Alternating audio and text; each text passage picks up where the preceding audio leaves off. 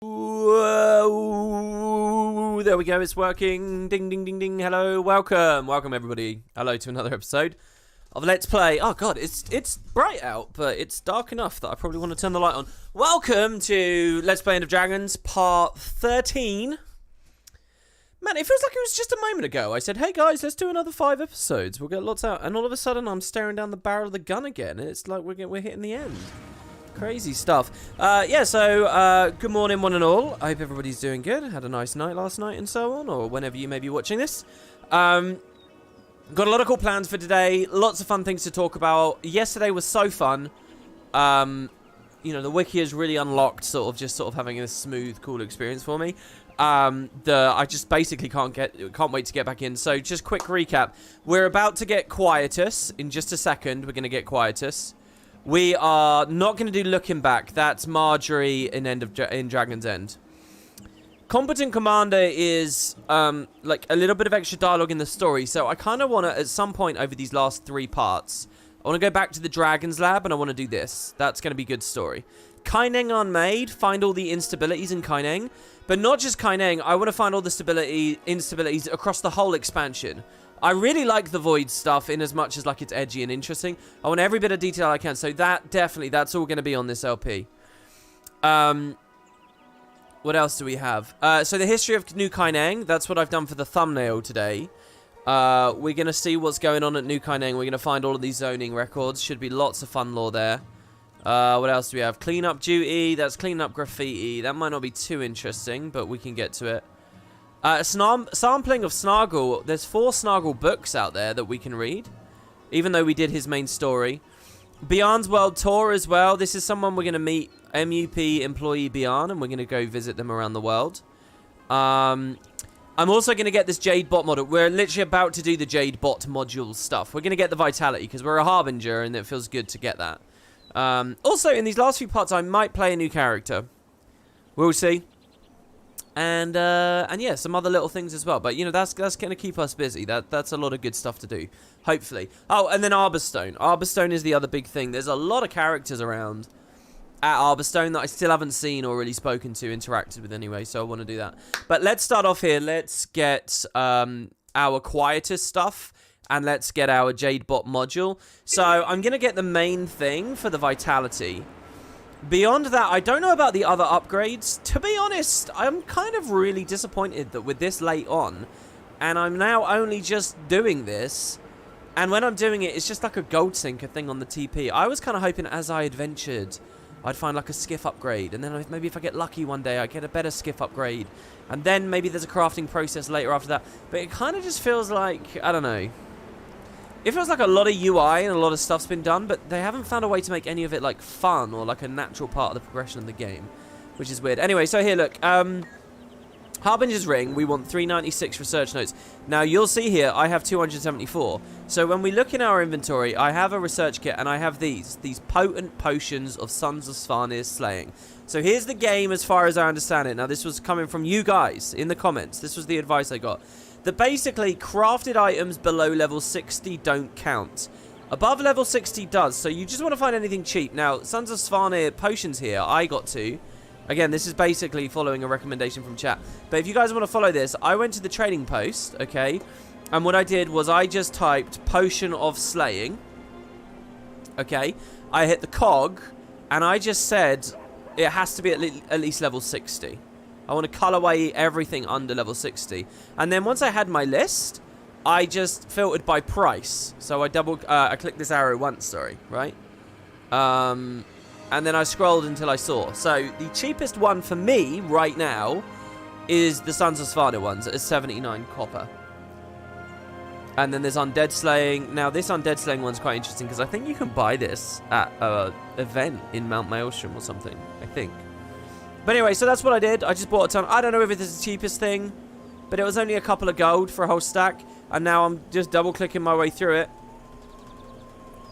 And this will be 1 research note each at least. I think sometimes you get 2. And it's funny to me that it's triggering Agent of Entropy. Just a brilliant example of one of those achievements that feels wildly weird in the game. That's like a custodian thing to me. But anyway, Yeah, you got to be careful. If you keep double-clicking after the research kit goes, you're going to eat the potions, and you don't want that. You especially don't want that if while you're doing this, you're in world versus world, and now you've just got rid of an actually important upgrade, which is what happened to me earlier. So between the last 2 parts, I've played a ton of world versus world. I got my diamond chest for this week, basically. I've also, like, I've been messing with my Mesmer build a bit now that the tormenting runes have been nerfed. I could obviously just leave things as they are, but I've gone back to Dire. I've gone back to Dire, and the runes I'm playing it with, it might be Dire Undead with toughness infusions, I think is what I have right this second. But I'm playing Dire, and that affects a lot of weird things. It can throw, like, Doom off because you're not getting the crazy expertise anymore. The other build I tried was I did a 100% condition duration build. Just, like, really, really crazy on the duration. I even tried Tempest runes, but I think they're pretty crap, to be honest. But on a Mirage, at least, because you don't get the stun break value, really, because you don't care, because you have Mirage Cloak and stuff. But anyway, I tried to do one where I ran Ghost Pepper Poppers and, like, a Chill Sigil. So I was just spamming Infinite Chill, as a Mesmer, spamming Infinite Chill. And it was kind of entertaining and funny, but I don't know, then I was just getting dumpstered by people, like, it's weird. And I love Buildcraft so much, but I hate being on a weird gimmicky build, and then you die and people are throwing siege on you.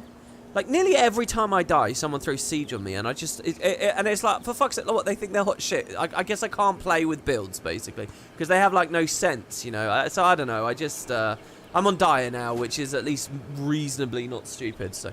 Anyway, let's research paper. Boom. Boom. And we get the Harbinger's Ring, which is an exotic ring, which really doesn't matter, unfortunately. I wish I cared more about this. I am kind of curious what stats they give it. Oh, they give them all in the game. That's interesting. In the previous expansions, they only allowed you to assign stuff like this to certain stats they kind of imagined the spec would be good with. But I guess here in End of Dragons, they've changed that idea, which is fine, because I kind of think that's sort of the right way to go. Wow, we salvaged for 1 mithril ore. So anyway, that's one part of it. The other part of it is the crafting. So I'm going to go to the Royal Terrace. Now, I thought the Royal Terrace would be quite fun, because for all the content I've ever made about Guild Wars, years and years and years and years and years of it, I've actually basically never been within the Royal Terrace. I didn't own a permanent Royal Terrace pass until like 2 months ago when it went on sale. Genuinely, right before End of Dragons was when I got this thing. And I got it so that when Kerry and I were playing together, she was always here. I could, you know, hang out with her here. I guess for a certain sense of completionism as well. Anyway, what am I? Actually holding the pass in my hand. Is that what's happening there? So yeah, I've basically never really given any footage of this place, so here it is. Of course, she's not even playing the expansion now. But it is what it is. So anyway, there should be crafting stations here, right? Am I crazy? Also, I'm hoping I can get back to Cantha cheaply. Yeah, here we go. So we've got armor smithing, huntsman, artificing. Oh, actually, I tell a lie. It's not. It's the Mystic Forge, isn't it, for this? We got a mini forge here. Okay. So, oh, did I deposit? Oh, you idiot. Yeah, because I played some metas and things as well, so I guess I deposited. Okay, let me see if I can remember. We got to get a stack of Ecto out. I'm amazed how much Ecto I've built up. It's crazy. I got 500 in there. We want Ambrite. Now, I bought a little bit, not the ancient ambergris. Oh, God. What's it called? It is in here somewhere. Jade? We got to get the Jade out. Where is that? Gemstones and Jewels. So, let's scroll down to Gemstones and Jewels. Here, this stuff. The chunks of petrified Echovalve resin. Okay, so I kind of like this recipe here. So, what they want is an orichalcum frame, which I bought on the TP as well. They want Jade and Amber, which is a nice... I really do like this. 25 of, and 25 Ectos. When we forge this, we're going to get the Badge of Perseverance. I don't know why. Why does that have a turtle on it? And why is it called a Badge of Perseverance? In what way is that related to Harbinger on any level? How is Perseverance themed with a turtle? And how is a turtle themed with Harbinger? And how is perseverance themed with Harbinger? If anything, isn't the idea of a Harbinger like the reverse of perseverance? You don't persevere against some kind of impending doom, do you, right? You have to change tack. I don't know what that is. Maybe that's what they're driving. I don't know what that is. Anyway, by getting the badge and by having the other thing, that is now finished Quietus for us. We have the Quietus pistol. It comes in at Ascended quality, which is pretty cool. If you don't have a Legendary or pistol or anything. Oh yeah, here you go. No, they have done the same thing. So Ritualists, Sentinels, and Shamans. Those are the ones that they're thinking of. That's kind of funny to me, because Ritualists is actually what I've been running. So that one's pretty accurate. Sentinels. Power, Toughness, Vitality. That's kind of good, you know, actually. For a Power Brawler build. I think that it's a little naive to think people will run Sentinels. But it's a cool idea for Harbinger if they did the conversion traits a little bit differently. I believe that they've done conversion trait at the master level every time. I really believe that all these weird gear types would thrive in the game and have a home if they did more of this, but it should be double conversions. If ArenaNet did double converters, they could absolutely explode the items in the game and the economies and do all kinds of amazing things in a good way. Like, I'd love to be on Sentinels. I'd love to be like, okay, Sentinel Harbinger's awesome, but Sentinel's not really great in many other places. It's kind of like a special thing that's cool here. The way that they would do this is Vitality turns into Ferocity, but also Toughness should turn into Ferocity.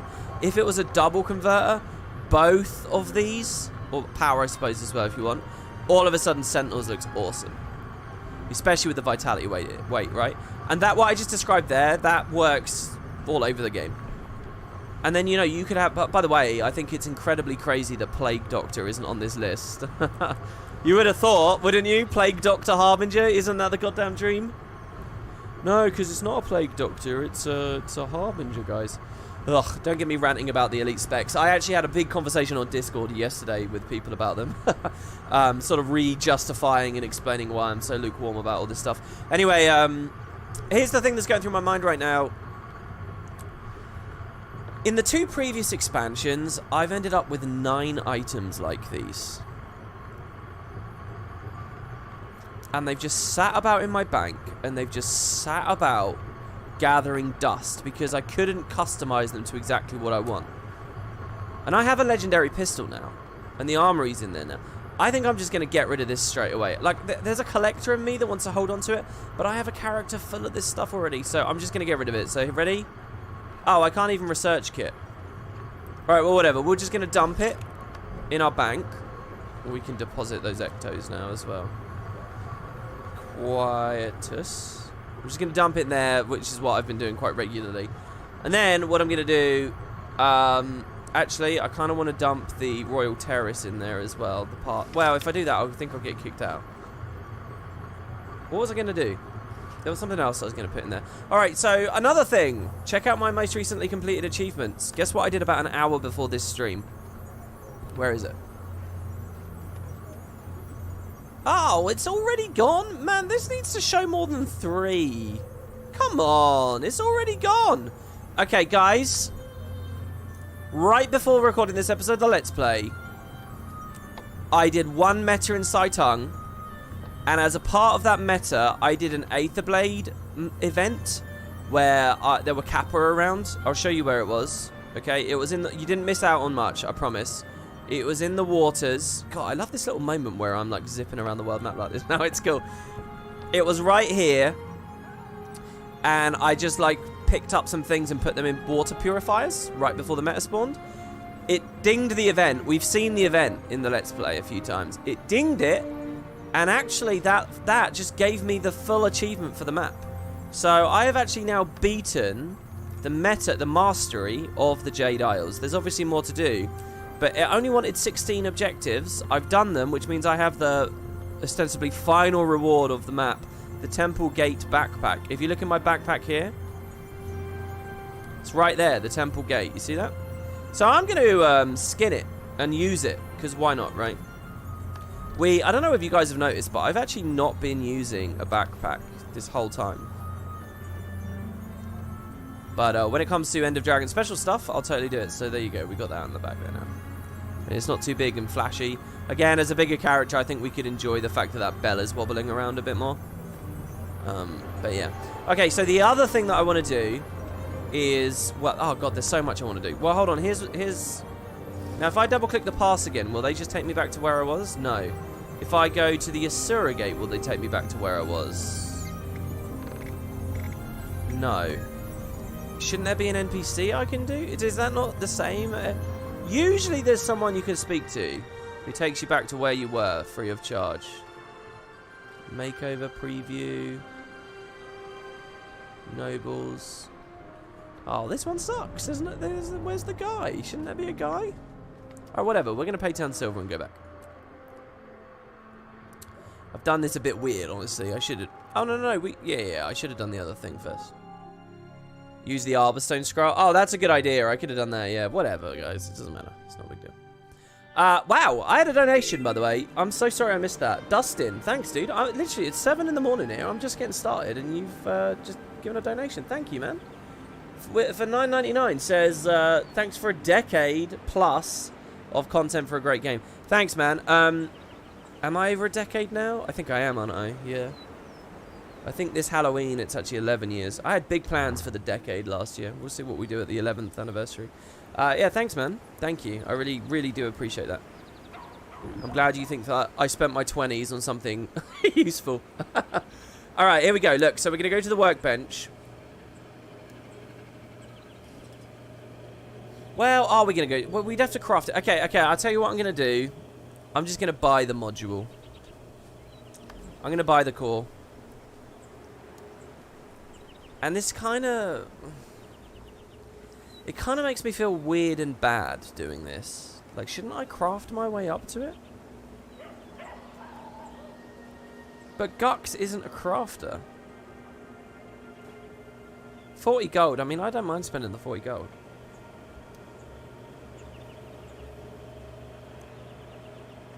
Yeah, I'm going to do this because I've got plenty of time to do, like, the other progression on all my other characters. Because thank God, this is a character-bound system, not an account-bound system, which is awesome. It means that there's still a lot to give. So there you go, we got powered up. Equip a Jade tier 10. It wants me to equip a tier 3 module. So to equip that module... If I type module on the TP... If I type Jade bot.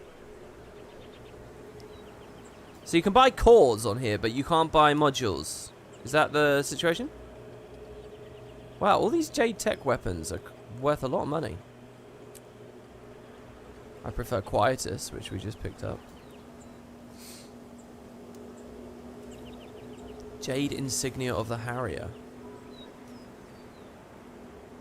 Yeah, some of these icons are really weird. A recycler. For Jade slivers. Looted junk items automatically get turned into Jade slivers. And the quantity varies. But hold on, how do I know that that's... I mean, isn't that only tier 1? I don't know about that other achievement. We'll figure that out later. But, okay, what's cool here, though, is... let's unequip the core. Just to be clear. 26k health is what we should have. We equip this bad boy. We're up to 29k. 29k, guys.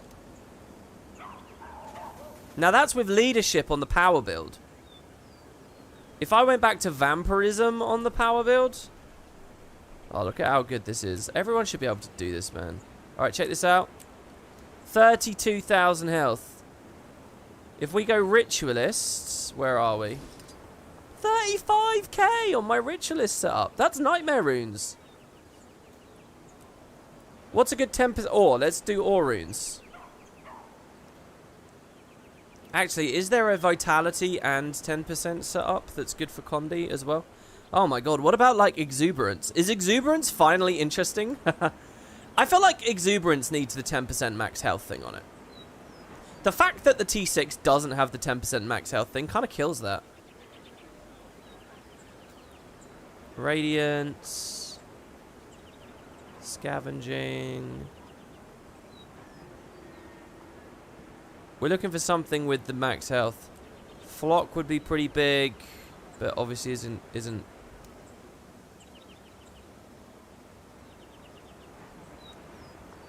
The only Condi rune that I think of is like all the god runes have 10%, so Balthazar's good. There's not a Condi rune with 10% health on it? I thought Ore was. I really thought Ore was that. Or is that? It just doesn't have Vitality on it too. Let's have a look at Ore then. 39,000. Oh my god. I'm thinking back to like those warrior builds, you know, where it's like years ago it was like you min-maxed out of your arse just to get to 40k. Do you guys remember that? Like working so hard for 40k, and here I am just swaggering around at this level. Oh my lord. Well, we can easily get there with Vital Persistence, right? 41,000. I kind of want to just play it like this for a bit, just because, I mean... Oh, well, hold on. The other build's Vital Persistence anyway, isn't it? Yeah. Let's just run around like this. I mean, screw it. I like this. I like this. And then Lich. 52k Lich. It's totally unnecessary, but it's funny to me. We could even put food on and stuff as well. Oh, yeah, I could use the defense protocol. Someone in chat is saying there. That's true. The defense protocol could put us even higher. Pretty funny stuff, I think. Why is this build with a Shadow Fiend then? Hold on. God, I'm getting really confused about what should be what here. Yeah, no, this is it. This is Insidious Disruption and so on. And here we're gaining concentration out of that vitality. So our boon duration is at 67%, and we haven't even tried for it. I mean, I could infuse this stuff too. I really could. I could go onto my Mesmer in World vs. World, and he's got a bunch of... He has like 20 vitality infusions just sitting there. Should we do that? That would get us over another 1,000 threshold, so I'm actually going to do it just for fun.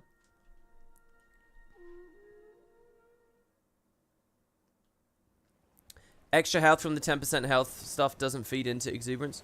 Well, it's not on there. How can you know that? Because it's not on there. But I get what you're saying anyway. Yeah, those other that's always been a thing with Guild Wars, that the conversion traits... Oh. Sorry, am I crazy? No, I'm not crazy. They're right here. Oh, they're in another set, are they? I've got them equipped in another set. So, hold on. So they're not actually appearing in my inventory. They're on another template for no good reason. How would I pull them all out? This is a toughness set. Oh, I got an idea. Unequipable items from this template. There we go. Now they're in my inventory. Beauty. Easy. Man, people unfamiliar with how Guild Wars build templates and stuff works must look at a moment like that and have absolutely no clue what's going on. My god, it's so hot in here. I mean, the rune gives 10% max health, not 10% vitality. The conversion is from the vitality stat. Well, the rune doesn't give that at all. Exuberance doesn't do any of that. That's what I was saying. Sorry, am I not following or are you not following? Let me show you. Why am I doing it through this panel? Why? I don't know why my instinct is to go to the TP. See, Exuberance does not have 10% health on it. So what you're saying is irrelevant. But if your point is simply just that the conversions don't look at all the... They don't look at your actual health, they just look at vitality. Yeah, I get that. And I already said that out loud, didn't I? I said that quite often the conversions don't fully work. Besides, I don't really think it's a thing to argue about. I mean, if you want to. Let's see.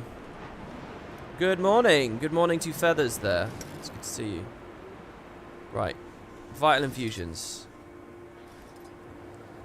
And since this stuff's all legendary, there's no need to worry about being taxed on pulling stuff out. Just watching my health tick up. The reason I'm doing this is purely for the enjoyment of getting to 42k. That's it. Go on there, go on there. And you see, this is the perfect amount, see? Because now we've got 6 left with 3 slots in the rooms. Of course, anyone else is going to look at this and say, dude, just put condition damage or malice in it. But there you go. Yeah, we're 42,200 health. And there we have it. So, I got a brilliant message from Mandela, by the way, who was in the previous part of the Let's Play in the live chat. And they left a comment on my dungeon series, my dungeon videos. And they had a really cool observation. And that observation, why is my back piece like this now? Oh, because it changed the skin, because... What was it called? The bell? I can't even remember what the thing was. Well, here, look, the temple gate. I mean, hey, we can do this one as well. This is a bit flashier and a bit crazy. We'll have to change the dye job on that, for sure. But this came in with one of the gem store things from... yeah, Abyssal Forest, fine. This came in with one of the gem store things from Lodge. Yeah, so they looked at... If you guys remember in Errar story mode, Errar explorable mode, at the end, you've got the Mystic Telescope with the Jotun. You go up there, and then the Jotun, like, you see the stars, and you see one of them disappear, and there's all that, like, black stuff there. Manda was like, look, this could be the Void. Like, eating Zaitan's star. And I think that's such a cool idea. I'm 100% on board with that. I think that's so fun and interesting. So, I say hell yeah to that. That's badass, man. And I'm totally on board with it. I don't believe it was originally being planned years ago for that to be the case, but I think that now that we're in the world we're in, I'll happily accept that. I think it's really, really awesome. And if Arena actually put some dialogue in, like specifically nodding to that, I think it would be really awesome. Because the thing about the Jotun Mystic Telescope stuff is it kind of feels a bit forgotten. I mean, the Altar of Glaust feels forgotten. Loads of it feels forgotten, like, let's be real.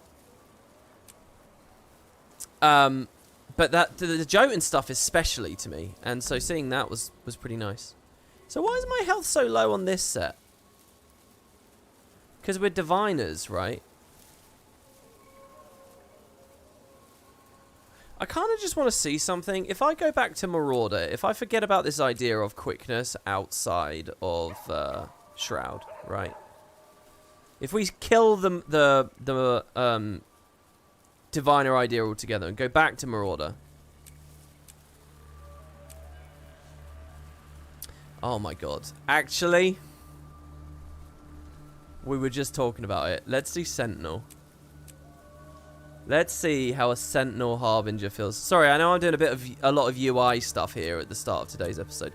Hopefully that doesn't frustrate people too much or feel like it's too slow. But I think this will be really interesting, actually. Alright, this is a Sentinel's Harbinger with vampirism runes. What is our ferocity here? It's 435. We have 179%. If I dip that down, oh my god, so we get 29% out of the conversion trait. This is not going to be as good as I want it to be. But I think this is kind of funny. And then what do I want to... I guess I'll keep the elixir. I mean, I'm fine with that. Alright, so... oh, God, if that was 50k... With the defense protocol... And with... food... Can I get it to 50k with those two? Oh, I already grabbed one. Where are all the defense protocols, then? Look at my squishy little Springer there with only 10,000 health instead. Aww. Little Springer. Here we go. We're at 47. Oh, I gotta take this into Dragon's End. That's what we gotta do. We gotta go to Dragon's End and stack that stuff up. What is that? Another 20% vitality in there? Wasn't it something like that? Insane. Okay, what else did I want to do? I wanted to go to Arborstone and talk to some people, but I also just wanted to do some of these. So let's find some, well, what do we want to pick first? I mean, I don't know. The Kaineng zoning stuff, the Snargle things. Let's do Kaineng unmade. Let's find all the void things. I like that idea. So Kaineng unmade. I'm on the wiki right now. Okay, so this doesn't actually tell me which ones I already got. So I'm just gonna like go to them, I guess. So one of them is south of the Jade Arch, south of Heberagi's Tears, which is this POI here on the upper deck. So there's an arch to the south of this. Okay, hold on. I found a better thing. I found a map that just shows them. Okay. Oh god, the wiki's good, isn't it? Okay, so yeah, let's just go to this marker. We'll see if we've seen that one already. Definitely gonna put dialogue on because there's dialogue at each one, right? And we can see. You know, it's kind of interesting how they actually kind of get content out of, you know, basically what these void things are, these patches are, is, you know, that system they have where you walk up to someone and it triggers a little conversation. It's just that, but rolled out into an achievement, you know, which I quite like. By the way, Heberagi's Tears. So Heberagi is one of the emperors. Oh, I don't know. Did I talk about this? Another thing the wiki's got, Cossage linked me, is the family tree. And it's so detailed. It's really well done. It's a brilliant wiki page that lists out like all the known lore, including even weird little bits of Guild Wars 1 lore that I've forgotten about. And so, yeah, it's really, really good. If you guys want to be sort of get a sense of the timeline and what's happened 250 years, I really recommend you check the page out. What's especially cool about it is, you know, like the Emperor that was here in Guild Wars 1, Yusuke, who actually had a lot of story, and the climax of the game before was about defending the Emperor. He was a big character. When you look at the full family tree, he just looks like a nobody, like a little nothing as everything goes along. And I kind of love that, you know, that makes the world feel big and is a kind of really satisfying world building to me and the kind of like vibe I want to get. So apparently it's around here somewhere. Civilian. Inform me if you are in need of aid. Well, we can hear the void. We can see the void. We can still smell them.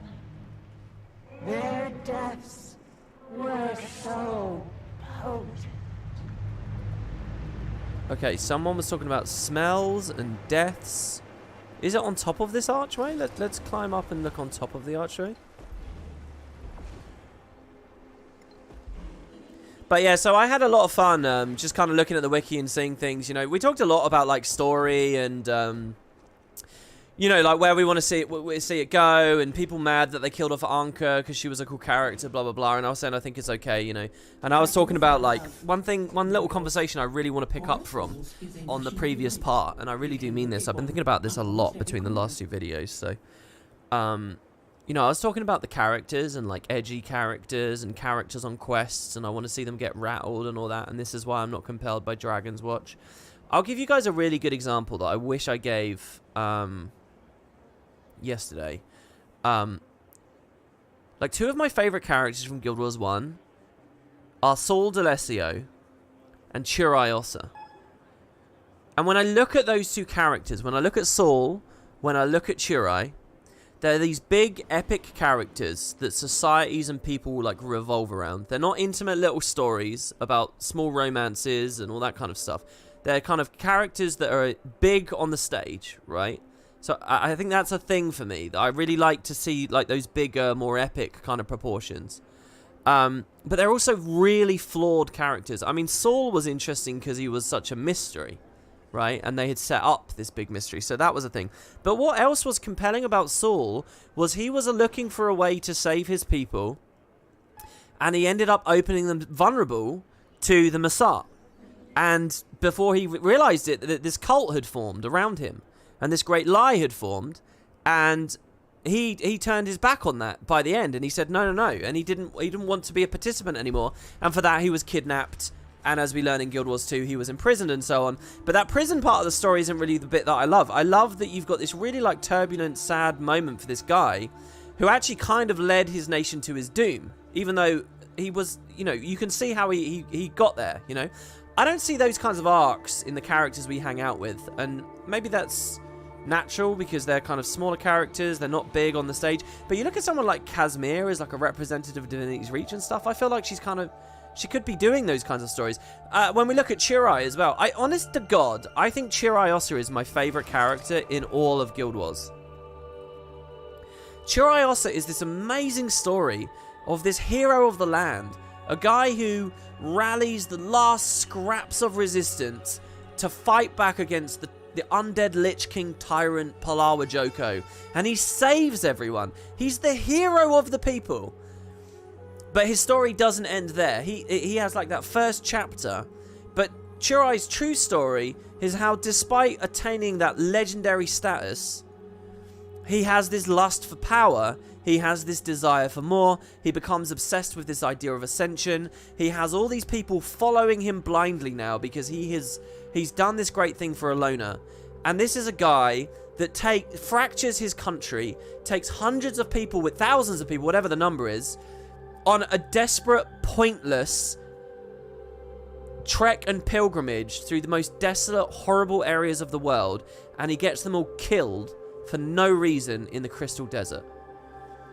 Because he became obsessed with this idea of ascension, and what he had already done wasn't enough. And he like commits this ultimate sin. And he's like this horrible character by the end. It's like, you know, a totally fallen guy. And it's just it's a really, really beautiful thing. And, you know, I like Varesh Ossa in Nightfall as well. I like this suggestion that she has that ambition, just like Chirai did, her ancestor all those years ago. And that leads her into Nightfall, you know. I really like these kinds of characters, these stories. Chirai, I love that, you know.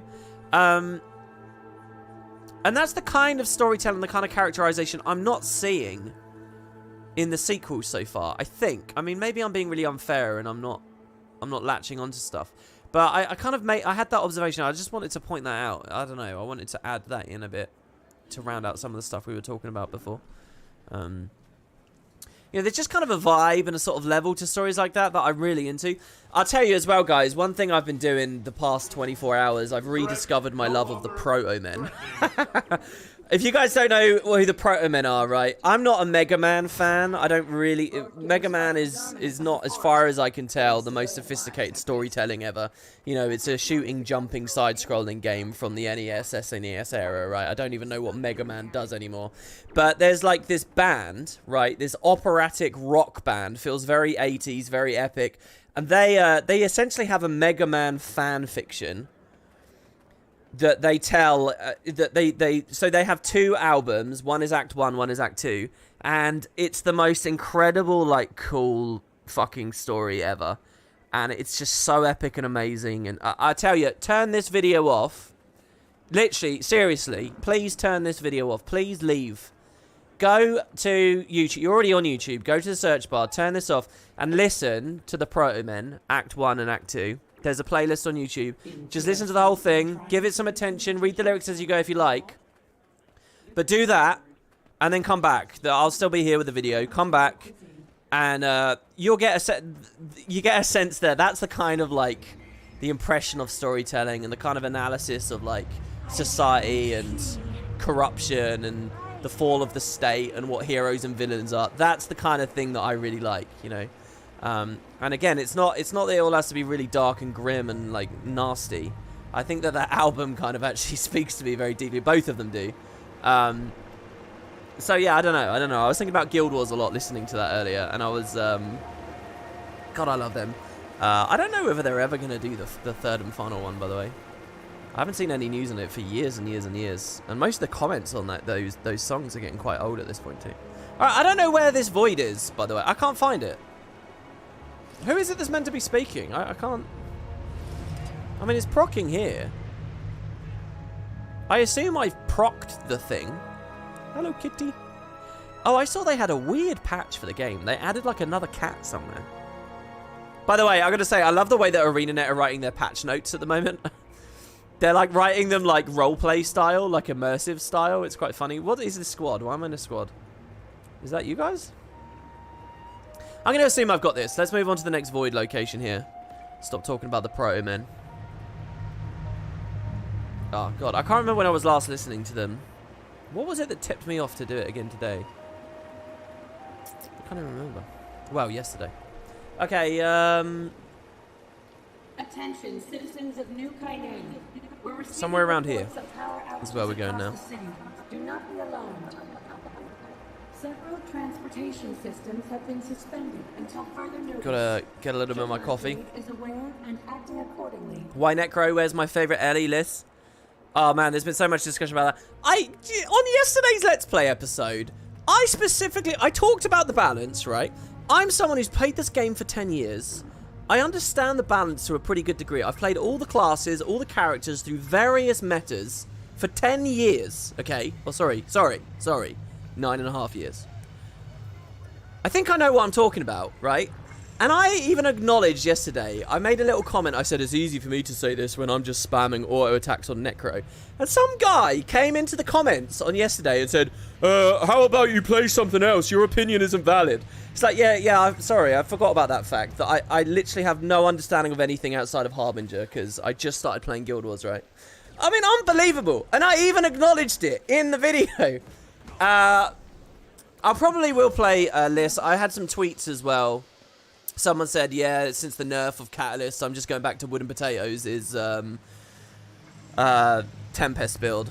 And it's like, I don't know, now I kind of want to try it. I don't know, though. I kind of want to try Virtuoso as well. Someone said, hey, WP, I feel kind of bad about this, but you sort of look out of touch with Virtuoso because it actually has a lot of quality of life. And I think that person was right. I forgot about all the Aegis spam on one of the lines, so I kind of want to look at Virtuoso there. My biggest problem with the Condi variant of Virtuoso was that it was just boring and indistinct when compared to Mirage, which we've been playing for years. But there was quality of life on it, so I think that's a fair point.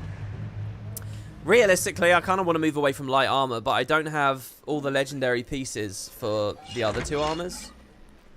Hence all the world versus world that I'm doing, but I don't want to craft like the rubbish legendary stuff. I want to craft the good legendary stuff. By the way, was this the void area here? Did I just see void coming in? No. I think this one might be the one on the arch, so we want to get up. I think this zipline takes us real high as well, so. Play Virtuoso, it's fun, does lots of damage. I don't need to do lots of damage. I mean, really, why do you need to do lots of damage? None of the strikes are hard. Or even have timers. And the open world isn't hard. I mean, look, if I was kind of new to the game and big numbers made me happy, fine, but, you know. Oh, we got cilantro.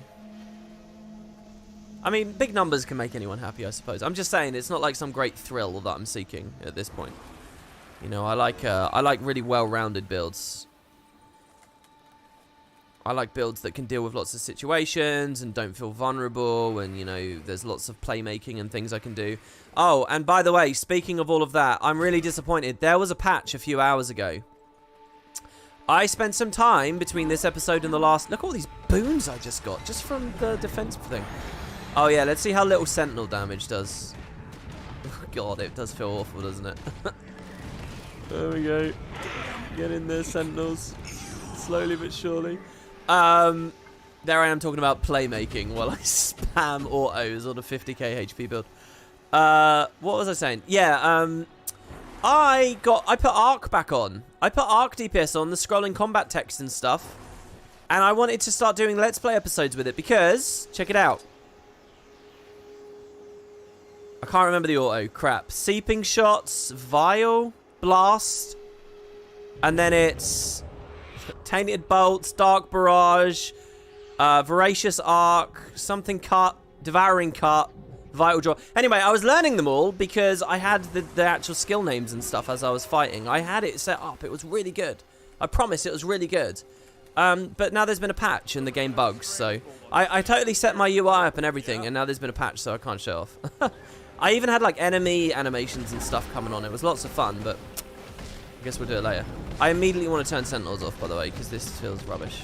So, let's go back to Marauders. Sending error report to Junlai Jade Substation 04. I might even want to go back to Diviners, to be honest, but... Let's do Marauder and then Scholar. And see how it feels. Dagger 2, Signet, all that. I probably don't need the vampirism thing. And I had like the crit UI set up really well as well. It was like grey if it was a non-crit and white if it was a crit, which sounds weird, but actually worked really well. Alright. So 34k. Which is a hell of a lot of damage. Health for a pure Marauder thing, let me just say. Oh yeah, and these guys reflect a lot. As you just saw, I just reflected myself from all that torment. Yeah, that felt pretty good. Okay, right, more void, more void. We got to get on top of that archway. Look how front-loaded this is. So much to say. So much has been going on, it feels like. Oh, and my fan fiction video about the Super Adventure Box versus Living World poll is basically done now. I'm just nervous to put it up. Because I don't know, people aren't very nice or receptive to new ideas. You know, and it's like I said yesterday, I don't really believe in bad ideas. I just believe in bad execution. I know that sounds a bit like soundbite or whatever, but I really do believe in that. Hell, look at what I was just complimenting, the Proto Men, a fan fiction about Mega Man, and yeah, it's awesome because the execution is awesome. That's all that really matters, you know. I really do believe in that. It sounds terrible on paper, but otherwise... So, I don't know. I'm a bit nervous. So, I also don't want it to look like I'm... Oh, here we go. Leave me alone! Leave me alone! Holy shit, that sounded good, didn't it? Can I trigger that again? Wait. What is this, though?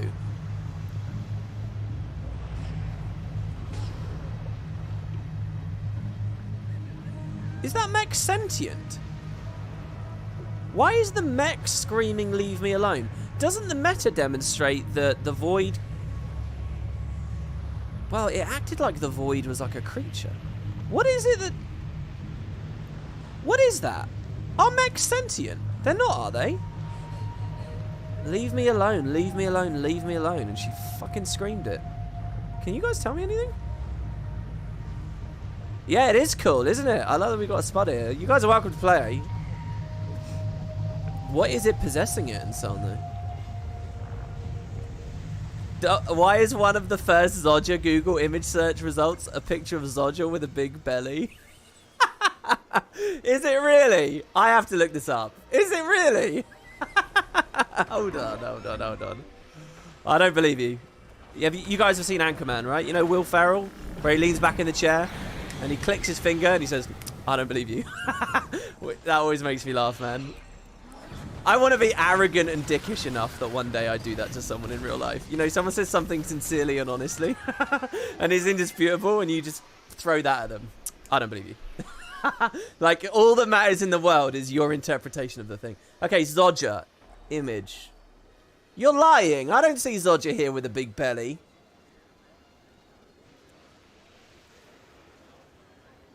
I see some good fan art and a lot of screenshots. I also see her with a giant bobblehead and the astral infusion thing. Okay, next. And if you really want an answer, if that was true or whatever, it's because there's a funny, like, joke theory. I don't actually know the origin of the thing, to be honest, but it's like a fun, like, dumb fan theory thing that Zodger's away because she's pregnant with... What is it? Was it Bram's kid, I think, is what people were saying? I mean, we're here for the meta, by the way, so I may as well stick it out and do this. Spectral Grasp, 5, big shotgun. Oh! So good. I mean, why play Catalyst when you can 1-1-1-1-1?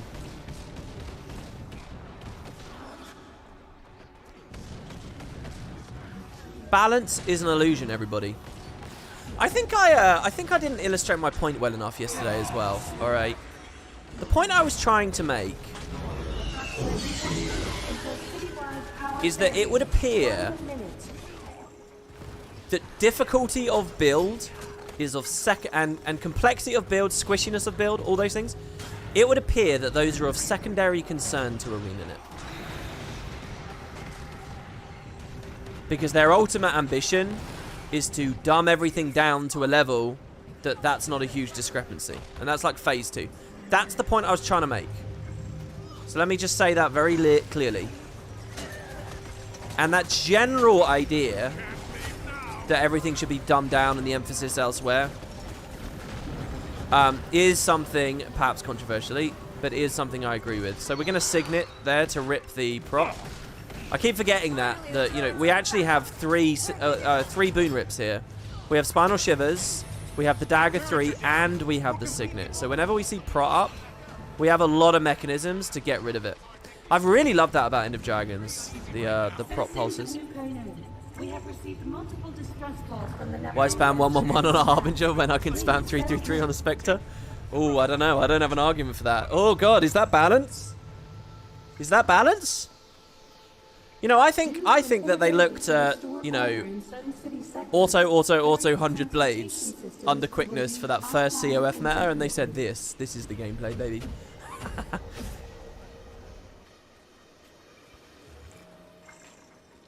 Right. So, where did I mark? I did mark the thing, didn't I? Yeah, alright, we're going further along. Guanzang Hill. I did this meta as well. I tell you, I've done loads of the metas. Oh, speaking of metas. I got Heroes Choice chests. So, Sai Tung. So, what do you guys recommend here? A bag of fish? I'm thinking Togo's weapon recipe boxes to collect all the recipes. Which are all account bound now, right? But I mean, maybe the amber is better. These choice chests are so bad. Oh, really?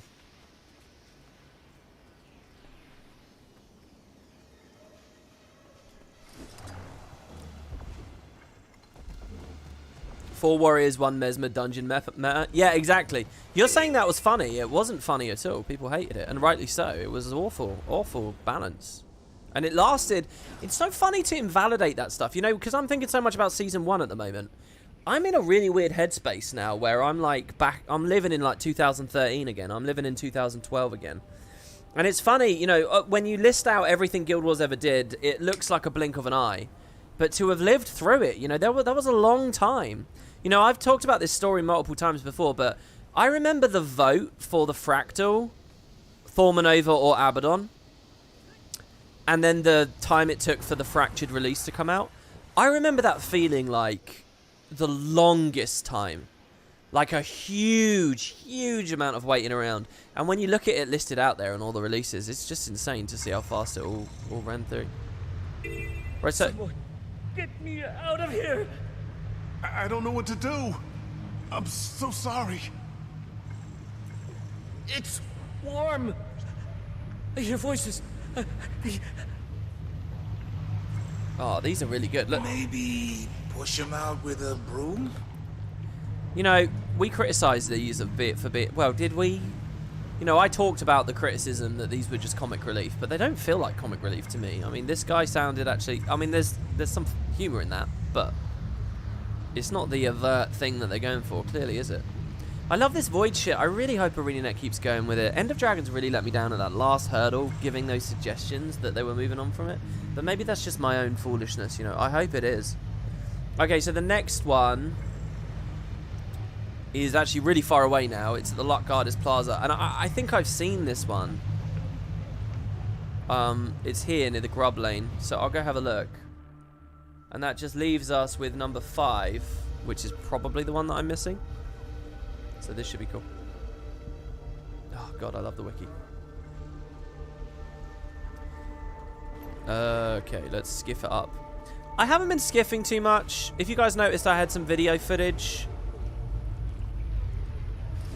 of me on a turtle in the water down here. Oh no, I wasn't in a turtle. I was on a skimmer, wasn't I? Digging through all the sewer pipes, because there's an achievement to do that. But I don't know. I kind of wish I was on a skiff. Ooh, birthday cake. I'll happily take it. Wouldn't go any further if I were you. There's been an accident. Several dead. There are no words. Oh wow, this is fucked up. I feel sick. Look how good this is. Okay, so hold on. I can follow these, can't I? Go upstairs. Everything was fine, normal, and then that portal. It's going to be okay. Their eyes. You didn't see their eyes. It was like they saw the most horrible thing imaginable. There was like so much screaming before they...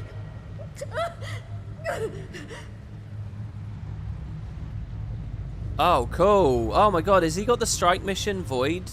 Is that the combat tonic? Oh, why has he got the Aurene rainbow on it? It's like ruined it.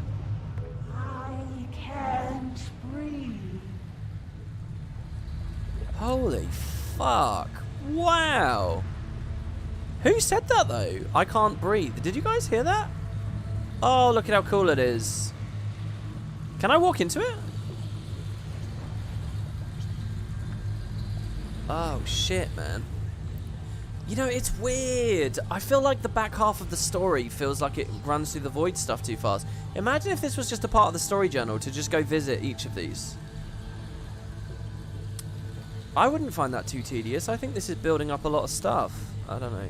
It's just players are going to miss this, you know, because it's buried in achievements. I mean, they might come across some. Like, I've come across some, but I don't know. Alright, one last one then, because we never did that. I think I've been near there, but didn't follow the whole path, you know. So we're going up to the Badal Hill, and it's somewhere near this house here, so... Oh, and that Garden Heights is locked out because we're in the meta. I feel vaguely like I'm leeching right now, but I think I'll chill out about that. I think I'm not leeching. So let's dip down. And I'll sail there. So I kind of have a question as well, guys. When I'm on the skiff, these buttons, do I need to press these to actually go faster? Do I need to hit full throttle to go? Because I've just been boosting. The fact it's grayed out there, doesn't that mean that it's already on or whatever? Without necessity for me to push it? Oh, slow down. Ow. I really feel like collisions should should do some damage or something.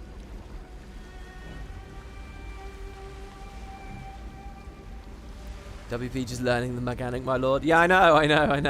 I only, when I was playing it a few hours ago, I thought, I've never pressed these buttons. It's like a clutch. It is actually a little bit, right? Because I have to hold left control before I can hit these buttons. And left control's on my left hand, and I hit these buttons with my right hand. So it is a little bit like, you know... It's like putting your foot down on the clutch before you're moving the gear stick.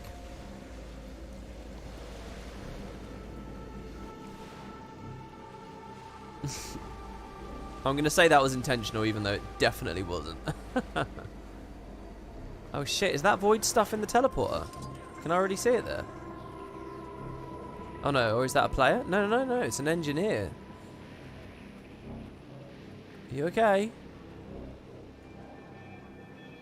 Oh, I thought they were going to teleport off there and it was going to blow me away. I think I've probably done this... Maybe I'm supposed to walk here later. They all look freaked out.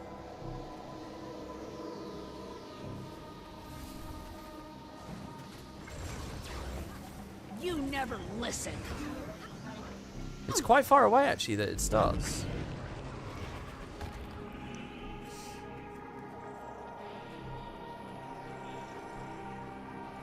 I'm going to lower that UI.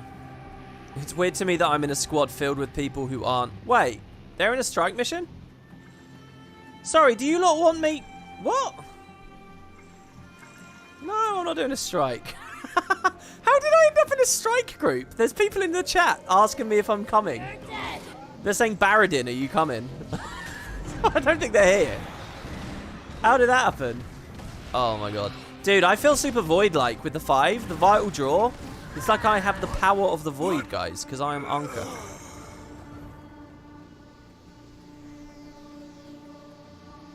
Oh.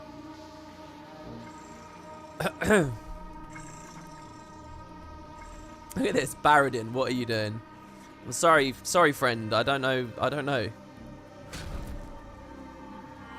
Is the rooftop the daily strike today? I would assume not. Actually, isn't it? Harvest Temple? I'm not going to do any strikes today, and I'm going to try to not do any repeat metas or anything. I don't want the Let's Play to be doing circles. I had a lot of fun doing that, like, loop through the strikes yesterday, but I'm a little bit concerned about boring people. I checked the timing on that, by the way. We did all of them in less than an hour. Can you still hear me? We're going to get you out of there. Just hold on while I... It's so dark. Oh, the windows are gone. I can't find the door. What's happening? What was that sound? Something touched my foot. Help me! Please! Please! Dude, they're so good. Oh, please, please. Okay, I'm going to do a poll. I haven't done a poll at all. I got to ask. This is not what you want. This is whether you think it's going to happen. Is Void coming back for Living World Season 6? Go, guys. There's a poll. There's a live poll. And to the people who get to the video later, you can check the chat to see. I gotta know whether you guys think it's going to come back or not. Our corruption is sentient? Its movements are intentional, thoughtful. I think we can force it out of each sector by locking the corresponding breaker box. We don't have a lot of time. How well do you know the route along the power line? Like the back of my hand. I have to keep those scrapyard mutts from tampering. Okay, so hold on. Kaineng Unmade and Ekovald Unmade exist. But they're listed in Act 4. So are there other Unmades? Don't tell me it's just these maps. Is there not a Jade Sea Unmade? Is there not a Saitang Unmade? A Lion's Arch Unmade or what? There's no, that's it. Oh no! I thought there'd be more. What's this one? Ah. I thought that was going to be a whole... I was so ready to do that on another map. That's always a good moment to have, by the way, when you're enjoying yourself and it's over too quick. Rather that than the other way. Well, hold on, what's the other way? Just having nothing at all? Or too much and get... Yeah, the other way is having too much and getting bored. So... Alright, I guess we'll read some Snargle. We'll read some Tyrian pornography. Are you guys ready? To get the horn. So the first one is called Love is in the Air. And when I say air there, I mean Erst Galkin, Norn Huntress of the Wild. Spirit of the Shiver Peak Mountains, born free. Are we going to read about her and Borge the Sun Chaser, I wonder? So we're going to find this book at Saitang. It's at the village in Saitang. I'm amazed that there's anything in this place that I've not actually read yet. How did I miss this? It must only unlock later in the expansion. Apparently, it's back in the prison area, so let's go back. Which I'm really happy to do. I haven't been back there for ages. But some pornography would be nice. Oh, 66% of you think that the Void is coming back. Really? Okay. Well, I hope it is. I mean, I'm surprised there that you guys feel that way. I feel like they're kind of sweeping it aside. But if they're not, I'm actually really excited about Guild Wars 2. Do you guys think I'm wrong about that then? Someone give me some more conversation about why I'm wrong about that. Because I want to feel wrong about that. I want to really be confident they're going to go more with Void. Because I think I'll be really into it. You know, if they actually can find time to tell stories where they connect the dots between the Mystic Telescope and stuff or whatever. So, it's somewhere in here. There's a book about air. Oh, here it is. It's on this table. Love is in the Air by Snargle Goldclaw. This novel is dedicated to the late Erst Galkin. There's even a dedication. Like they're going to try and be respectful about this. Her heart was as long as her legs, as never ending and perfect. Chapter 4. The young huntress watched her teacher pace back and forth before the raging fire, impatient, eager, thirsty for another round of ale, and for love. It was Erst Galkin that stood before her, tall, loud, and more beautiful than a Maguma jungle sunrise. She looked down at the girl and whispered, "Are you ready to start the hunt?" "I am." How tacky is this? Don't make us think about the Maguma jungle and air at the same time. They were interrupted by bursts of snow and wind as the doors to the homestead flung open. It is about Borges! Oh my god! A hunt, you say? Borges growled. But Air met his growl with another. Get back, sun chaser. I will not ask you twice. Oh, we gotta show this to Bram. The young huntress fanned herself, watching the two warriors stare each other down like two wolves competing for their prey. She gulped. Maybe she was sitting a little too close to the fire, as her loins burned. Okay, I added the last line. Dude! I really want to give this to Bram. It's cool that the expansion has a mention of Borges, because I think he's an interesting way of looking at other areas of the world. I mean, I was literally talking about that yesterday. Okay. Love is in the Air by Snargle. Next, we're going to be reading Scarlet Fever. We're going to find that book at Garden Heights, which is locked off because the meta's going on. So I don't know. We might just stop and do the meta if I end up in an appropriate map here, or we could just walk up there. But based on what I can see, it looks like we're going here. And it's on some balcony somewhere. Oh, it is working. Oh, the power grid's operating as expected on this map? Is the meta already over? Weird. More smut, please no more. There's 4 books. There's 4 books, and it's okay.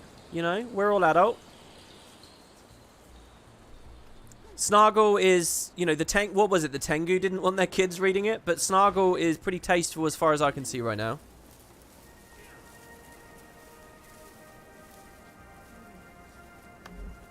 I'm taking the job. Imagine the research I can do there. The cathedral is rich with history. What about all the gang violence? Every day I hear report after report about Speaker and Brotherhood attacks. I'll be fine, I promise. Aside from a ghost or two, the ruins should be perfectly safe.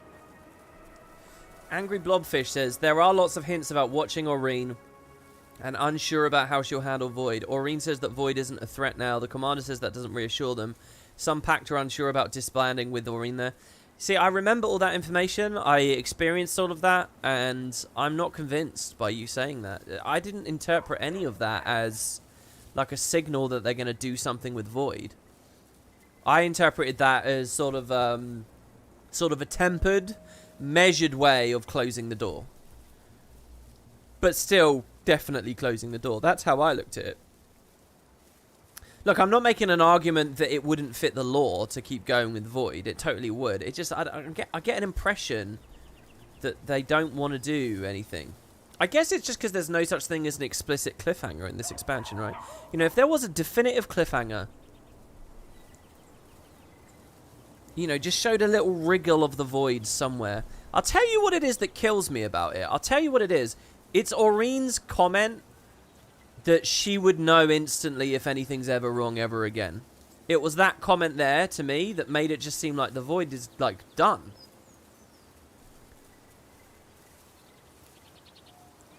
I can imagine this, though. I'll tell you, if I was writing Season 6, I would open that with a Bloodstone being stolen or something, and when the magic gets tapped in the Bloodstone, I wouldn't do a Bloodstone explosion, because we already did that at Bloodstone Fen. But I would have it with the Bloodstone. Someone like Bangar's got their hands on a Bloodstone. Someone new, if you want, whatever. And because it's been tapped into, that creates Void. Or something, I don't know. Because I don't get what makes Void. Isn't it only... Ugh, I need to look up the magical science side of it. Anyway, yeah. Somewhere around here. I don't believe I've ever done this event, by the way, so I want to do it. Attend the particularly posh party. It's upstairs, apparently. Actually, I might not be able to make it. Sir Tajin Esquire III is being attacked by Jade Brotherhood, but someone's already doing it. Oh, no. Oh, did I do this? The bottler and the servo? I sort of remember this now, actually. I love how high I have to climb to get here.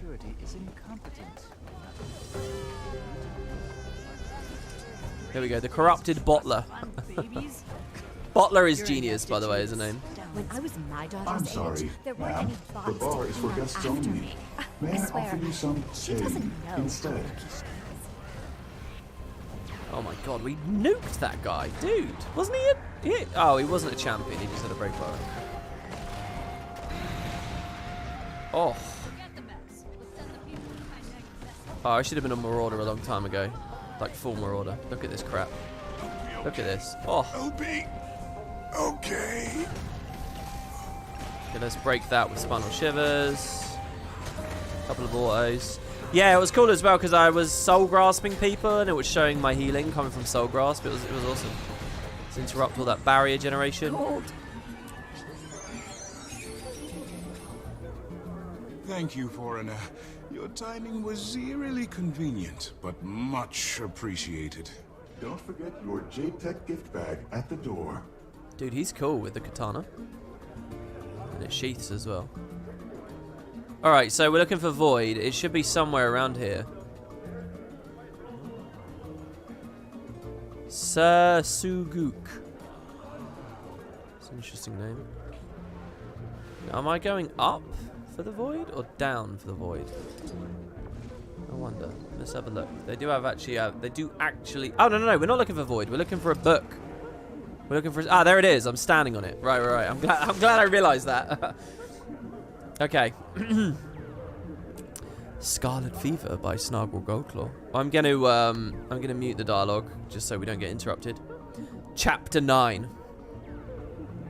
Scarlet raised an eyebrow. You've seen how I play with the toys I like, my petite pirate queen. Oh wait. She's not saying it like that.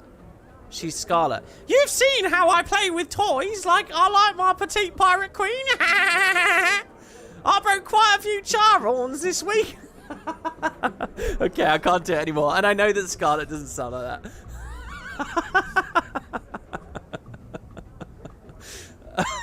that. And Duke Darren still hasn't recovered from the last time things got hot between us. Wait, who's Duke Darren? I don't know who this guy is. Is this really what you want? Time in scoffed. Darren was pathetic. Of course, she, captain of the Ether Knives, had the Ether Knives. I like that. Is that a thing? Had no interest in being treated as Darren had. Stripped to her underwear, thrown in a pot, left to writhe for Scarlet's. Her face flushed. No, she said quickly, cutting off her own escalating thoughts. No, you're right. We should probably keep things professional. Scarlet grinned maniacally and leaned in close to her pet pirate captain. Too late for that now, Ty. You'll never get me out of your head. Ah, that's the end. Sorry, I don't know who the Ether Knives are. Is that a thing, or is that in Snargle's canon? Is that it? I'm gonna wiki this. Ether Knives? There's no page here. No, the Ether Knives only exist in this.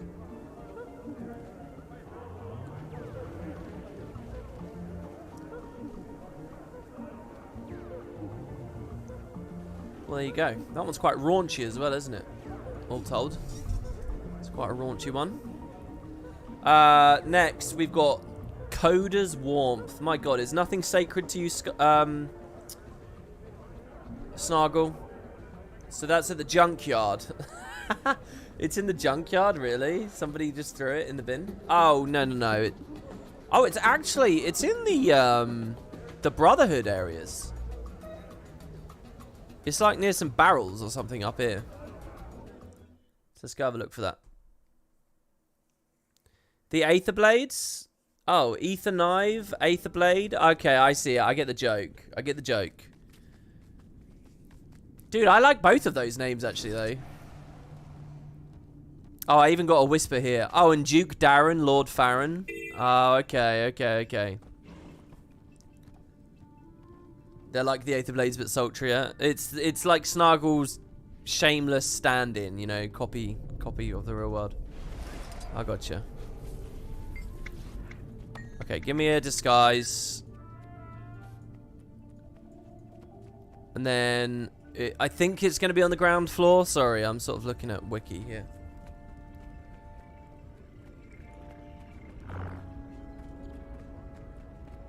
Oh, what are they saying on this now? I just saw something about Shiro. This is some kind of book in this area. Here you go, here you go. It's on this crate. You've got to climb up. Sneaky, Coda's Warmth, Chapter 20. Olafson? Is there a problem, beast? Olaf said, puffing out his chest. It was meant to intimidate the Codan, but to his dismay, it only served to entangle Rising Hammer further. Rising Hammer. What a great Codan name for a smut book. A moment of silence stretched between the two grizzled warriors, the Codan's claw remaining softly nestled in the Norn's luxurious, rippling chest hair. I just realized, Rising Hammer said, breaking the silence with his quiet growl, your fur, softer than mine. I like the idea that in this interspecies romance between a bear and a Norn, the bear would appreciate a hairy chest. Let's all take a second to admire the cohesiveness of that. Olaf's heart skipped a beat. Through all their scuffles, their intense clashes of will, he'd thought of Rising Hammer as an obstacle to overcome. To be overcome, but in reality, he was always the destination. Somehow this Codan had clawed his way into Olaf's heart, and now being apart was unbearable. See, he even gets a little pun in there, see? Look at that. True wordsmith. I mean, I met the guy. He just oozes charisma and genius. It doesn't surprise me that this is a Snargle work. This is too sexy for 8:30 in the morning. Alright, and finally, filling my heart. That's the only one that I can't instantly figure out what the subject material is going to be. Filling my heart.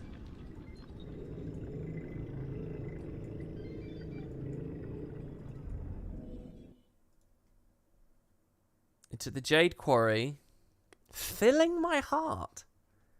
I find it interesting to think of what the Canthan, like, demographic would make of all this, because Canthans don't really know the Norn or the Codan or, you know, Scarlet or Air.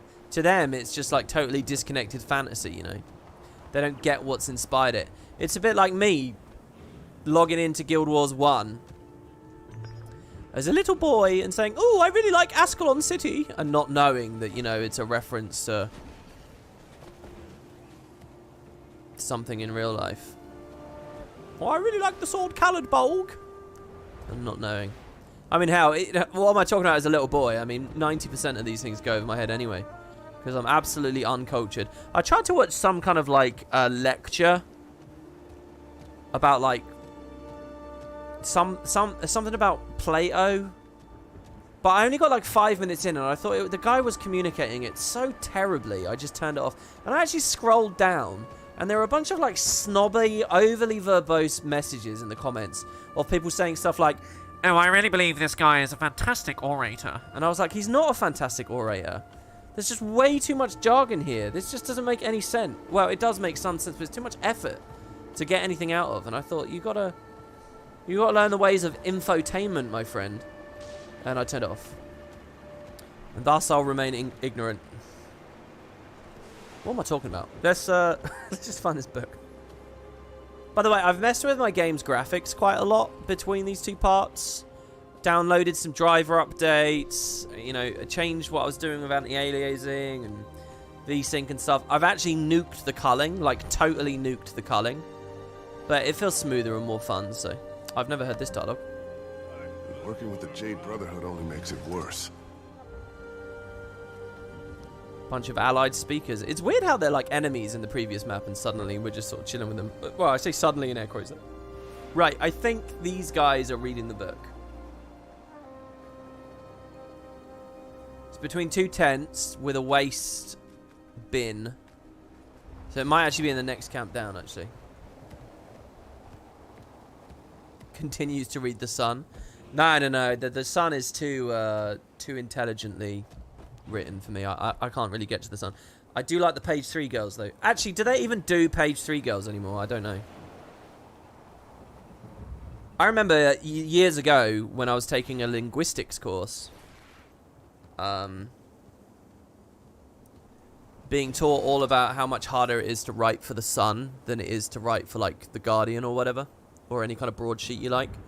And I didn't buy it at the time, but, you know, my lecturer was trying to explain that, you know, there's a skill set of there's such a thing as understanding and regurgitating information and articulating things based on your own worldview and your own understanding, but being able to communicate to people of other worldviews, people at a lower level, people with less education, that's actually a whole other skill set you need in addition, and it's actually a lot harder, you know. I still don't know whether I truly believe propagandizing morons is that hard, but I'm sure there's more savvy to it than I thought of back then. Here we go. It's somewhere around here. There we go. A sampling of Snargle. Here's the last one. Filling My Heart by Snargle Goldclaw. Chapter 2. Dia sighed wistfully. So many had swung by Jeb's farm over the years. Oh, Farmer Jeb. He's a guy in Queensdale, right? Hold on. I'm going to the wiki. I need full context here. I'm sure Farmer Jeb is a guy in Queensdale. Is he not like the original guy? Farmer Jeb. He is a character. He is in Queensdale. He is the original guy. I mean, gods, man. Look, this is what you tune into a WPL put you for. Right? Who else is instantly nailing that? He's right here. Gux has never been there. Damn it. But he's the guy that stands here. Right. Deer, and I guess Deer is another NPC in the area. Let's see, is there a Farmer Deer nearby? Farmer Deer. Are these namesake developer characters as well? There's a bunch of those around. They don't appear to be. Oh, Deer is the renown heart, and Jeb stands with her. Oh, that's really cute. So it's just a man and a woman at the start.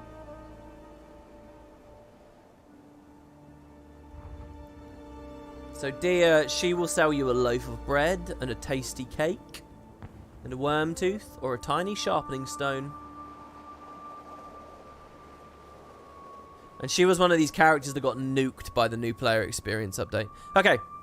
Dia sighed wistfully. So many had swung by Jeb's farm over the years. They'd tend to some corn, stomp some worms, and then move on. See, they're all the new players, everybody. Most didn't even stop to talk. It made Dia feel small, unimportant. Oh, I love this. Look at this. You're damn right. I always stopped to read all the heart dialogue. I swear I did. Just a pit stop on a longer journey.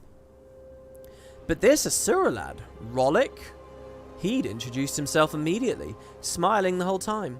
And as she watched him go about his tasks, she could feel his joy in the simple farm work.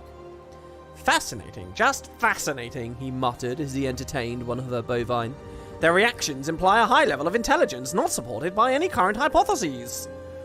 No one had ever complimented the cows before, not even Jeb.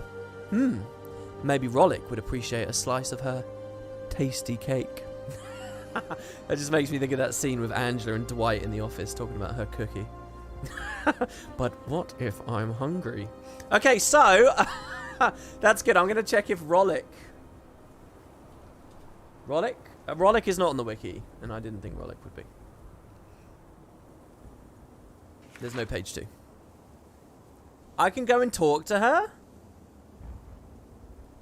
Really? I can go and talk to her?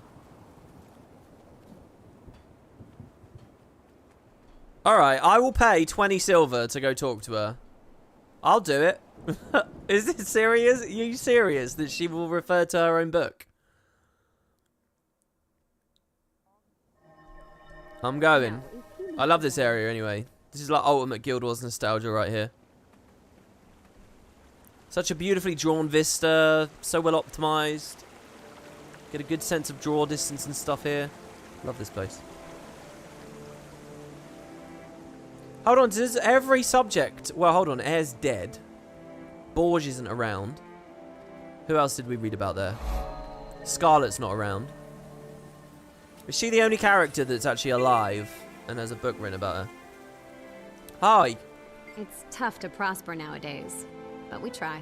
So, I think I read a book with you in it, ... Oh, wow. Oh no, and you're in a server too? Look, I'm flattered, but my relationship with Jeb is stronger than ever. You can't win my heart, no matter how well you entertain my cows. See, you used to actually feed the cows, like water or something, and then the new player experience turned it into press F to dance for them. I was just curious how the book came to be. Oh, well, the Char came by here a while back and asked my permission to write about the passion of farm life. I should have done my research, but I will say it's brought us good traffic. That's good, at least. I can't believe that A, she has dialogue, and B, it's fucking Asura-specific dialogue too. That's so good. Hold on, is there anything else? You're an Asura too. Wow. I mean, how good is that? Does anyone else want to talk about their book? When do we kill more bandits? Killing by itself is a terrible motivation. It sucks. If I go to the Dead End Bar, is Bram standing there? Can I talk to him about the fact?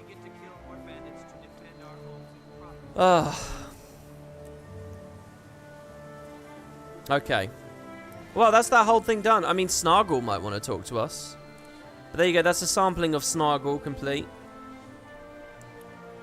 Let's do another one.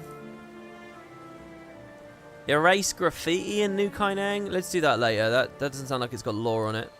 Shall we do Beyond's World Tour?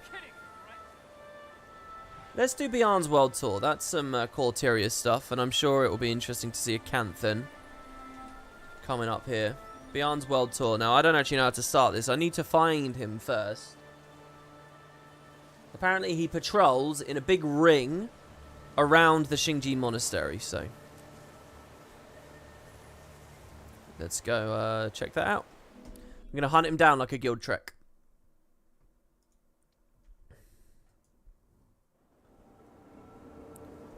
You remember how flooded that quest was on launch day? Really takes one back. Sorry, do you mean End of Dragons launch? Everyone got that book and went to speak. I'm assuming you mean launch. Never been closer. Okay, so he patrols clockwise. So I'm going to go counterclockwise. Dun dun dun dun dun dun dun.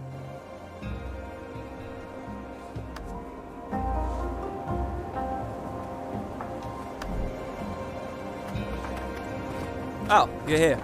I would kill for some sunfish nigiri. Do you know how hard that is to find?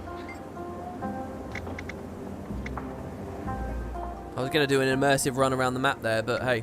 Hi, I'm a little busy. Ministry of Urban Planning business. Do you need something? Interesting, she's a patrolling NPC that I in the open world have the control over stopping. What kind of business? You're looking at the top zoning inspector in all of Xinjiang. We do important work at the MUP. Without us, you'd have fish markets in the residential zones and jade factories in the commercial zones. Complete chaos. So yeah, I know Xinjiang like the back of my hand. Ministry agent, huh? Do you work with Lee? Oh, gods no. I work for an entirely different ministry. If you need to know one thing about Cantha, it's that we have a lot of ministries. Urban planning, culture, archives, security. Have you ever seen Tyrian Adventurers? Central Tyrian architecture. I mean, I've read about it. But, oh, wow, now that the borders are open, I could actually see it. Gods, there's a whole universe of urban planning out there. Thousands of permutations and regulations I don't know yet. I guess I'll finally use my vacation time. Or, oh, maybe I can get it written off as an educational expense. All right, it's settled. MUP can go without me for a few days. What's the worst that can happen? Ugh. They better not let wind force through that water park. Okay. Yeah, this is really interesting, man. It's almost like a normal RPG, right? Whereas you're just playing, you find side quests and do them. Guild Wars has always lacked that because it's used dynamic events. But this was like very easy to miss. I mean, Jesus. But okay, so let's take her around the world, shall we? We're going to find her in the Grove. Wasn't she talking about a fish a second ago? And then how did we move on to architecture? Didn't quite follow about that. Didn't I ask her something completely unrelated? Well, mind you, actually, hold on. Is she going to be in every city? I may as well find her in, Look at that. Ratasum first. MUP at work. It is gorgeous. But let me show you Ratasum. My people. I'll tell you. A giant floating city in the sky. An enormous cube. It's going to blow your mind. Hopefully I can do it in this order. I.e. any order I like. Wait. Oh, yeah. She's at the Artisan Hall. North of the Artisan Hall. Oh my god, that music right there. The classic Guild Wars. Okay, it's just going to be one of the crafting balconies, so I'm just going to go look. This is some great nostalgia right here, I'll tell you. Oh my god, Gux never had the middle waypoint. Operation successful. New and improved golem design? You make the same prediction every year. And my odds of being correct continue to improve. Continue to improve. I love these guys. Polymock, one day. One day. It's only been a decade. One day, that will go somewhere. It is interesting. The whole Polymock thing is interesting to me because of all the features and things, that's something that people don't even like. Like half the player base don't even know what Polymock is anymore. You know, like they've actually gone long enough that it's completely out of people's minds. You know.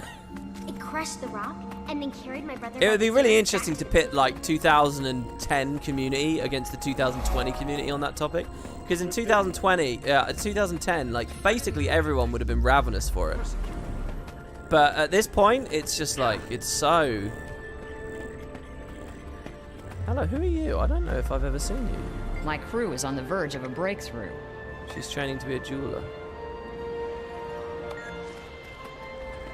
My crew is on a verge of a breakthrough. Hey, we had a donation. Thank you, Aaron. I really love this. I really love that I can sort of make videos and get donations as they go along. It's so cool. Thank you very much, Aaron. I really, really appreciate that. You're not enough. Thanks for all the smut. Yeah, well, no worries, dude. No worries. Thank you. Did I not just look at her? Did I really just look at her? Was she on one of the balconies? Some weird flickering effect, and I don't know what it is. Look, you can see it in the white here as I walk through. See that? The weird flickering? It's coming up on vistas too, and I don't know what's going on there. Like a cog wedged into a broken tooth. Was I looking at her and then I ended up looking at the donations that we got? You have a great day now. My word. So where was the balcony that I was at when that message came in? Possibly over here. I cursed over her? What?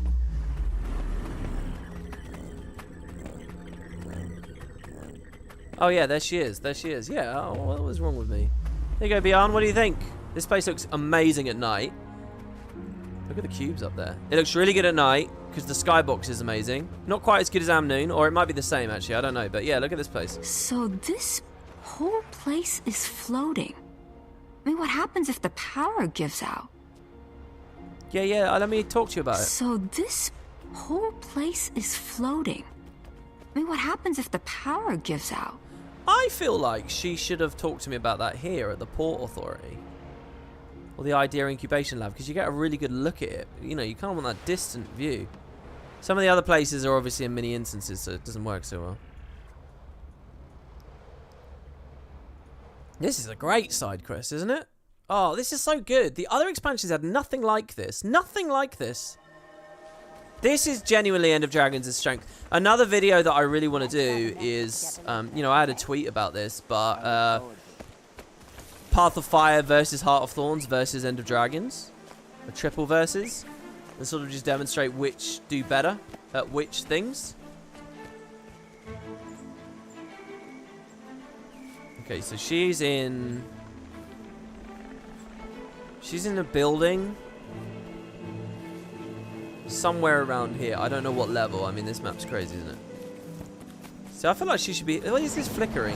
Oh, yeah. One of the things I've done, by the way, is I am on DirectX 11 now. And the reason for that is because there was a patch that said like one of the big texture bugs that was going on with DirectX 11 got fixed. So I wanted to see it for myself and maybe experience some of the better frame rates and stability and stuff. And when I say frame rates, what I really mean is reduced micro stutter.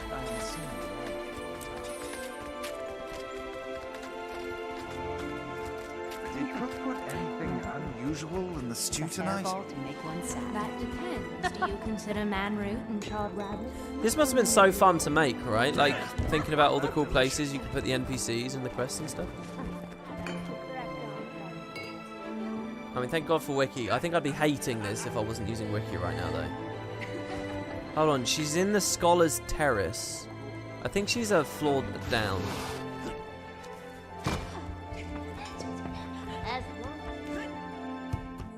This place is awesome for ambient dialogue. I spent a long time here in the Let's Play. Listening to these people. Like, ages. I think she's in here somewhere. Yeah, here she is. Hello. Did they really just grow their city? They did indeed. Did they really just grow their city? Okay, next.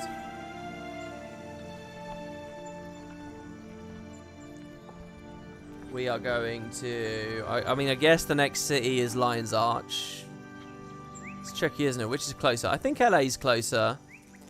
But then we do this and this, so maybe it's more efficient to do that. So, Divinity's Reach. Divinity's Reach, she is... She's in the Awesome Quarter. That's interesting. I would have put her in the fish tank or something. Or the garden? I guess it depends what she's going to say, though, you know. Oh, God. Has Gux not got any of these? You know, I thought I'd really done well exploring and seeing all the different, you know, getting a sampling of the waypoints. I think I once upon a time did a Twitch stream where I was running through on Gux, getting all of these, but it looks like actually a lot of them I missed. Particularly in the cities, it feels.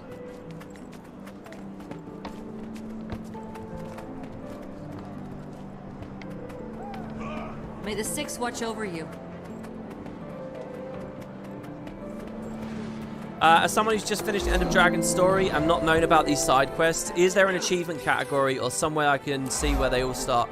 Yeah, okay, so what you do is you Alt-Tab, go to Chrome, go to the wiki or the main website, guildwars2.com, click Forums, and create a post on the forums talking about how important it is to have a central location for this and that they should be called quests.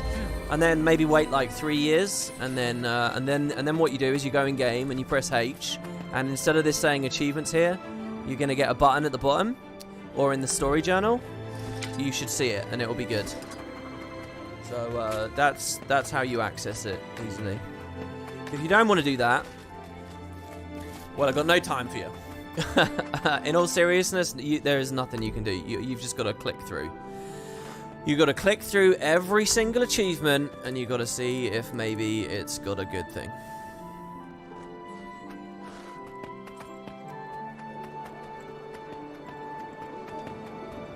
I mean, half of what I'm doing here is guessing if it's going to be a good quest or not. Like, I never found Bian here. I never found her in my original playthrough. I only found this through digging through the achievements. Oh, they put her in a really cool place. She's up there. She's at that garden. Look, I can see her already. I'm not going to mount. I know I could mount.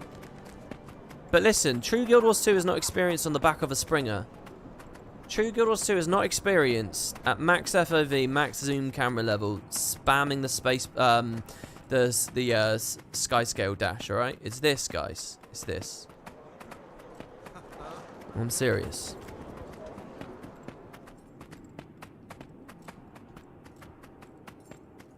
She's up here. This is a great place to go. I think one of the legendary collections took you here years ago. Look at this with the siege turtle pet. I really thought this was a part of the mastery thing to acquire it, but no. Hello, Bian. Who approved this? This layout makes no sense. Oh, she's pissed about this place. Oh, I kind of like that, actually, because I guess Cantha would sort of have a much better Maybe she wouldn't be impressed by Divinity's Reach. I was sort of thinking there she'd be impressed by everyone and everything in a different way, but no, she actually just thinks these guys suck. It's beautiful, Beyond. What do you mean? Look at it. This is emergent planning. I like the sense that the dev that placed her here and wrote that dialogue here just has like an axe to grind with this specific part of Divinity's Reach for whatever reason. Divinity's Reach is awesome though. So many of these buildings you can explore and stuff. Look at this. Look at this vista, man. See, I had good depth of field set up once, and this looked even better when the stuff in the background was blurred. I'd love to see an ArenaNet do an update to some of those shaders and things to make the game look so much better. They really should do that right before a Steam release as well, you know? Just a little bit of a pass on the post-processing effects, the graphics options, you know, improve depth of field because it doesn't scale well with resolution of contemporary monitors. You know, if they did that, like a bit of a visual pass right before the Steam release, oh. There's so many things it's like, this should go right before a Steam release. I'm so scared of that. Anyway, okay, so beyond here, now we're going to go to Lion's Arch. Feels so fresh going back to all these places, but with content to do. We're going to go to the Sanctum Harbor. The preview I can see on Wiki, she's at a very ugly place. I don't know why on earth she'd be standing here, but... This could be interesting. They might give a voice to all the players who hate Disneyland Lion's Arch. I have some commentary about that coming up.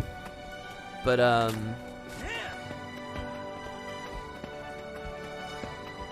I doubt they will give a voice to that. I mean, they did give a voice to that. All credit to them. They did give a voice to that before the thing even came in with a tour guide. The tour guide who's crying about it and stuff. I think that's one of the coolest, like, most confident, fun things they ever did. Oh, wow, there's a whole crowd here. Hello. Nice use of concrete, I guess. Nothing unkind, though. That's good as well. She's not impressed. After Scarlet I like destroyed Lion's Arch in 1327, the Captain's Council held a competition for the rebuild effort. The brightest architects from around Tyria submitted their design proposals, including one very talented student. But alas, her brilliant vision for the new Lion's Arch proved too forward-thinking for This the is it. This is the line. minds on the council. So instead of gazing upon sweeping views of the bay, we have a giant lobster. Note the excessive use of materials. And those claws. Follow me, if you will. We have... Is everyone having a great time? I know I am. We have a giant lobster. She's awesome, man. That whole tour is just her shitting on new Lion's Arch. And again, I think that's really cool and really confident of the studio to do that because they knew that some players would have a problem with it and stuff, and that's them giving it a voice. She's awesome. And good timing there too. Very good timing. Okay. And the in-universe story is she's the person who submitted her own idea instead of sweeping views of the bay. Wait, no, there's two cities. We got the Black Citadel and Holbrook. Black Citadel's next. With my Tyrian geography. I wonder what she'll make of this. Big. Is she going to remark how cold it would be in these big houses? Well, I don't even call them houses. The Great Lodges. She's going to be at Might and Main. She's in the very middle, which is cool. I don't have that waypoint. I'm curious what she'd think here. Because I've always thought this looks very cold and drafty and horrible, but the Norn don't feel the cold, so it's fine for them. Or they might feel the cold, but they're very cold resistant and tolerant. But I guess we'll see. There's also a sense of, you know, magic and stuff around, so...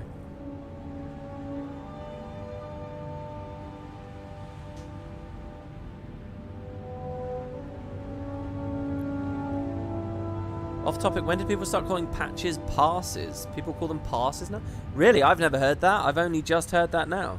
Do people do that? If that's true, I would guess the new language is coming in based on some other big... It's probably like some Fortnite stuff, you know? So if Fortnite was calling all of its patches passes, then they could change the language of gamers for sure. Because they have that kind of... It's like what I was talking about yesterday. You know, they have the capital to do that. But, I've never heard that. Is that a thing? WB, what do you think of occasionally delaying Living World patches to instead implement feature pack-like patches that go through existing content and do a sweep on old bugs and issues? That's a huge conversation, man. I love feature packs. I love the idea of, you know, improvements and stuff to the game. I would say, though, that it's not all sunshine and rainbows and roses. When you're reworking old stuff, instead of just forging ahead, you're actually introducing a lot of risk. That you're taking things away that people like. You know, things can actually backfire on you much easier when you're revamping rather than just making new. So it's actually kind of a very safe thing to just keep charging ahead. Also, I think people are impatient. Also, I think that the studio is very limited in what it can do and how fast and stuff. And I don't really advocate slowing things down. So I don't know the answer to that question, but... yeah, those are some basic thoughts. She's supposed to just be here somewhere. Let's just look around. I'm taking Asger's lead. I'd rather reach for my dream and die than live and fade away. You think he reached his dreams? Oh, yes. He showed us we could fight the dragon. If I can make my mark like that, I'll die with a smile. I feel like this whole thing about the Norn is just too controversial or scary for modern ArenaNet to really analyze or celebrate. Like, it's almost like suicidal kind of like cultural view. I think they're just going to hand wave it and look away from it, and put it down and belittle it and make them as human as possible in that regard, because it's kind of a very gutsy, like, weird thing to talk about, and I think Guild Wars can't. It doesn't handle any kind of complicated subject material well. I don't know. What title's Gux repping? Dusk's Champion. I actually only set that up recently. I thought it was cool. I mean, there's just so many titles. Beyond. Nice use of open space. But not exactly an efficient heating Oh, system. she did look at that! Hell yeah! High five, Beyond. Look at it. Crisp snow, the bite of frozen air, the painful screams from the fighting pit. You're such a Norn. Dude, the Norn dialogue's so good. If you want, like, that Eye of the North Norn feel, it's definitely here in Holbrack in the ambient dialogue.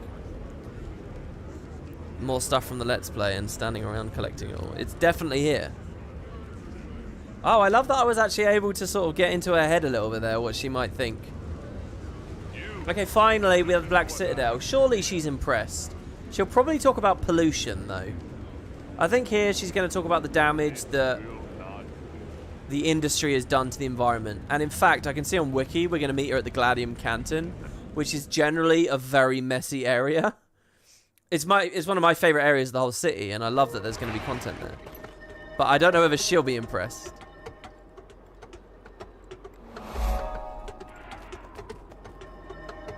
You guess the era the floppy fish mini's done? No. When we play our Thief again, we'll be on the floppy fish for sure.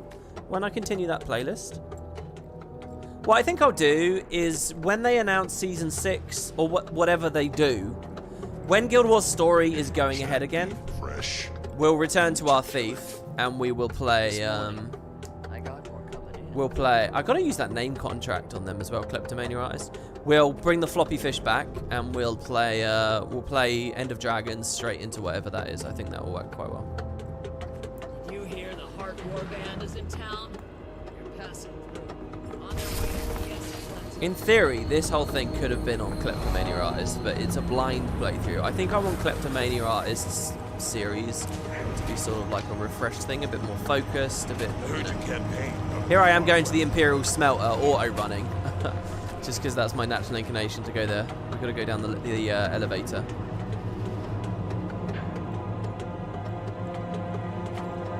You've seen the term Living World Pass? But I haven't seen that. I haven't seen anyone ever talk about it. He was being polite. I like the idea of a Char in the Black Citadel trying to be accommodating to a Sylvari. This guy's really What can I interesting. do for you? I'm glad to see another underdog here in the city. It can be a bit intimidating with all these Char around. What are you doing? I used to be a trader before the ceasefire, hauling supplies out of Evanhawk. On my last run, I encountered a patrolling warband. I knew if we ran, I'd be dead, so you surrendered? I prefer living over the alternative. They brought me here to the Gladium Quarter, where I was held until the ceasefire. On the day it was signed, I was once again a free man. So why haven't you resumed trading? Things change. I've been here so long, I've grown to love the ingenuity and organisation within the city. I'm a welder's apprentice now. Hold on, you're not the guy. I haven't seen many humans around. There aren't many. Have you met Al? Al? He calls himself All Seen. He's deluded but harmless. He used to be a soldier in Ebonhawk. Deluded? Deluded may not be strong enough. He thinks he's the incarnation of some Alonian legend. But he's not even Alonian and probably not a legend. How'd he get that way? His unit was cut off behind enemy lines. They hadn't heard of him for weeks. Finally, a patrol stumbled across a lane, the sole survivor. Where is that guy? Because that was an interesting hook. Before the Path of Fire days, it was like an interesting thing. Like, oh, is this what we're going to see in Nightfall? Oh, here he is, the Unseen. Hello, stranger. Stop. Approach no further. You're in the presence of the Unseen. Show him your respect. What's wrong with you? The Unseen is perfect in every facet. He needs nothing and is nothing, and yet he is everything. Enlighten me, deluded one. What is an Unseen? It was prophesied over 300 years ago. An Alonian, long from home, living beneath steel, would rise and lead his people back to the Crystal Desert. So I'm guessing you think you're this great hero. Perhaps there's hope for the heathens who plague this mental monstrosity. When the moment arrives for me to lead my people home, I may allow you to travel with us. You're aware that the Crystal Desert's barren, right? The Unseen will make it fruitful again, and all will bow to me, be it that pretender Palawa Joko or the Elder Dragons. The Unseen will be loved. The Unseen will become the ultimate. Yeah, so this was a really interesting thing. This is vanilla dialogue, and it was like, wow, they're talking about Joko. This guy was fucking fascinating for years, guys. I can't express to you enough. And now, you know, this just, unlike End of Dragons, POF came out and didn't look back at stuff like this. I feel like if this expansion was POF... No, thank you. Greens are for civilians. I feel like if this expansion was POF, they would have updated the Unseen. End of Dragons has done so much better, right? But he's just kind of standing around saying nothing, doing nothing. Which is a shame. He hasn't acknowledged all the Joko story that's occurred and so on. And I mean, they can hide under he's just deluded and crazy. Oh no! Jade bot, save me! Dude, this whole place is so different since the gliding update. What's down there? There used to be invisible walls stopping all of that. Anyway, I think she's nearby. Let's get the dialogue back on. More of that weird flickering.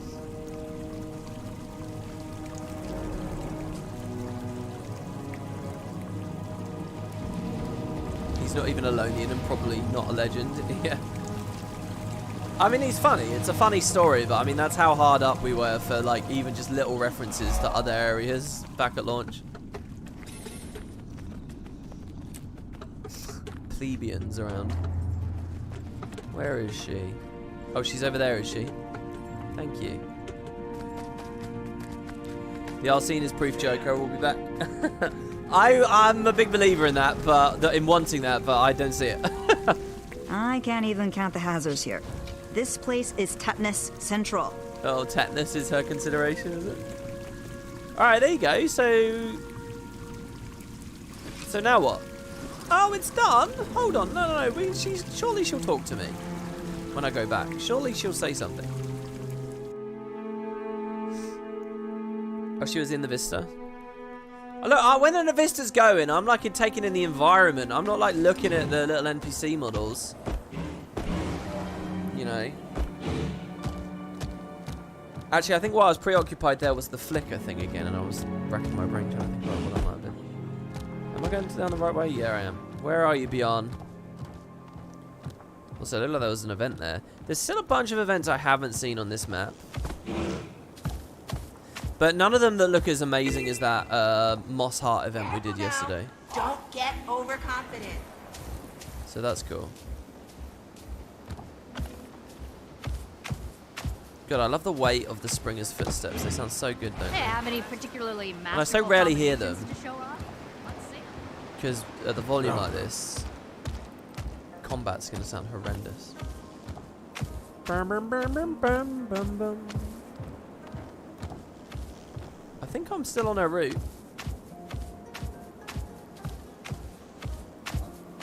Char, you say? we don't have cats that look like you in Cantha. I'd, prefer if you didn't refer to us as cats. Oh, I'm so sorry. I didn't mean anything by it. I like cats. That's nice. I like that conversation. Have I heard that already? I feel like I must have heard that already, but that felt totally new to me. Call her a dog. That sounded really nasty. Wait, I skipped a portion in the training area. Was she in a fixed place now? I think I saw on Wiki she just spins around this. Let me have a look. I feel like it's a shame that there's not a final objective to go back to her, you know? Alright, so her route is... She's going clockwise. She goes through here.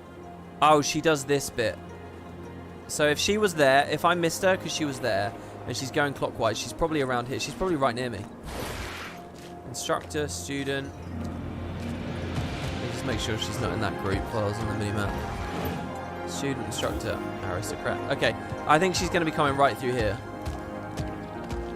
If she is still wandering around even. And if I'd missed her in that section.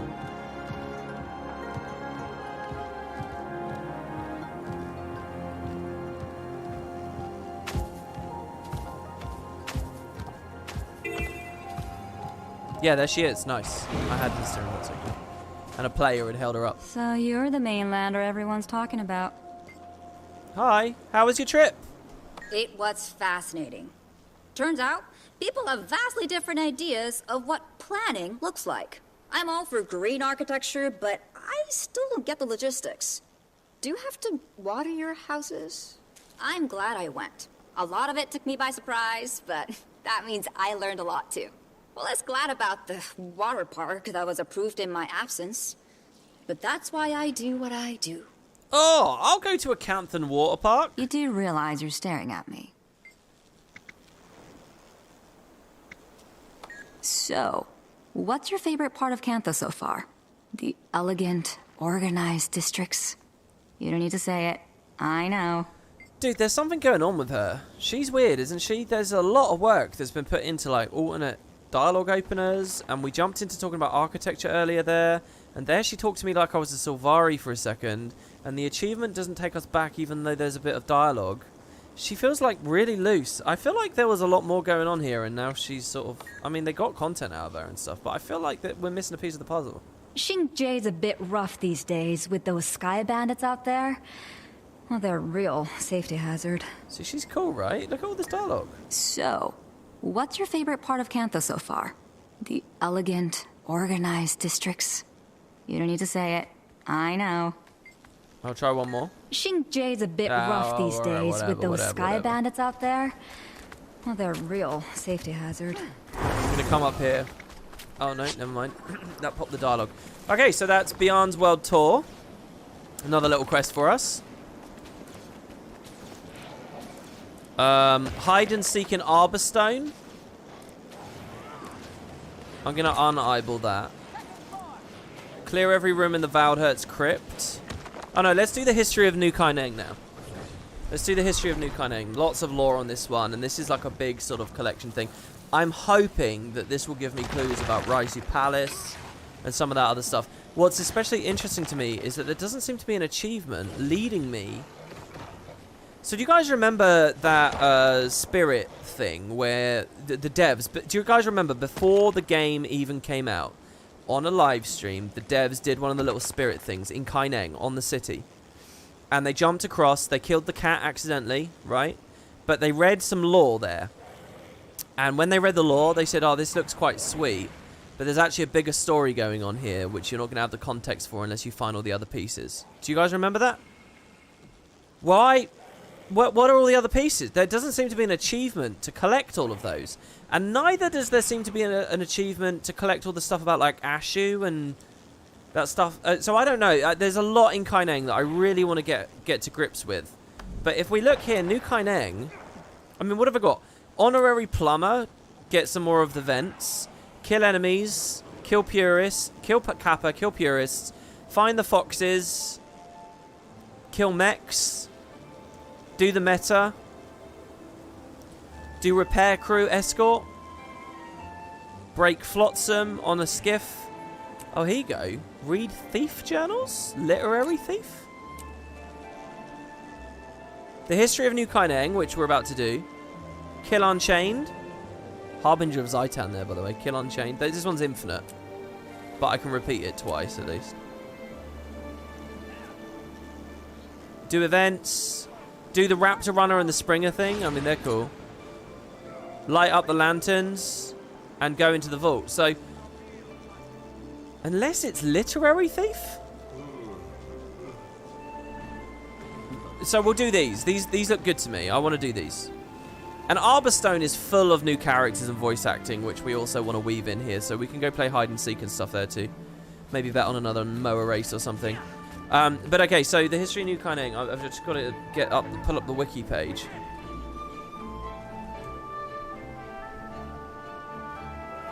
Oh, perfect. They've got it all. They've got the whole fucking thing. What legends.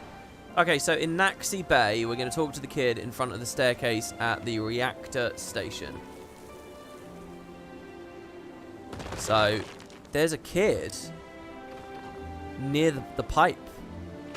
How cool is this? What do you think the likelihood of Drowned Kaineng being a Season 6 map? You better be the first map added. I don't know. It might be. I mean, the story seems to fit. They seem to have telegraphed, you know, maybe Season 6 is these maps, you know. 4 maps for a season. I kind of believe in that, right? Because I kind of believe in, like, the Bura thing, right? 2 episodes in Bura, 2 episodes in Drizzlewood. So let's say there's 2 episodes in Drowned Kaineng, 2 in the Great Turtle Highlands, that's 4. 2 at Kirin Peak, that's 6. And then maybe 2 elsewhere. And you've got an 8 episode season that covers 2 years before the next expansion. I mean, it's crazy, isn't it? Are they making an expansion right now? I can't get over that question. Do you think that they've got an idea? Do you think that they're working on an expansion? Do you think they've got a title for it? Do you think they've got lore ideas? Do you think, like it's such a weird thought, isn't it? I'm so scared that they're about to reveal that 90% of the studio's on another project or some shit, and it's just going to be a loop from POF or something. It's just, you can look, I understand why that business decision might be about to get made, but it's like, why would any of us in the community trust that they're going to pull it off? Do you know what I mean?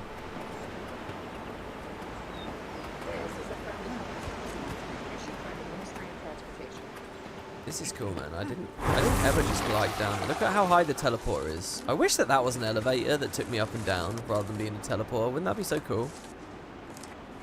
Right, so anyway, the girl... Ooh, I've gone the wrong way. She's over here somewhere. What a moment this is, eh?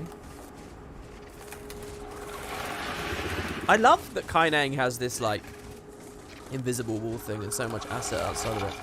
It's really good the way that they've done it. They were talking pre-release about the Jade Sea with that, but it's better in Kaineng, I think, actually.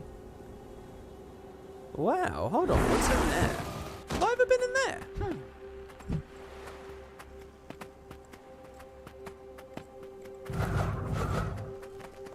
there? The mini Rama running along. Hey, kid. I went fishing and all I caught was this lousy book. Can you tell me what it says? The thing is, ArenaNet, why would I know to press F on her? When I mouse over her, it doesn't put the thing on. And she's just called a kid. Oh my god. It's soaking wet, but I can try. New Kaineng zoning record 0001. I don't recognize this place. Not anymore. The Napui Quarter was my home. Sorry, Napui is how I'm supposed to say it, right? The Napui Quarter was my home once. Now it smells like rotting flesh piled high in the hull of a ship. It stood long enough for us to escape.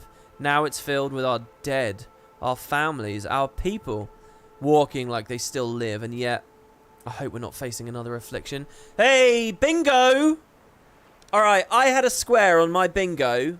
For this Let's Play, I had a square that was there would be a line comparing the Unchained to the Affliction. Or like some kind of comment that was the two together.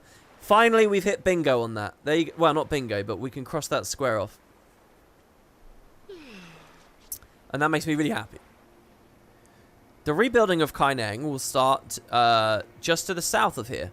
A land filled with Naga and 1,000 other beasts. We'll work our way down from there, gutting the old swamp until it resembles something livable. That's the plan, at least. Interesting. Because my impression of all of this, even in Guild Wars 1, was that this was all city too. But actually, hold on, was the original coastline this? Let's say Benjakin Pier and stuff would be there. Maybe this is all just built out. It was swamp before. I don't know what the old world map art looked like there. Can I show the bingo list? I don't have it to hand. I would love to get it. I'll have to dig through my conversation with Rocker. It might be something to do on the finale. I'd like to do on the last episode of this playlist, go back to our guild hall and see what people have decorated there. And we can look at bingo and sort of have some final thoughts. The rebuilding of Kaineng will start just to the south, blah, blah, blah. An old recycling facility remains on the border of Old Kaineng, old being a peculiar word to write or say aloud. Once we've cleared it of the Risen, Officer Jimin wants us to use it to build weapons. Is that this facility? Once we've cleared... An old recycling facility remains on the border of Old Kaineng. Once we've cleared it of the Risen, they want to use it to build weapons. Researcher Do Tailin, Ministry of Archives. 1729 of the Canthan calendar. How far are we? Whoopsie. Didn't mean to do that. Sorry, Gux. No, I don't want to play whatever that was. So we're 120 years ago ish. This is genuinely, this is the halfway point between the two games with the tidal wave and stuff. It's the halfway point. It's interesting, the thing about this facility. Let's see, maybe the other lore books will teach us about it. We're going to go to the monastery, the ministry ward now. And somewhere here is going to be another book. There's a kid on the upper floor with a book. Because I've been here before. That Jin's first Dragon Jade innovation was a light bulb? No, I did not know that. Got a workshop here, a workbench.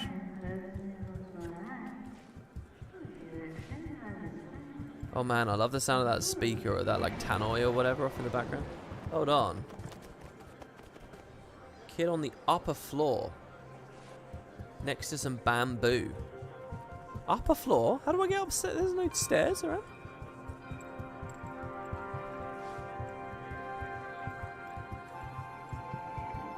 Oh, no. It's in here. I'm an idiot. I cannot disclose the minister's individual locations. Safety protocol. I really like this map, man. I'm sorry, but I'd like to speak to Minister Niran himself, not his secretary. People are getting sick. The minister is very busy. I will be filing all complaints in his stead. You tell him that if Yuze keeps making us breathe in battery discharge just to clean up his lab, we're all gonna quit.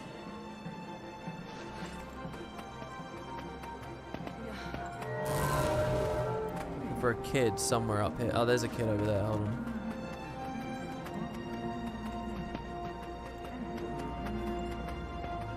Hey, kid. I traded a bag of fish for this silly book. I don't know if it was worth it. Well, let's find out. So this is record 13. Okay, so we're a little bit ahead now. Minister Tailin. Minister Tailin of the Ministry of Archives. On was found dead in the undersea of Kaineng during the rescue efforts, which makes me the only other living member of the Ministry of Archives. We couldn't get very far into the wreckage. The entire sector is completely flooded, destroyed. A few survivors were found in the buildings on the upper portions of the market, but everyone below. Every now and then another body will float to the top. I don't know if we'll ever truly know the death count. Rather than restore the Undercity, Jimin wants to seal it off. With the risen pouring out from the north, it's only a matter of time before the dead begin to stare here too. Ministry of Dotale Inn, Ministry of Archives. Holy shit, guys.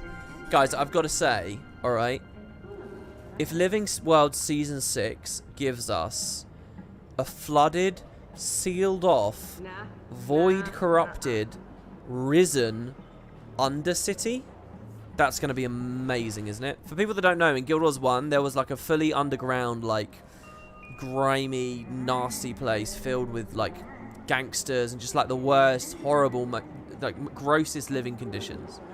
You had the Jade Brotherhood on the skyways up above, and you had the Amphar underneath. And they're saying after it got flooded and all the risen and undead start spreading and stuff, they just sealed the whole place off, and it's up there somewhere. Now that's a cool idea for a place to go. And there you get the oh man, what if they pair that with like the Cthulhu monster and stuff, you know? This feels like some real Season 6 hinting here to me. I don't know, maybe it's just my imagination and I'm being an idiot. Okay, so we're now having a look for the next one. It's actually near the Ministry of Archives. It's in this building here. It's at the Red Duck. So I think I found, by the way, I've never done this, by the way, this event with the batteries. I've never done that. I'm going to go do that event. I found a way up there really quick. I found a good zip line. I think I did anyway. I've never played this. And since they've got like these... Someone in the comments used the phrase tally. Like achievements that tally things. I think that's a really good description. So, since there are tallies for these kinds of things. Generate, expend, gather Jade Tech to raise a reflective shield. Well, I did it, but I don't see one. Oh, oh, there it is.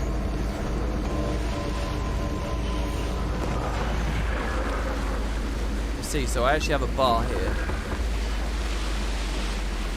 Oh man, I see how I'm supposed to pilot the skiff now. I didn't even realise. I've not been piloting the skiff properly. I've just been crashing into things and turning really slowly. I get it. It really is like a clutch, right? It really is like we're shifting gears. Oh, it's actually really entertaining. It's so bad that the Springer exists, though, isn't it? I mean, Jesus. Okay, do I have to get off, or can I just press F? I would really love to not have to get off. I don't even have to get off. This is an excellent event. Wow, have you guys done this one?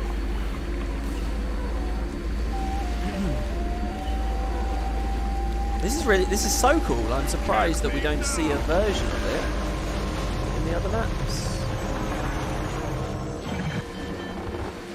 Does this battery drain my charge though? I assume it does. Oh, wow, I've actually already put so much in. Spin. Look, it's like I'm drifting. Oh my god, skiff races should totally be a thing. There we go. And they're feared and they leave. Anyone got any dialogue for me for that? Dude, does the new skiff on the gem store, does this have these crazy sound effects? Because I noticed on the model it doesn't even have the gem thing. I'm kind of tempted to do it, but I can't justify it. I would love to be sailing around on this. Again, if anyone else has got it, let me know and I'll get on. But I haven't seen any players with it yet, which I don't know. Does that mean that it's not selling very well, and one of the whole projected revenue streams for this expansion isn't that exciting? And I don't know what that means. Or maybe it's just because I haven't seen people around. Maybe everyone's just in strikes and metas for a good now. And regular exploration is falling apart. We are 3 weeks in. The new skiff is low quality. It doesn't even have a piloting animation. The character just stands there. Oh, really? You sure that's not like a culling thing? That sucks. 1,600 gems is insane for that. Yeah, I agree. If it's low quality, it's too narrow and sucks to fish off of. Oh. Well, I kind of like that the hitbox actually kind of has a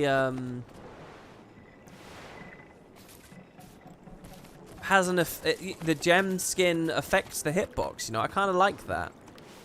In as much as at least it's going to feel very different to other boats. I don't know. There is this weird thing where I kind of feel like full-on ships might be an interesting thing to see, but I don't know. That doesn't work really because, like I say, I think that big things should be in expansions, and Cthulhu Monster probably isn't the next expansion. Battle Isles probably isn't the next expansion. That's probably Living Wild Season 6, probably. Or maybe the next expansion is the water expansion. You know, it's funny because this doesn't feel like the water expansion in a lot of ways. Maybe that just all gets split off into the next one, and then that's big ships out at sea, you know, Skiff 2.0. Watch how she coats the fish in charcoal before grilling it. Genius. Is that genius? I'm going the wrong way here. There's a zip line on one of these banks, basically, and it goes real high, real fast. I think. It might be this one here. Let's see. There's just a... Yeah, here you go. Yeah, there you go. Look at this. I found this the other day, and I was like, oh, this is the way to the Ministry of Archives. Look at this. I mean, I say that sort of. We need to... We're actually going to the Red Duck here. But look, there's a good staircase right there. In fact, this might even take us up the staircase. Let's see. I can't imagine where else it would be going. Yeah, nice. With borders open, have you thought about heading north? See where the other Tengu settled? I don't know. That was never an option before. Do you think we'd have anything in common? Does it matter? Are you going there to make friends or see the sights? And enjoy a different culture?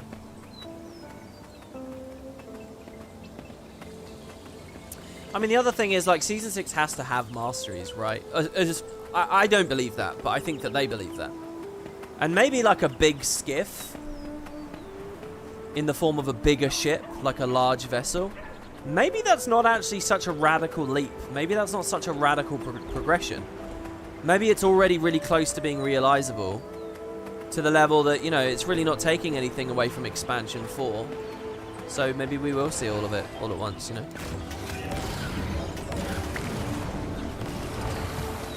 I wasn't much of a believer in it all before, but I am a bit more now. I do think that the skimmer really ruins the skiff, but when it's bigger vessels, maybe it doesn't.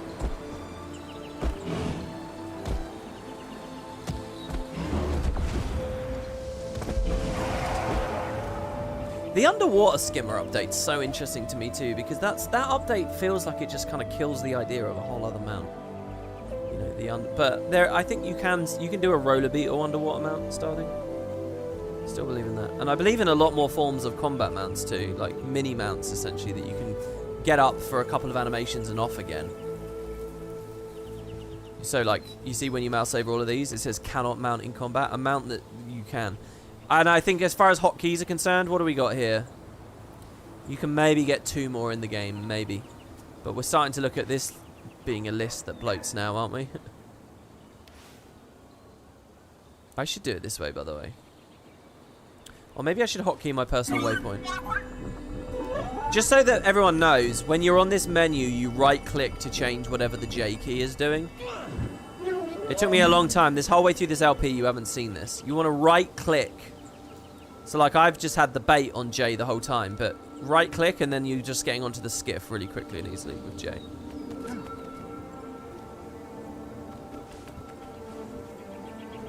Right, let's look at the wiki. Man.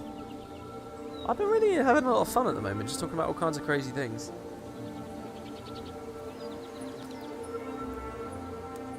Apparently they're just all kids. Kids have the books, which is interesting.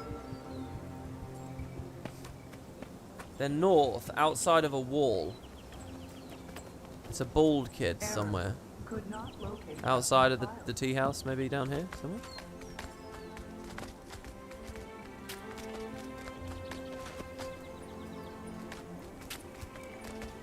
I could actually use my waypoint here. It's interesting that the... Oh, no, it's randomly generated kid. This kid looks different to the one on the wiki. It's interesting that Jade bot mastery line is essentially 2 free lives. You know, the Jade bot on the skill 4 is like a free life on a massive cooldown. And then the personal waypoint is like a free life on a massive cooldown. Somebody gave me this book for helping shave their back. Oh, really? But I don't like books. Want to read it? Okay. I bet it's a hairy tale. Yes, I'd like to read it. Okay, so we're on 24 now. Emperor Bitgaram has officially been crowned and is no longer the acting Emperor of Cantha. Minister Zal and Jimin were finally able to breach Raisu Palace, and inside they found Kuobok dead, killed by the Risen that overran the palace after the flood. The Empress, their youngest and oldest. Okay, Kuobok is just to be clear here.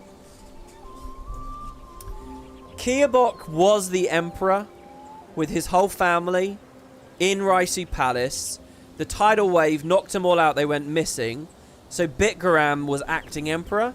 And basically what he's saying here is they found his body. They found Kuobok's body, so Bitgaram has officially been crowned. That's what's going on here, right? Inside, they found Kuobok dead, killed by the Risen that overran the palace after the flood.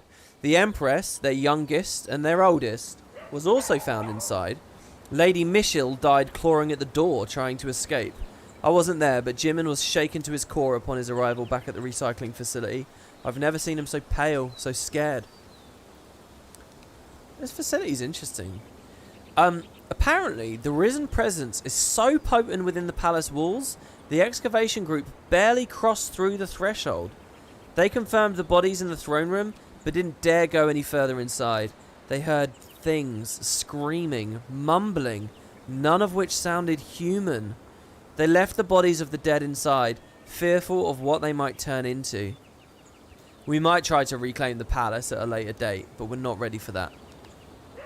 Not when so many still need to find a roof to sleep under, food to eat. Minister Do Talon, Ministry of Archives, 1730 of the Canthan calendar. Holy shit! I gotta start writing notes here.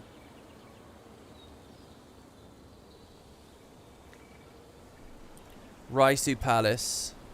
If I'm gonna do a Guild Wars 2 Mysteries about this, I need to start making notes of all the evidence. New Kaineng zoning record 0024. I need to go back to that so I can read that in the video. That is very cool, isn't it? What do we think this is? Do you think this is Shiro related? Envoy related?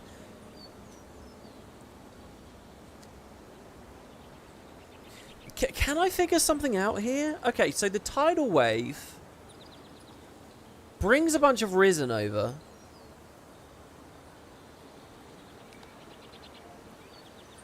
And now they're screaming and mumbling that doesn't sound human.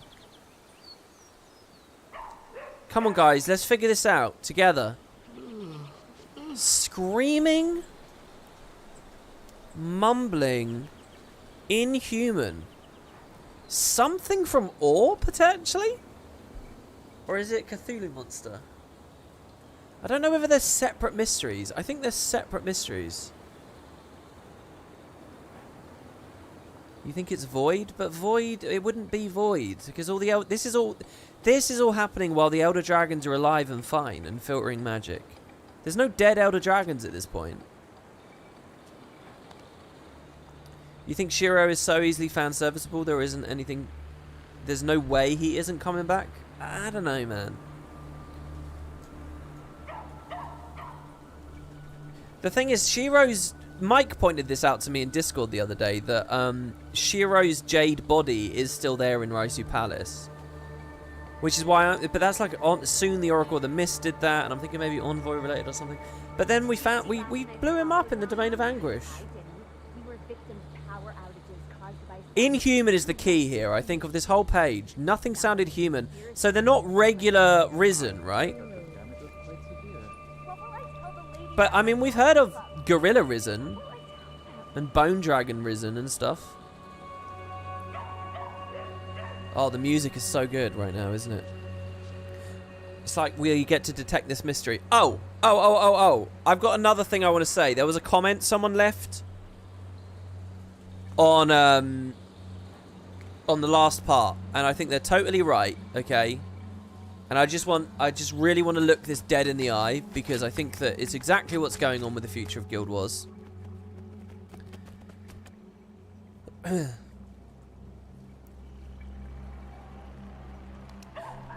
In these kind of games, you're like a group of heroes, right? And you're doing a thing. So like in Final Fantasy, you've got like the Scions of the Seventh Dawn. And, you know, they're like against the primal threat and so on or whatever. And they're defined around like who they are or what they're doing. For Guild Wars, we're Dragon's Watch. And we're about fighting dragons, okay?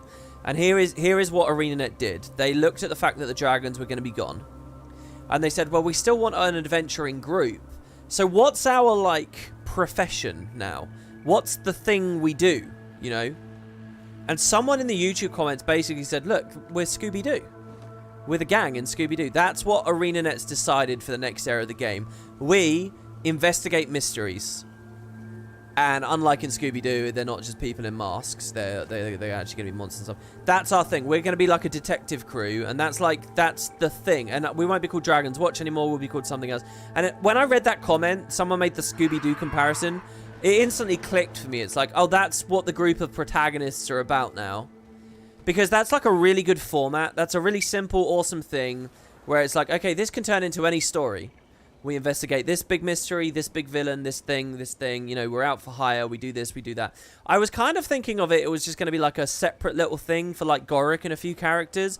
But I actually think that if you make that like the central group, this like detective mystery thing, that's a perfect leaping point and platform and justification for our characters and our heroes to go and do anything and whatever. So I actually think the commander, and I don't know whether that title is going to go much further, especially since they sort of even question it openly in End of Dragons at the start, we're a commander of nothing. I think that's, you know, I really think that's actually a central thing. I think we're going to be Scooby-Doo. And I think it's a brilliant idea too. I think it's very clever. So, I don't know. I just wanted to You come up short on cash, no goods. This is ridiculous. Count it again. Every copper is there. Listen, lady, I don't handle money. I move things. Back off and submit a complaint. Oh, I shouldn't have trusted that boss of yours. Always cutting corners. Okay, at the Cobble Ward. What am I going to do? I don't make the rules. You can take it. Why do I always forget about goddamn Cobble Ward? Okay, Cobble Ward. It's a kid again. And this is like Sherlock goddamn Holmes here, isn't it? Using our network of kids to learn more information about this city.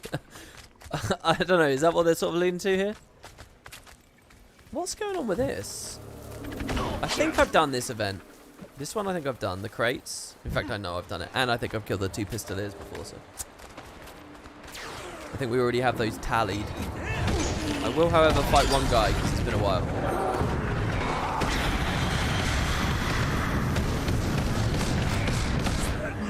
My blood!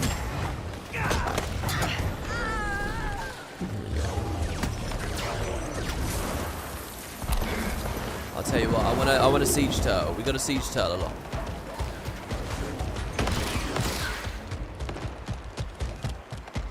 Oh, we got Mandela back in the live chat. Mandela, I was talking about your Jotun telescope comment earlier.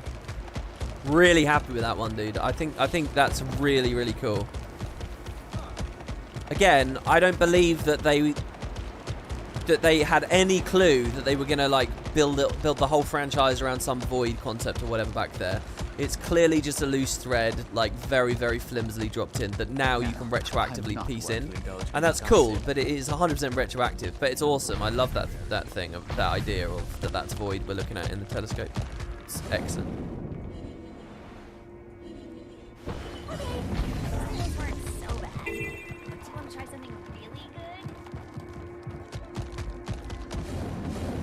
Aurene is Scooby.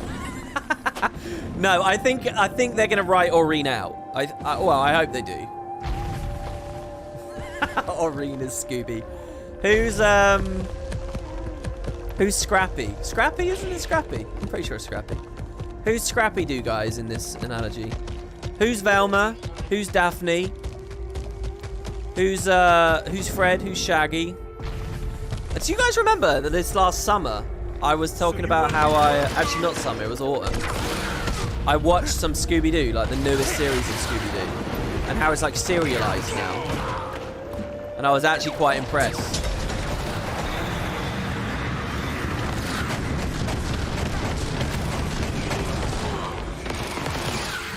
Shaggy is Ritlock? No, Shaggy isn't Ritlock.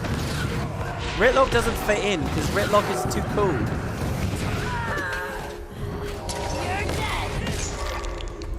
Frankly, I resent the Scooby-Doo idea because it's like we're looking at a goddamn kids show as the status quo, right? But it serves a Mystery Detectives Inc. is what I'm trying to get at. I mean, our characters could be a lot cooler than goddamn Scooby-Doo's, you know. That's made for actual children. We can go a little bit further than that.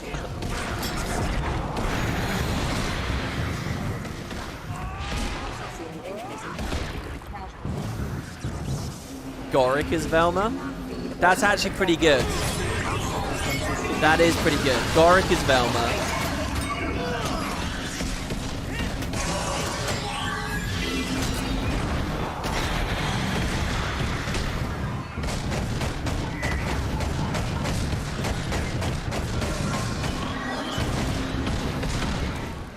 I think Logan is Fred. And Casimir is Daphne. Although as close as we can get.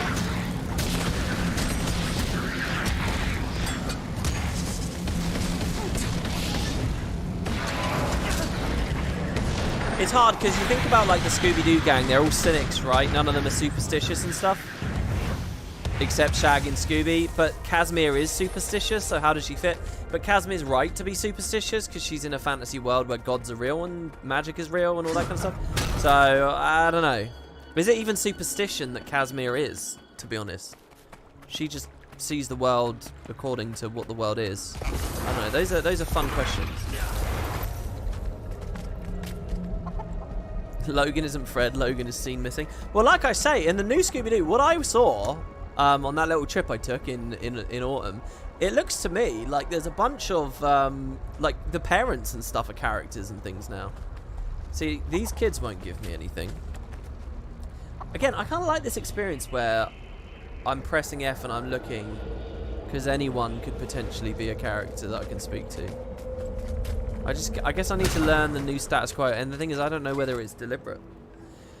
I wrestled this book away from a pack of rats. Can you read it to me? Sure. The children connection is weird to me. It's like we've missed the opening to this quest or something. Okay, where are we now? 39. Jimin and I have come to a disagreement. As the new Minister of Security after Zal's arrest, he's developed an acute sense of self-importance. He feels that his word rivals even that of the Emperor. Midway, I identify with this. An acute sense of self-importance. Midway through our excavation of the swamp, we encountered a Naga nest. Rather than leave them be, Jimin, who I refuse to dub Minister in my personal records, ordered his standing army to take the land anyway. I believe he fancies it the site of the new ministry headquarters, given the surveyor's full report of the surrounding land. It would be land in the dead center of the new city, which is ideal to some, but is it worth displacing a species from their home? I don't believe so, but I seem to be in the minority. Heibaragi, Emperor Bitgaram's daughter, seems to agree with my efforts. Minister Do Tae-lin, Ministry of Archives, 1730. I'm not interpreting this. What are they saying? So the Empress-to-be is all brilliant and beautiful and loves the idea of, you know, giving these people their rights and stuff, but everyone else is taking it away. Is that what I'm getting there? That didn't talk about Raisu Palace, so immediately I'm glossing over it a bit quicker. Let's go to the Cobble Wards. No, we've just done the Cobble Ward. Let's go to Naxi Bay. What? Alright, well, we're doing it in chronological order, so I'm okay with that. We're going back to Naxi Bay. Somewhere in the water, apparently. Perhaps this is to do with the Naga, who were displaced.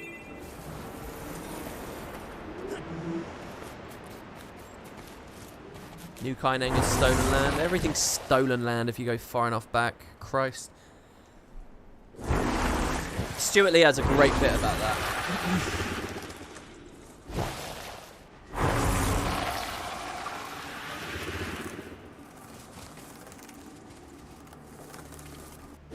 Time to draw Ridlock as Velma. Oh, God. I don't even want to believe how that's going to go. Here we go. New Kaineng zoning record, 72. They've pushed the Nargle all the way out to the bay, though that fight is long from finished. I don't know what Minister Jimin expected, pushing them from their homes so we could build ours. After everything that we've experienced, you'd think there'd be a trickle of empathy left in his heart. Emperor Bitgarem's health is weakening. The stress from the disaster, coupled with his advanced age, has made unifying Kantha even more challenging. He's left New Kaineng and is resting in the royal family's estate in Xingji. This is why this is the royal court. Heiberagi is leading our efforts here in his stead. Her vision is much more aligned with mine, pushing Jimin to ease up on the Naga as they flee to the west. She wants to... This is kind of Season 6 hinty almost, you know? Talking about Naga at the Great Turtle Highlands. Possibly. No, that's east. I'm an idiot. That's east. Over here, it's a hint, guys, anyway. She wants to rebuild the Kaineng docks here. Turn it into a new hub of trade for the nation. I even heard whispers of reopening the borders, but that idea is still widely contested by the Ministry of Purity. Though, even they're falling out of fashion these days. Okay, next.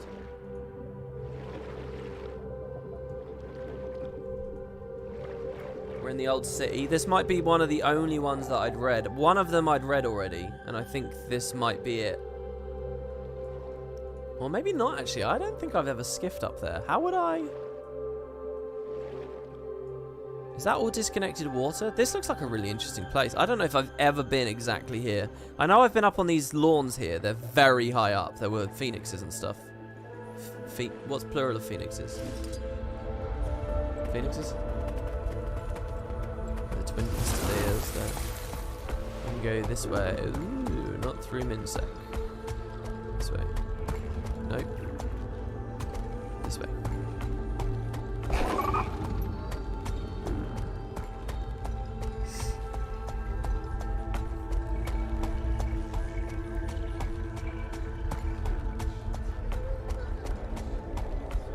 And I could have gotten away with it if it weren't for the meddling commander and his dragon, Balthazar, probably. The citizens of Equitable well, we can ask him. As the ministry's Do you guys remember when, once upon a time, we were speculating Balthazar might be the Revenant legend for this expansion? Like, long before we knew anything, or there was even a trailer. It was just like a reasonable idea, you know? It's dangerous. Have you seen how fast I can run? Doesn't make me feel... I have been here. I remember this place. We did come here very briefly.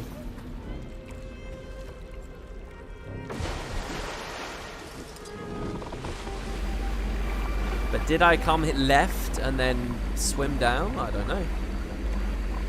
You always wanted Ratasum to move one day, just float off into the sunset? I've never liked that idea. I think it's cool. That's fine for you to like that idea. The thing I always wanted with Ratasum is I wanted it to get destroyed. I wanted to see it get cracked in half and like slump to the side as it stops floating and crash into the ground.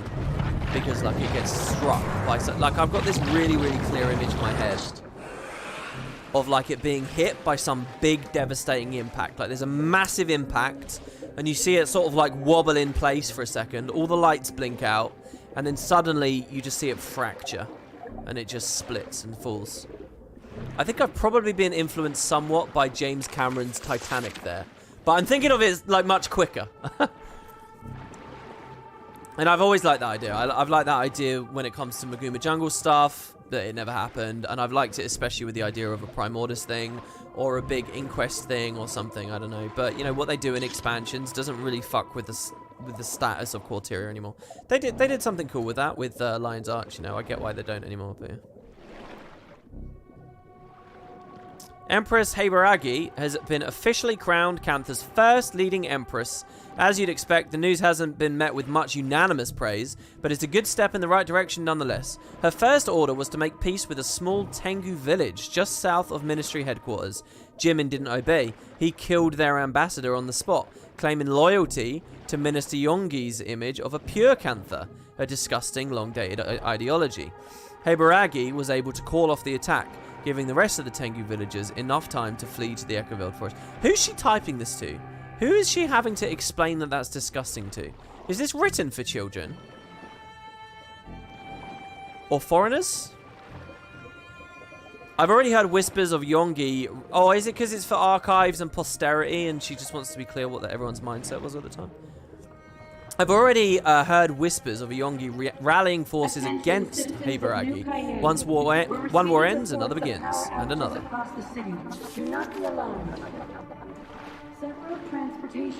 I like how as the years go on, the orators are changing. Jade is aware and acting accordingly.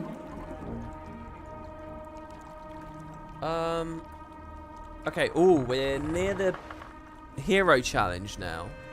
This might be the one that I'd already seen. Now, I wonder, can I actually sail there? Is that a bridge? And the other question is, how high is it? Yeah, it's high, this one. High above the camp. So actually, I'm gonna get off my skiff and I'm gonna go up there, actually. Temptation to fish every time is so high. Oh, I've got a question for people in the YouTube comments here. This most recent patch added back some fishing progression, some achievement or something. I guess I'm just asking what was the story there, because I feel like I'm out of touch on that. Was it impossible to get cod walking amongst mere minnows before this, and now it's possible?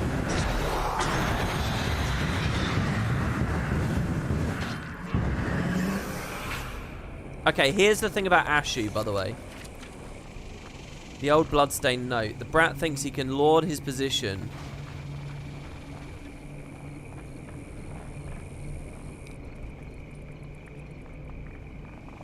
The brat, I'm sorry, I'm just typing a note here. The brat thinks he can lord his position over us. That's not how it works, even if you're 200 years old. I don't care if he's the Minister of Fire or the Minister of Kappa. I won't respect my elders if it means bending the knee to some dried up husk.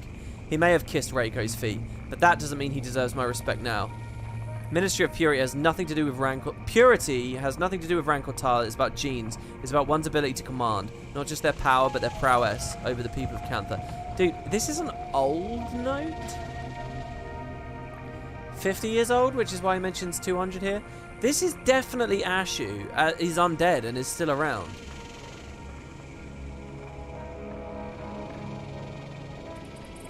I didn't answer you, so you won't answer me? Okay.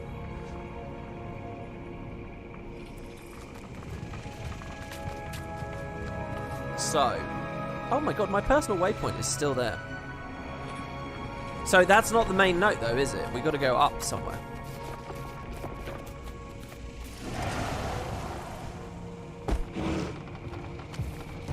I'm not sure if I was springering before, or why I even would have thought to have climbed on this roof, to be honest.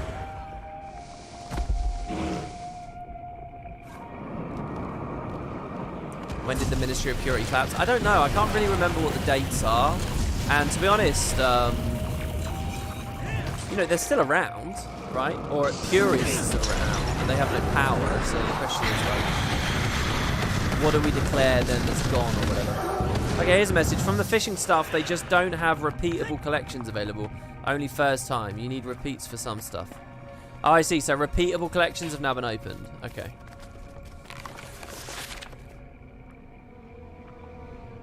Janin. Hold on. Who's this person we've been reading about this whole time? Haven't we been reading about a Janin from 125 years ago? Janin, your guidance has been vital in our excavation efforts. I'd like to thank you personally. Your presence here has been delightful. Meet me at the old warehouse. I'd like to have a little chat. Pleasantries mostly. From Anka. See, there's all this as well. I've got to learn this. What is Anka's backstory? Anka was talking to Janin?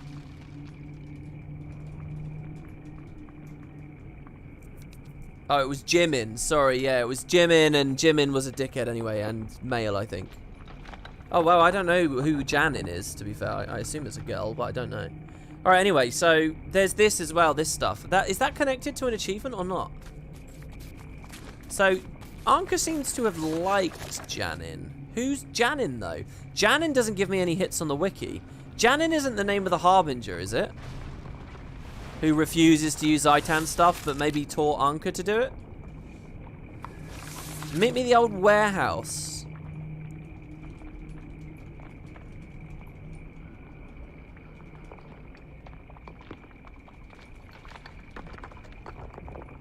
Sorry, I'm just making key notes here of all the information I've got from this, because I don't know when I'm going to get back to that story. I mean, what other letters are there from Anka around?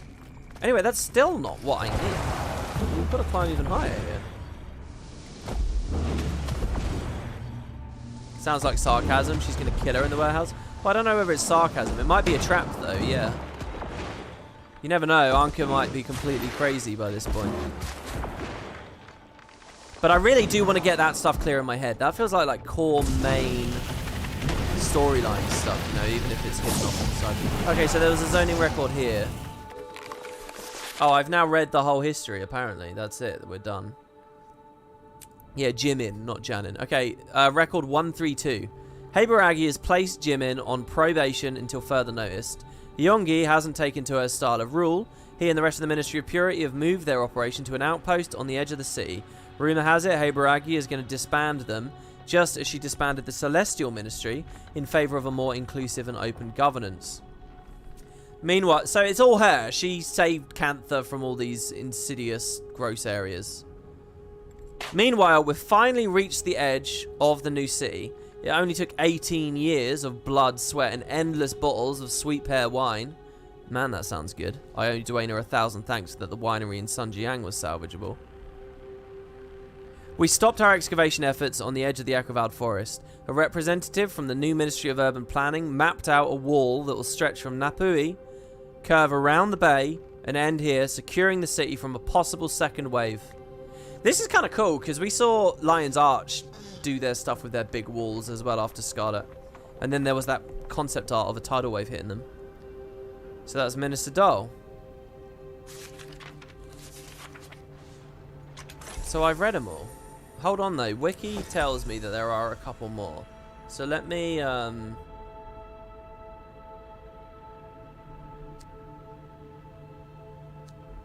there's one more.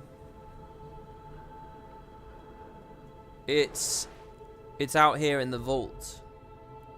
It's not in the vault, it's near the vault. And we've spent a lot of time in the vault, but let's go back. There's actually more achievement progress for me just to open that again, by the way. Which is weird, because it's not very complicated to do. You just do an event, right? And then you're in, but... It's not like it changes day by day either, but... There you go. I kind of want to... While we've got some of this height, I kind of want to see what the Harbinger's name is.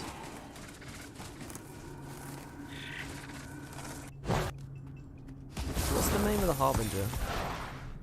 Where are you? Oh, are you below me? You down here? No, you're Uriong. What are you doing in the ruins? Magic's here are potent, ancient. I'm sure you've noticed, but the ruins are filled with Risen. The air is rich with Zaitan's magic. Perfect for my brews. Did you say Zaitan? God magic, Elder Dragon magic. The Jade is rich with residual energies from all over Tyria. It's everywhere in Cantha. Along the coast, in the forest, the city.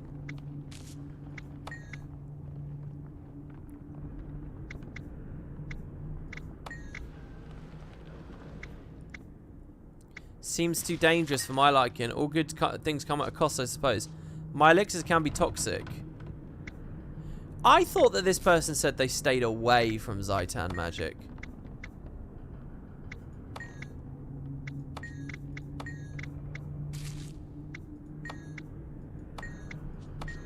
And the suggestion was that Anka used Zaitan's magic, so therefore... But they're not saying that to me this time. Who are you? I'd rather not reveal my name. For liability's sake, really. Call me Sioka. But your name's Yuryong, and I know that. Name of a fella I met some time ago. Lock your doors and avoid household appliances powered by Jade batteries. Were those two also Harbingers? I don't know, but they told me everything I know. I was a researcher back then, studying the spirits around the cathedral. Hold on. Are they suggesting I can go to some people at Mori Village in Ekovald? And they'll tell me...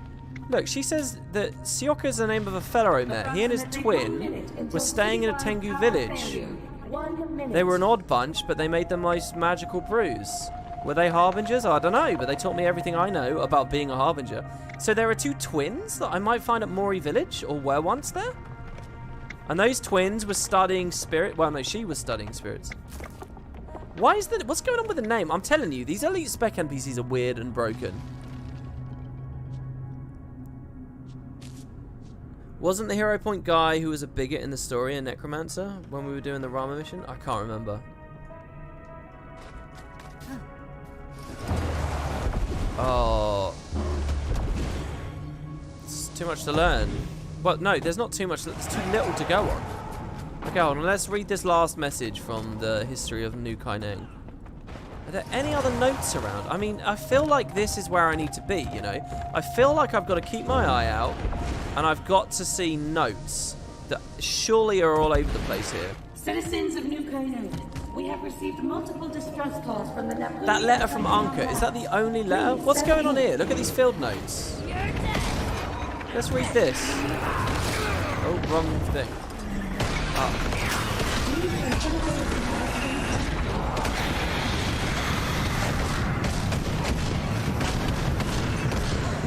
There.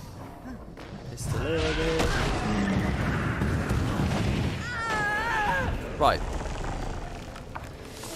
Old Kaineng Dive, day 2. We found an old journal in the ruins and a key. It seems to be some sort of vault. Don't know what it's talking about, but we're probably talking pre-Zaitan disaster. We're probably out of luck. The whole thing's cryptic. I don't like messing with blood magic. Purist document fragment. Now this is signed by Yongyi, who's the bad guy we heard about a second ago. Zhao wasn't doing well when we arrived, so it's no surprise he was one of the casualties. He was too weak anyway, lost a lot of blood.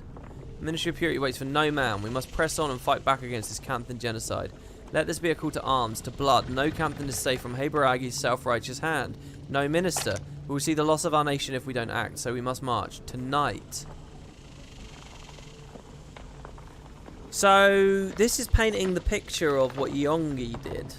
Yongyi didn't like Heberagi. She is like bringing a lot of social change and kicking people up the arse, basically. And he doesn't like it, and he creates a war, which we heard about a second ago.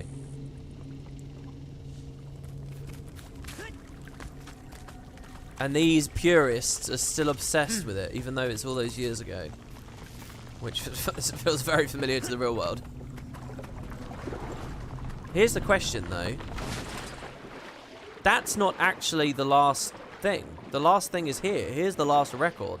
So what does the last record say? Lady June's underwater reactor is the final facility to be completed. The facility will rest on an old outpost built after the flood. It was used to track risen movements out of the ruins of the old city to the north. The outpost has been closed. Gods, how many years? Been 26? When the walls finally went up, it was abandoned. It was no longer necessary. And then came Jade Tech.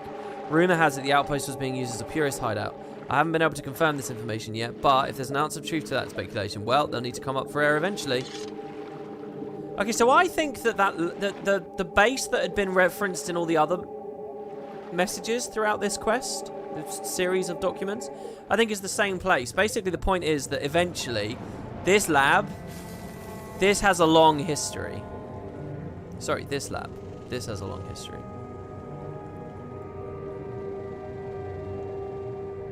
This is too little, though. I need more. Hold on. What was this other thing? Literary thievery. Read 3 thief journals.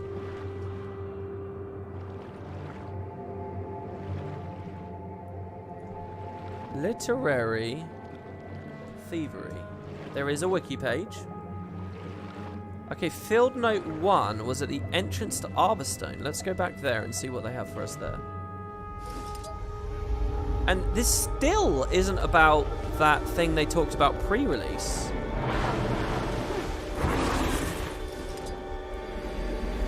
This still isn't about,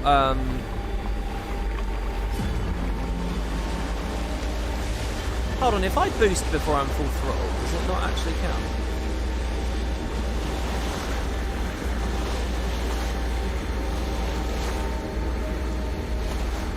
We're looking here, something like this.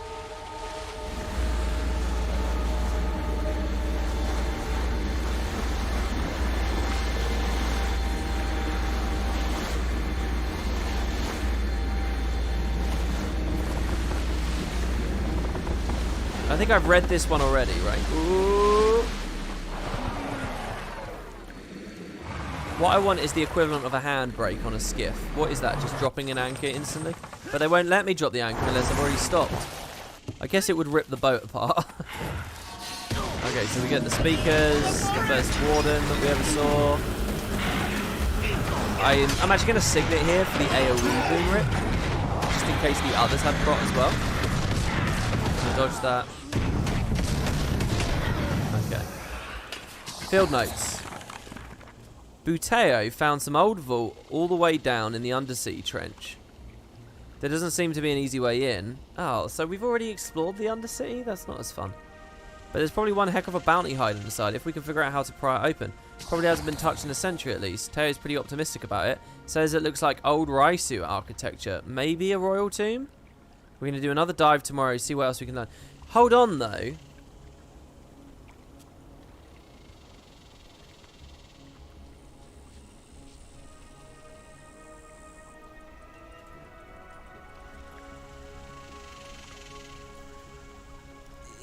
Is this talking about a place much further up north, or is it just hinting at this? See, my gut here, my instinct says that the devs were like really excited about being a big puzzle and like this big part of the map that would be really fun to find and explore. That's why there's an achievement to repeatedly go back there, and there's all the lore around there, and it's a little bit weird. But my gut says that the actual process of getting in there ended up kind of boring and pretty simple. Just do an event, right? But this text is all to support that feature. You know, they're thinking that someone's going to get all the way over here and think, oh, what is that? You know, and they'll go up and they'll have a look. That's my guess. But maybe I'm wrong about all of that. And what they're doing is they're hinting at something for Season 6 and something we'd get further up. A different book. A different story. A heck of a bounty inside if we can figure out how to open it. Probably hasn't been touched in a century at least. Teo's pretty optimistic. Who was Teo? They're not one of the baddies or whatever near with the Ministry of Purity. Field note 2 is in the no, this is definitely it. It's definitely what I'm saying it is, because look, we've now found 2 of these. The other one is one we just read a second ago. There's one here, there's one next to the vault. We've already read that. And the last one is here, kind of high up. Oh, this guy says he loves my videos. Thank you very much. I'm surprised I was recognized there on Gux.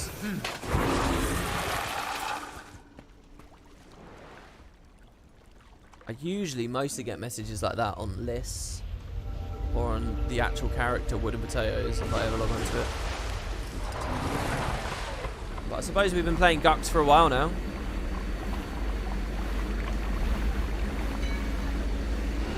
I love the little bell sounds here. Ding, ding, ding, ding, ding. So one final note up in the city again. Now the other question is, there's this crate thing going on. Oh shit. Wow. That wasn't good. We're doing okay with our mastery here as well, by the way. We're going to finish fishing in a second. And then the turtle is the last one. Oh, none of those mines blew up. Interesting.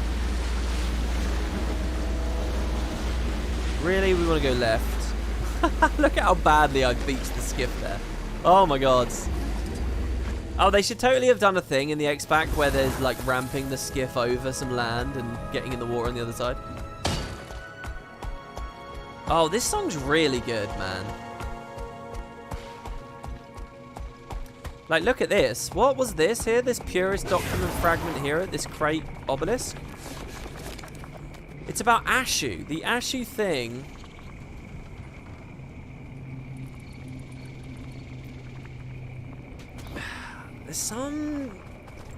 There's something going on. It's like deep sea creature, connections to the crate,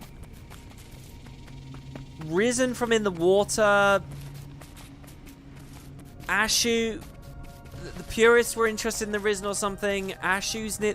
There's some. I think it's all connected. I can't articulate why. but there's definitely like a common strand between all of these things. The fact that they're talking about undead Ashu next to a crate obelisk, sort of suggesting the obelisk might have given him the power to be for that long life. And if they created that connection, and I think even Anka's characterization is connected to this somehow. There's something very real to speculate about here. I gotta check. I haven't checked. Is anyone talking about this on the forums? I've had a couple of conversations with Cossage about some stuff, but not this. There is a web here. I think it's all one. I think it's all connected, but I don't know where to get at it just yet because I don't have any confidence I've seen all the information. As soon as I know that I've seen all the information, I can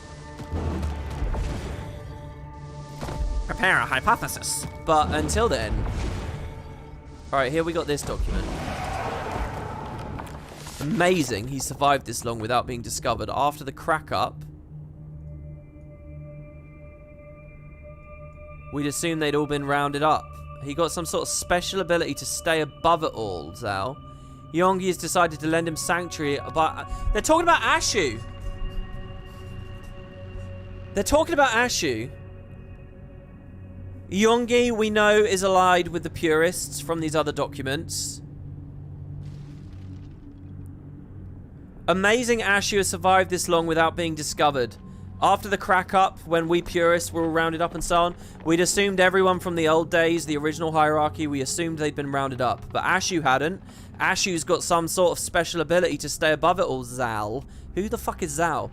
Anyway, Yeongi, a known purist from this era, has decided to lend Ashu sanctuary in our temporary headquarters, thus explaining how Ashu goes even further. We're moving off the main peninsula soon. We're scouting for new locations to set up camp. We're currently in an old outpost near the city, the lab, which is what they were talking about earlier. Currently in an old outpost, too close for comfort. We're moving further into the ruins for now. One of the search parties found a decent spot in the mountains in Xingji.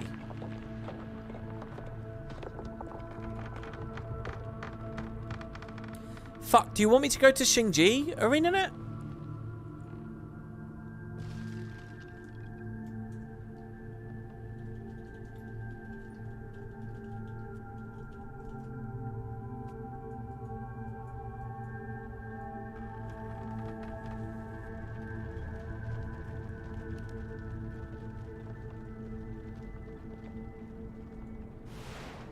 Could this be to trigger Sunqua Peak events? Could this be the trigger to Sunqua Peak events? What do you mean? The Sorrowful Spellcaster and stuff? I don't think so.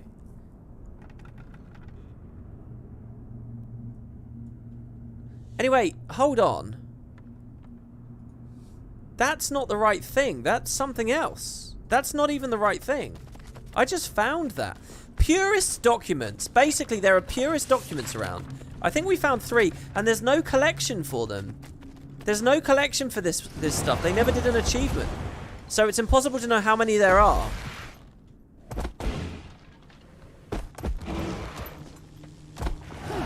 I kind of just want to spend a whole night off video making, not here. Just looking across this place, because there's got to be more.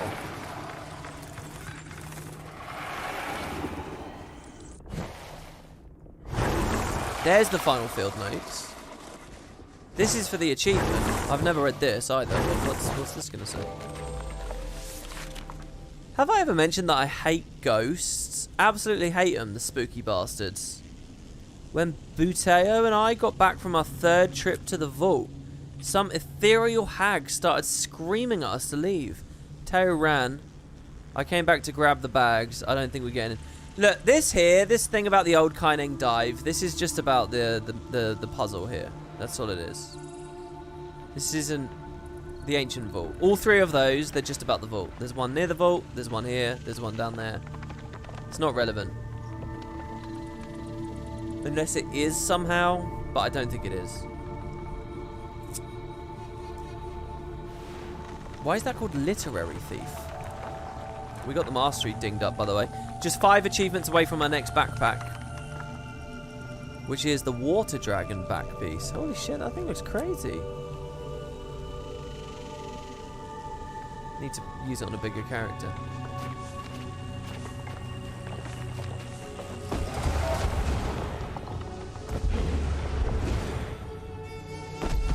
So the Purists took Ashu to Xingji after they got routed during Habaragi's reign. That's what I'm getting so far. And I am fucking convinced it's Ashu, by the way. Let me go to the Guild Wars 1 wiki again here. Ashu. Ashu Udachi is a member of the Ministry of Purity. He's portrayed to Canthans to be the sole survivor of the Udachi family, who were killed at the Tanako Temple when Shiro brought about the plague. However, that was just a lie that Reiku, Reiko created, because Miku was his sister and she'd also survived. After Reiko died, he became the controller of the Ministry of Purity as a little boy.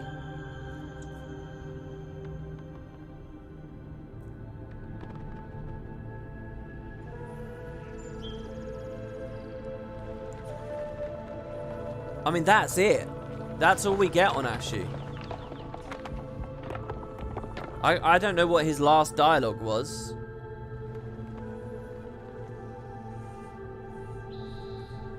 Miku tries to save him at some point.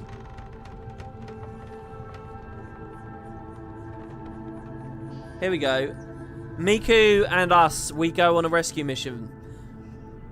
Part of me worries a person's life can change in a day, in an instant. It's been years, and I wonder how much of that little boy I know still remains. What's happened to have set him on this path? We approach Ashu. Miku says to her brother, Ashu, it's me, Miku. I've come to get you out of here. I've come to get you away from Reiko. And Ashu, a little boy, says, you, stay back. Reiko warned me that you'd try and come for me. She told me what you'd try and do. Why should I want to leave with you? Reiko told me the truth. She told me that you left me that day. You left me to die. You ran like a coward. Ashu, that's not true, says Miku. I thought I was the only one that survived. I found the others, but I never found you. And then the afflicted came again. I had to run. Everywhere I went, the afflicted were there. Running was the only thing that I could do. I was young and I was scared. I lost everything that I loved. But I never gave up hope that you still lived. I've come back for you. And Ashu says, you were scared? You were scared? Imagine how I felt. But it wasn't my fate to die. I'm destined for something more. Reiko has shown me that. She needs me. The people need me. They look to me for hope. And here you would try and take that all away from me. You're no better than the afflicted. And Miku says, Ashu, you can't possibly mean that. Very well, we'll leave you to your prayers. I hope that the ancestors can grant you the clarity that it seems you've lost. And Ashu's gone. And Miku says, I don't understand what's happened to my family. I finally returned to Cantha after all these years, and my aunt pretends she doesn't know me. More than that, she manipulates the crowd into believing I'm a villain and orders me killed. My brother looks at me with eyes filled with fear and something else. Something I can't quite place. He turned away from me. What has she done to him? Why? And the Guild Wars 1 hero says, his actions definitely weren't what I would have expected. Something very wrong has happened in the time that you've been away. And Miku says, I never should have ran. If only I'd known. If I can't get my answers from Reiko or Ashu, then that only leaves Janai. He must know the truth, and I need to have it. I look at Ashu and I see only a stranger's eyes looking out at me from a familiar face. Reiku's done something to him, I'm certain of it, and I intend to find out what it was. If she has, so help me, my blades will deliver the judgment she so richly deserves. Hold on, I gotta look. What's the final quest of Winds of Change? Because this is quite early in Winds of Change. I'm gonna control F for Ashu on the last couple of quests and see, does Reiku talk about it before we kill her at the guild hall?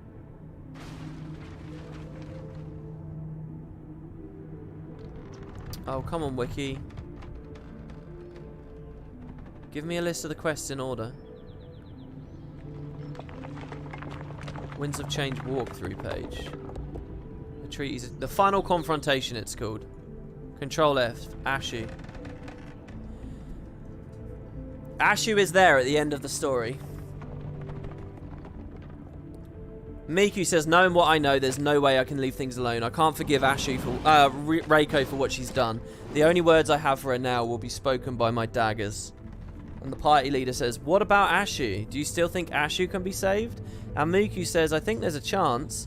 I have to believe there's a chance. With a strong enough will, anything in this world can be overcome. Now is not the time to falter. I've learned there's a garden where Reiko and Ashu go once every week. They're still guarded, but not as heavily as they are when they're within the city. Blah, blah, blah, blah, blah. Miku and Reiko are speaking to each other. This is the final confrontation. And Reiko says, I'm impressed to see that you've come here.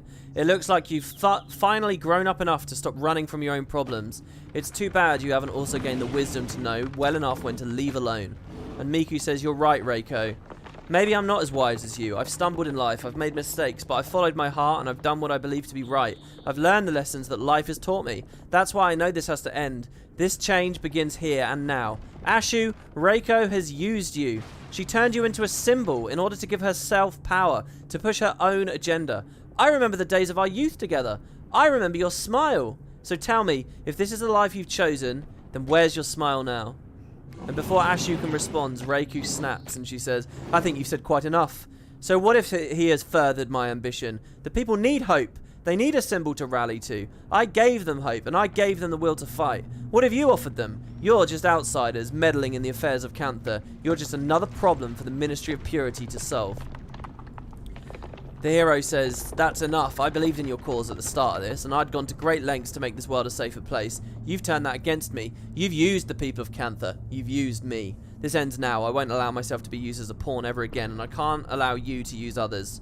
We're beyond the point of settling this with words. Show me the strength of your beliefs. And then they fight. They fight, they fight, they fight. They fight.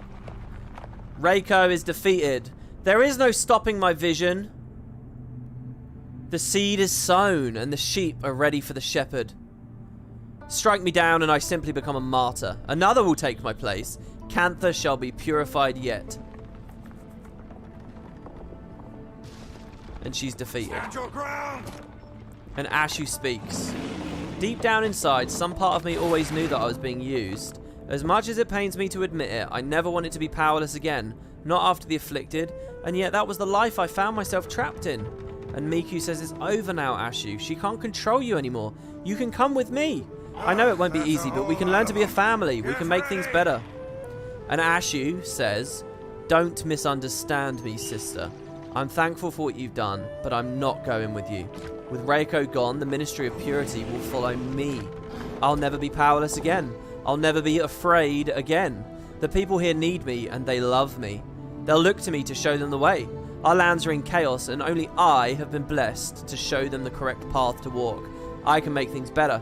I can make Cantha whole again and I can make it stronger. This is my life now.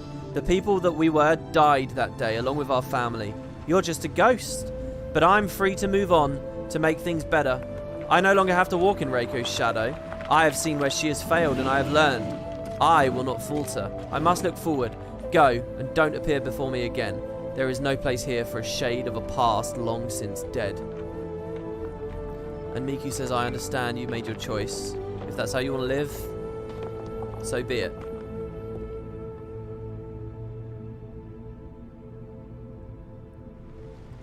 And the reward dialogue, Miku says, it's funny, isn't it?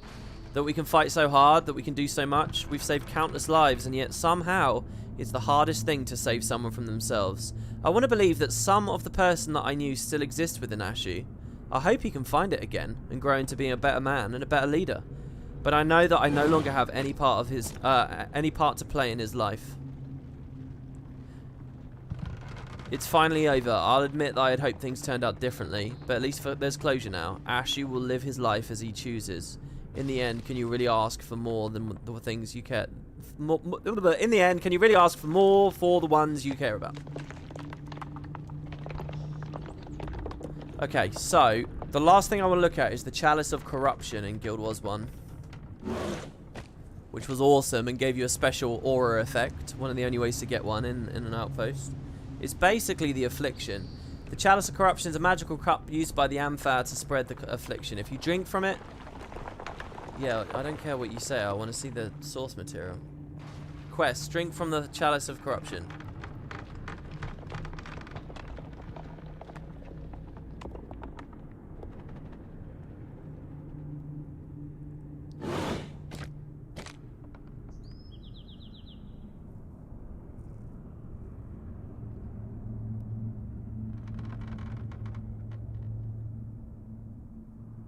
Sorry, I'm reading a lot here.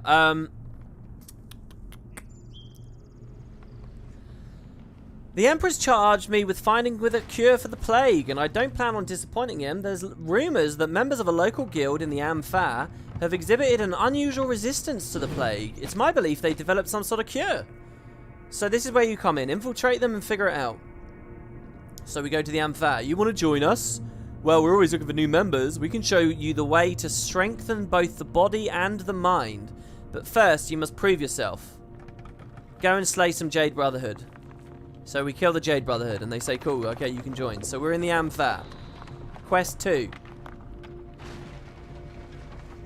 These weaklings who bow to their simpering emperor all fear the plague. Idiots, every one of them. This sickness is a gift from the gods. Only those who are truly strong may thrive in its loving embrace. If you had become such a person and a true member of the Amphair, you should seek out Brothers Tosai. Have you the strength to look death in the eye? Bujo sent you? You must have impressed him. So you are indeed worthy of joining our ranks and gaining immeasurable strength. You must take the Chalice of Corruption and drink deeply of its bounty. Next quest.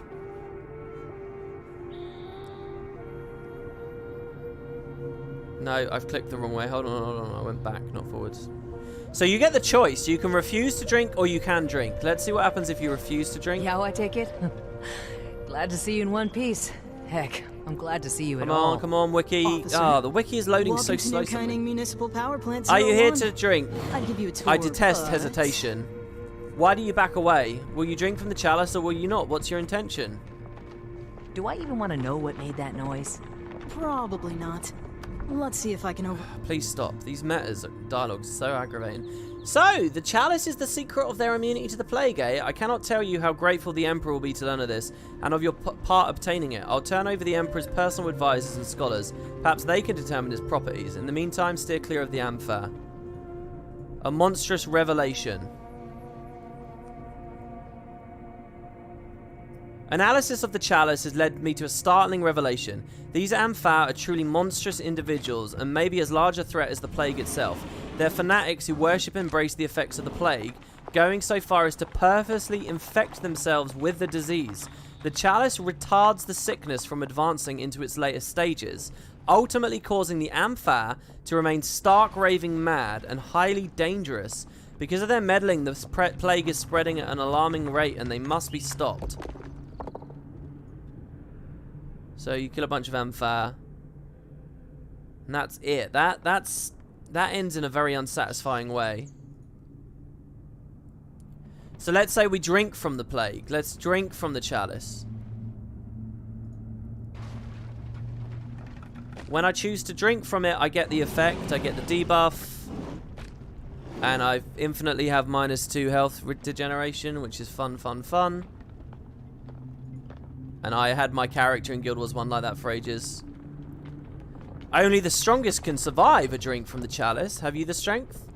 O Chalice of Corruption, impart your strength on this mortal. Infuse this fleshy shell with the strength and power that is your gift. Take this flesh and make it more than it is, as only you can. Take this flesh and make it whole. The Chalice of Corruption has a very invigorating effect, does it not? Soon you will truly be one of us. But there's one last thing you must do. Masters of Corruption. I think this is an attribute point quest, isn't it? Is it? No, it's not. Your corruption is almost complete, but there's one final step you must take. Follow me into the Undercity to meet your new masters if you dare. Behold, the filthy majesty of the Undercity. Soon you shall witness true power. Meet your masters. Your strong bones and fleshy hide will be a worthy sacrifice. And they spawn a bunch of afflicted. and we destroy the afflicted. And then the brother Tosai says, "Spare me, and I shall remove the effects of the chalice. Be warned that the Amphow will forever be your enemies. Those who drink from the cursed cup shall never know peace." And then it's over. Okay. So, reviewing the previous material from the previous game, what can I say? I can say that there's definitely space in the lore for the Chalice of Corruption to have been something Ashu got and drank from, and perhaps gave him immortality because he embraced the affliction to a certain degree.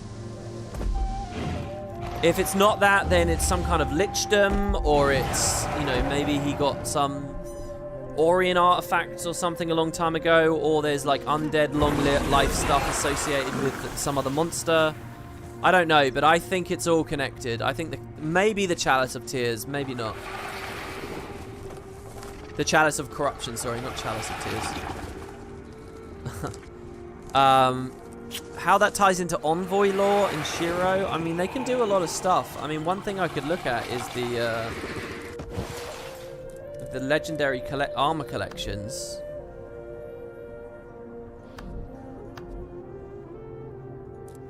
Envoy armor 1.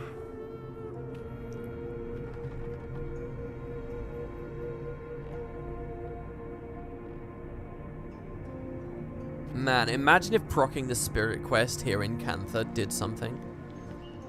Imagine if by proccing that you saw stuff.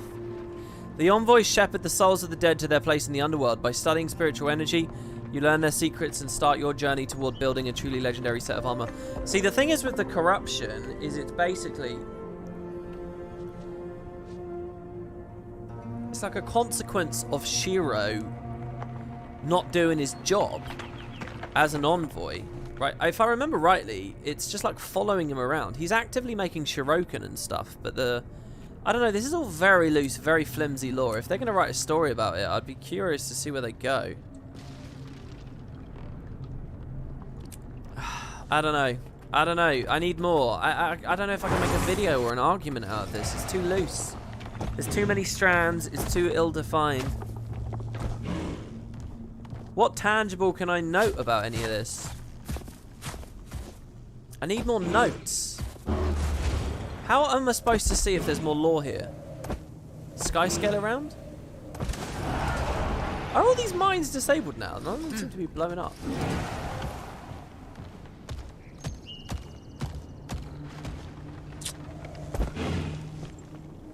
There's a chest. And what about Anka? Who the hell is Janin?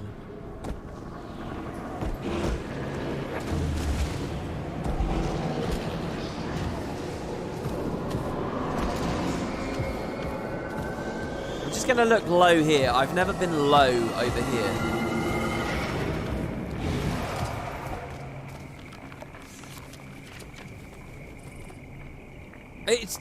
This is it, man. It is this. Ashu became an undead or something. The brat thinks he can lord his position over us. That's not how it works, even if you're 200 years old. I don't care if he's the Minister of Fire or the Minister of Kappa. I won't respect my elders if it means bending the knee to some dried up husk. He may have kissed Reiko's feet, but that doesn't mean he deserves my respect now. Ashu is around. Is he in Raisu Palace? Is he responsible for what's going on at Raisu Palace? Is he in the mountains at Saitung still? Did I already check the vault? Someone says in chat. Well, I've been in there multiple times. There's no lore in there.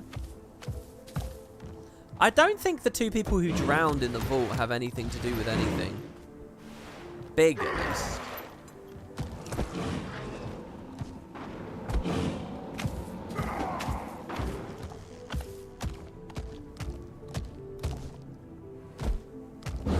I think the real answer to my questions is this X-Back was originally much larger in scope, and I think a lot of it was rushed or cut.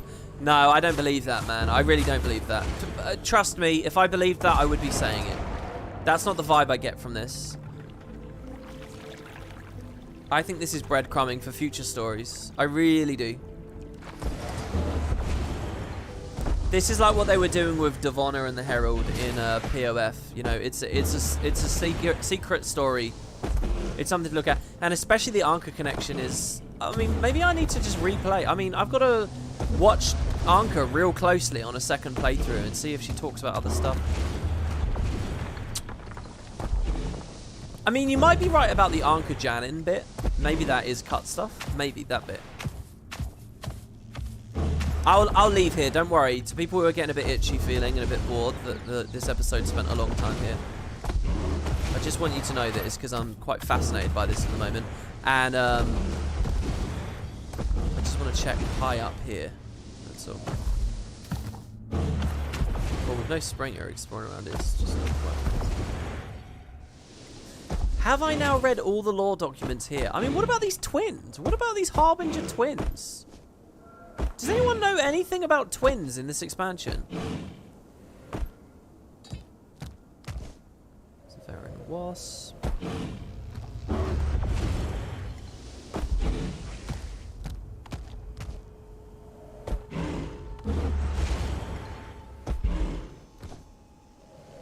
You mean more so how it's all disjointed and awkward to navigate? Maybe you're right there, maybe. But again, I think that this is sort of... I think this is what lore speculation has always felt like. Always. This is what it felt like to... You know, when I made my video saying the Pale Tree is a dragon, or a dragon champion, technically is actually the argument I was making. And essentially predicting the Morgemoth connection, that there was a 6 Elder Dragon and all that, right? It was the same thing. It was, you know, looking at Zone Blue as a point of interest and all that kind of stuff. It was the same thing. It was this experience here. And I wouldn't be surprised if they want to, like, recapture that in new products. So I think this is real. I think Ashu is coming back in the story later. But, I mean, that's not much to go on, is it? Yeah, I don't say anything. I don't say anything. Listen, guys, any YouTube comments, anything any of you have found, if you want to run around here in this city, you let me know. You let me know what you find. Because I've looked quite a bit there. Right, let's keep going. Should we go to Arborstone? We also have the Raptor Runner and the Springer Fling. We could do these. What's this? Start behind the waterfall at the central power station. Ride a Springer to the center platform at the waterfall in under a minute. Okay, central power station. The waterfall. Well, we all know where that is. That's nice and easy. In fact, the meta's about to take everyone there. In fact, are people already there? There's an EMP. There's no commander tag, though. Let's use our Jade bot personal waypoint. That might get me over there. Yeah, and you could go to Mori Village as well and look for the twins. That's an idea, too. But what could the twins say? I mean, if it turns out Anka met with them as well.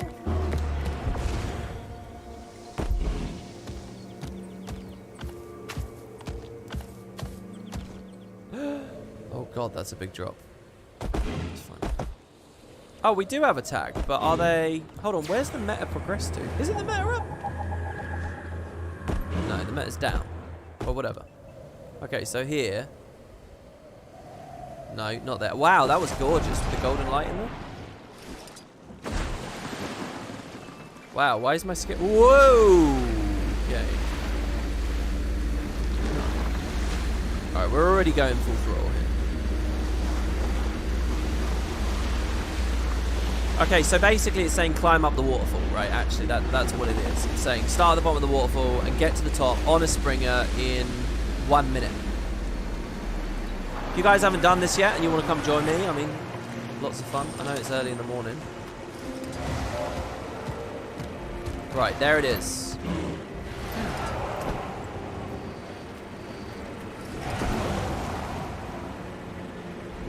Ride a Springer to the center platform at the waterfall. Ride a Springer to the center platform at the waterfall. So up there, right? I mean, I've already lost several seconds. Let's go, go, go, go, go. mean, maybe the stairs are a bad idea. We can cut there. I mean, it's got to be easy though, because you don't have high jump.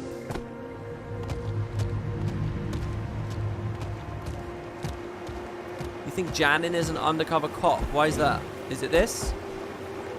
Oh, that one's really easy. Wow. Okay, that's fine. And then the Raptor Runner wants us to go from the top of the stairs leading to the Echovald Forest, ride a Raptor to the Kirin statue near the Sunjiang lab.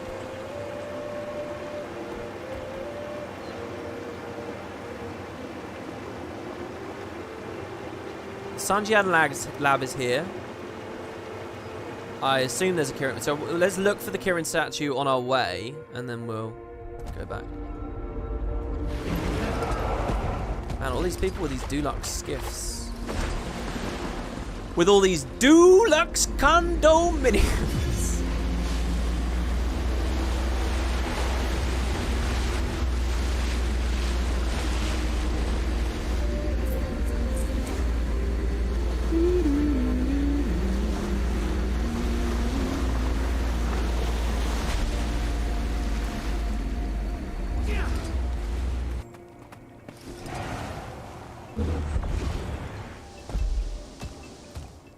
I've never been in here. I've never listened to any of these people talking. It occurs to me that I have dialogue off again because of the meta audio. Right, you gonna turn me up?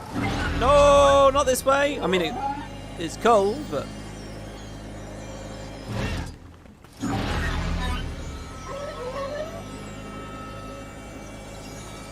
the downside to the idea that all these mysteries are connected somehow, unfortunately, Ministry can't spare another body. Is that it's just one Guild Wars Mysteries video instead of 3 separate. Maybe I could just do them as mini mysteries.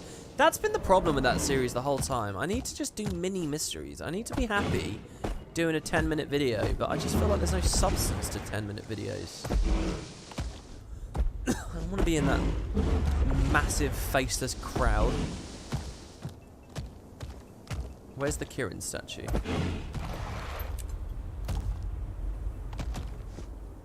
Is it in the lab?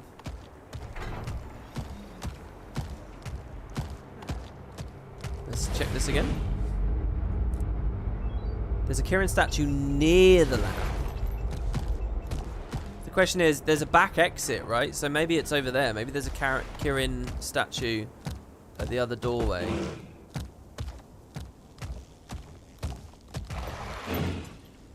Let's go have a look. Maybe it's down these crates or something.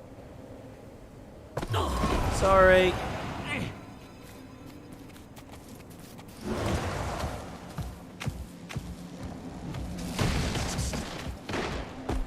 So where would I love to go next in Season 6? I mean, it's weird because I'm like really split on it. Half of me just wants to wait, it's not here, is it?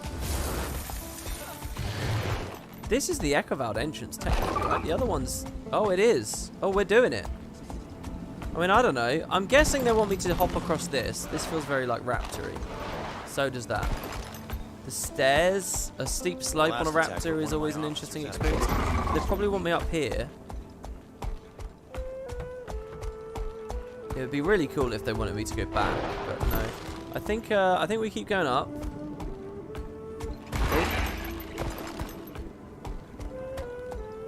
We're halfway there in theory. This feels right to me, what I'm doing right now. It feels totally right. Maybe the statue's over here. Now I might be going wrong.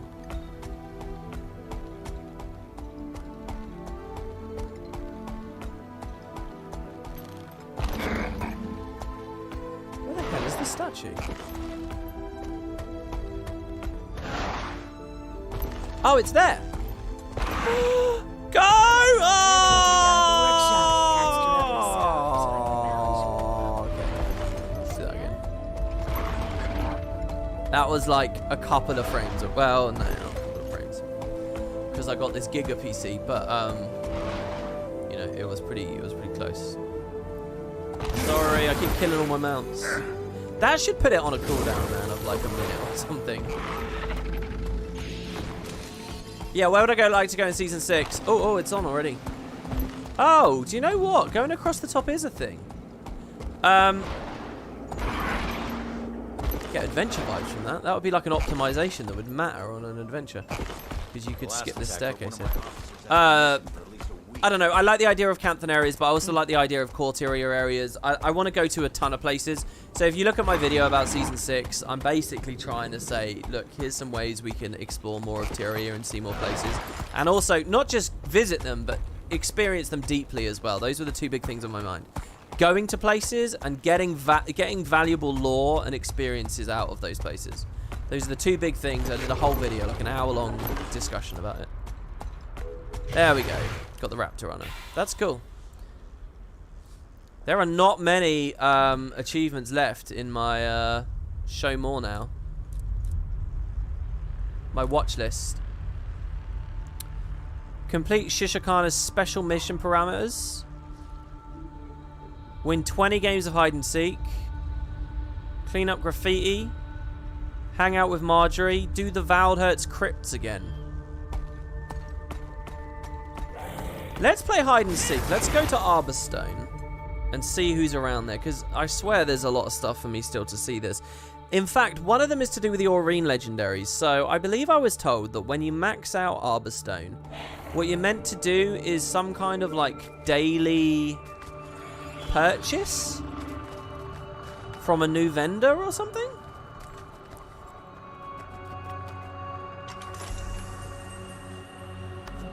And I don't know about any of that.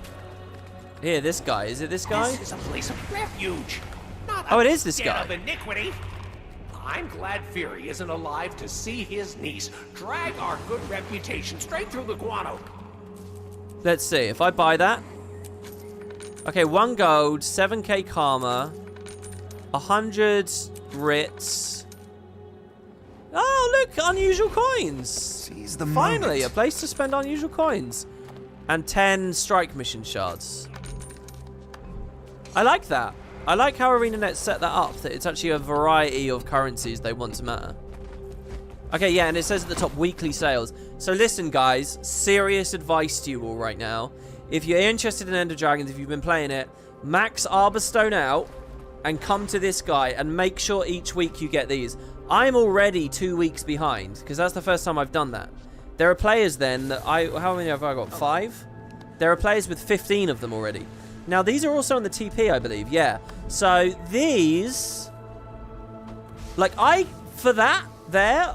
Just to be clear here, if I want... If I'm not building an Aurene Legendary right now... I just earned 66 gold, guys. I could get 66 gold out of that. And it was a lot more money last week and the week before. So, if you are going for an Aurene Legendary, you got to do this. Now, I don't know how many I need. Possibly 100? Which means, no, surely it's not that much. How many weeks? Anyway, there's big money here. Whether you are building the Legendary or not, do this. 7k karma for 13 gold? Yes? You'd have to be crazy not to get this. You'd have to be crazy. So, yeah. I'll hold on to mine, I guess. Because I probably will craft an Aurene Legendary. Now, Tales of Adventure. I have 14 of these. They're offering me recipes. Oh, I see. No, this is the precursor, isn't it? And I have a choice chest box for that already. This is what they were selling to me at Aurene's Cave. And I have a choice chest box anyway, so... So we're not going to worry about that. Now. Wow, that got answered pretty goddamn quick. Now, what else is there? Guild Bank. It is my honor to meet you. It is my honor to meet you. It's my honor to meet you too. So the strike mission person. Okay, now the strike shards, the green Excelsior. shards. So I got over a stack of these already. End of Dragons Ascended Elite Spec Trinkets. A Master Harbinger Trinket, a Master Harbinger Badge, and a Master Harbinger Ring. But why? Oh, because they're like economic, they're cheap. Oh, I get that. That's interesting, they're cheap. But if you want ritualists, you can do it via Harbinger, right? Oh, these are unique. No, they're not unique. No, the ring is. Oh, no, they are unique. Well, whatever, though. So still, it's cheap. I guess you can only pick the 3 stats, but that's fine. Okay, and then this. Should I be doing this every week? Coins and clovers every week? 10 coins for 100? The answer is out there. 5 clovers for 150? Is this the idea? Just drain my shards away every week on that? I mean, I'm not hard up for any of these anyway. I have a ton of clovers on my Wild vs. Wild character right now. I'm at the 77. How many clovers is the Aurene stuff? Is it 77 again?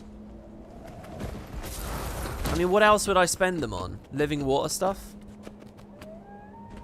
Blindfold? But I might get lucky with these, right? So basically the point is, once I have these skins, there's nothing else to spend them on anyway. So you may as well buy these. But I'll probably save up because I want the Dragon Void Combat Tonic. That thing looks awesome, man. Especially if it's random. You know, if there's multiple forms in there. Unfortunately, there's not. But it's still good. Or we can run around, play as Minister Lee. Or play as Anka. Oh my god. Do you know what we should do? My second playthrough, we should be Anka. Or Lee. Or who is this? Or my Trin. This is like, did you guys ever play Lord of the Rings on the Lord of the Rings 2 Towers on the PlayStation 2? You know how when you beat the game, like there were 3 paths. There was like the Frodo and Sam path, and then there was like, you know, the Aragorn, Legolas, Gimli path and stuff. When you beat the game, you unlock the character and you could take them into different... It's like that, right? I'll just play as my Trin next time. So I'll probably save up. And I've already got 264. But is that from the Icebrood Saga or... Well, anyway, okay. So that vendor makes sense to me. The other vendors make sense to me. Let's grab all these POIs that came in with the patch 2 days ago. So that I know I've been everywhere. Where do I play hide and seek, though? I mean, I don't know who that is. I have a bunch of orbs to do. I have a bunch of Canuck coins to collect. Man. Oh my god, there's such a huge flooded area of the place. I've never been here. It's a shame there's no fishing node here. Was that the strike vendor? Yes, it was that I was looking at there. Oh, this is gorgeous. Look at the reflections. Wow. They did something really special at the entryway to Arborstone. I'm not even looking at the wall this time, and I'm still absolutely mesmerized by the place. Danica's Respite.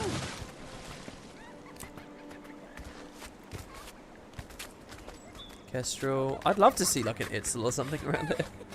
That'd be one of the most alien weird things. Hello, tourists running around and playing. Oh, and they're playing with their dog. Oh, and I pet him. It's talking about Scooby. Jesus Christ, full on Scooby-Doo here. Who's the good boy? Who's the good boy? Raggy. Okay. Some watchkeepers.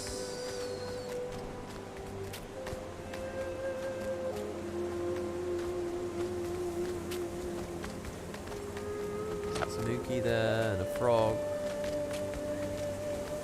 Oh, I was told in the video comments that I should go back to Club Canuck. There might be someone new at the bar now, so we can go have a look at that. So this fishing guy is selling me some fish. Sorry, what? Oh, he tiers my stuff up. I can trade the fantastic for the flawless. Let's see. Daily catch. If I can find a rainbow trout, he'll give me the ancient ambergris.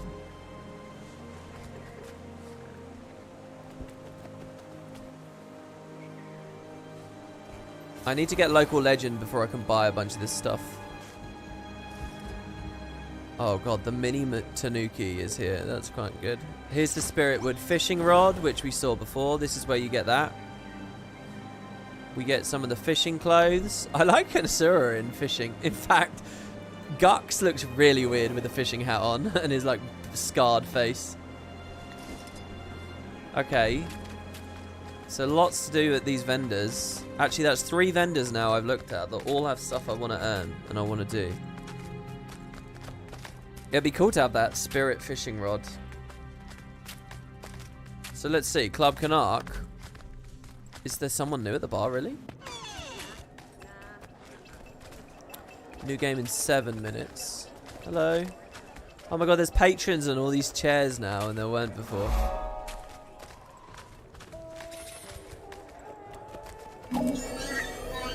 So that shaman did a bunch of maths, by the way, and he says that advanced is the most like efficient, economical, smart way of doing it. Because expert, yeah, is better, but the cost, the risk is like much worse, right?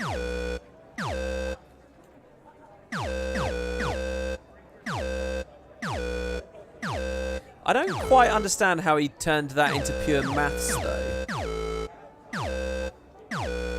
Surely some people are more capable of the memorization, therefore their risk is lower. Yeah, I fucked up. That's the first time I messed it up. I thought, hold on, well, I even messed that up there. Serves me right for not paying close enough attention. So are the new people at the bar?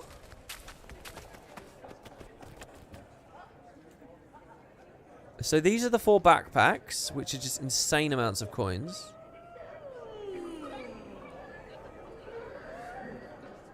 Still really like that Jade backpack. Oh, I feel really weird about Guild Wars because I already have all the skins and things I care about. So it's like all this stuff feels like it's not good incentive. So he sells... Does he sell new stuff now?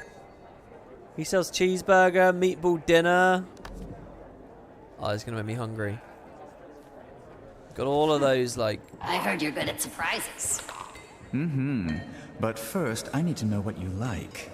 Dark spirits or clear? Clear. I get in trouble with dark liquor. And for flavor profile? Herby, citrus, berry, warm, rich? Let's go with citrus.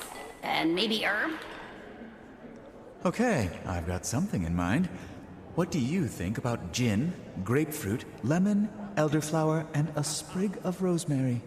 Well, I think it's gonna be a good night. I don't see anyone new here. Wait, packs? Watch your step. I'm lugging barrels bigger than me over here. What can I do for you? What are the barrels for? Storing the bodies of unruly patients. I kid. Canuck's most special vintages. We already spoke to her, right? Yeah, her and their brother Dax. Kestrel Ariana. Funny seeing a Kestrel in a place like this. I know my limits. So long as I don't hit them, it's a great way to blow off steam. And she hits on us, yeah, and Ben 10 strikes.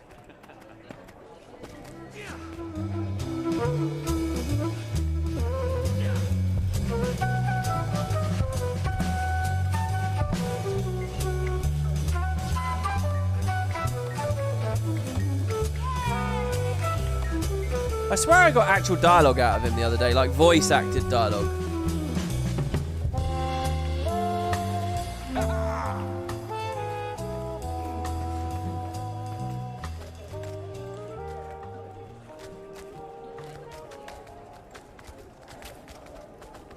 I don't know. I don't see it. I mean, what? Oh, you just watch and learn. I've got a system. No, you don't. The coin placements are completely random. I don't like how the bar is so big that when I'm in these corners, I can't hear the band at all anymore. It's not the motor race. If it was the motor race, I'd do it, but it's not. So. This place is kind of cool with the stairs that go down. Club guards. Yeah, and then Canuck's room here. Like, I like this, but, like, it feels like maybe the speakers need to be louder or something. Or you'd feel really weird getting a drink in one of these booths, like, off in the corner, like, over here, right? Imagine this is where you're eating your meal or whatever. I don't know, maybe the privacy's nice. It's kind of got that, like, edge of excitement vibe that I like, but, yeah. Right, I don't see anything. at Club Canark that I haven't seen already. It's weird because I swear people were really insistent that there was new stuff once you got into the final tier. Anyway, there's still plenty to see here. I've still got to figure out where we play hide and seek, and I want to get all these POIs. It kind of feels like End of Dragons is incomplete if I don't have these POIs, you know. A lot of them look like they're high upstairs, so.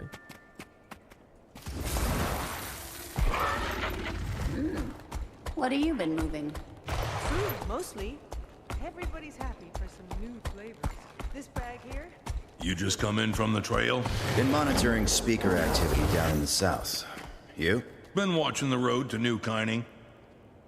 You see anything strange? Strange how? Stuff not looking right. Not acting right. Now that you mention it, two songbirds were attacking one another. Trying to peck each other to death. Yeah. The last day you logged out in the office of Canark, and when you logged back in, he was in there and had some different dialogue. Really? That's cool. Maybe he moves around a little bit.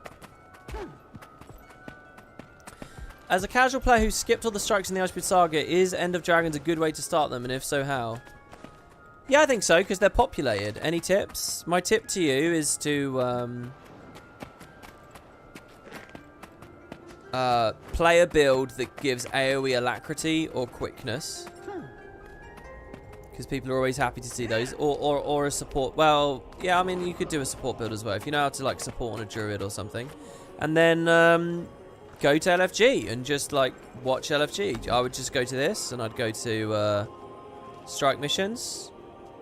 And you can put yourself into looking for group and say what you can play here. Advertise. You know, say, quick bringer, right? Something like that. And then, or you can just look here and you can just fill in these. It doesn't really matter whether it's End of Dragons or Icebreed Saga. Just click these, join the groups. If someone kicks you, boo-hoo, it doesn't matter. Go into another group. And then see the fights. If you really want, you can go and research it all offline and all that kind of shit. But I think you're just sort of scaring yourself out of it at some point. Just have a little bit of confidence about yourself. Just a little bit of confidence. And just play the game. And use LFG. That's what I tell people. And I'd use that same advice for dungeons, fractals, and raids. If you're a bit helpless, just accept people's advice, ask for it, whatever. And learn. No one starts a thing an expert. And don't get yourself bogged down in details and eventually burned out and intimidated. Just live and do it. Right, we spent a lot of time in here, obviously. Doesn't really look like there's anything new going on at the moment. They're gonna that talk. Shaw writer, Snaffle, gave me a free copy of one of his books. He even signed it. Have you looked through it yet? No, not yet. I suggest you read a page or two. We read this already. Yeah, we read this. It's interesting that that one book is readable up there. If I come up to the upper level and go all across the top, are there going to be a bunch of other ones? Here, the burning of the forever trees. We read this one, right? That they burned them. They didn't even have to.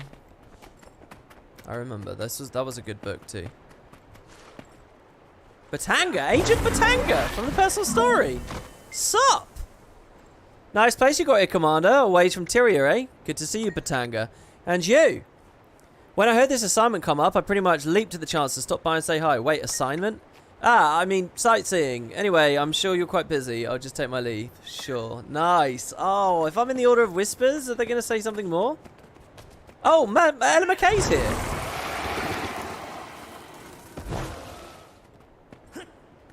This is funny. This is the second time we've seen her. Commander, this place is so amazing. All this knowledge hidden away from Tyria for so many years. I hardly know where to start. Doesn't the Priory have Canthan volumes? Oh yeah, we have some folios, but nothing like this. And nothing is up to date. Our selection of works from Tengu authors is particularly sorely lacking. Ah, maybe I'd already spoken to her, actually. Researcher Hui.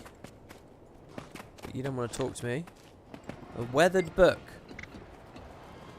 A faint smell of salt and sand. Oh! Oh shit, this was a Zunra thing. Wait. I thought we were done with Zunra, except the Dragon's End things.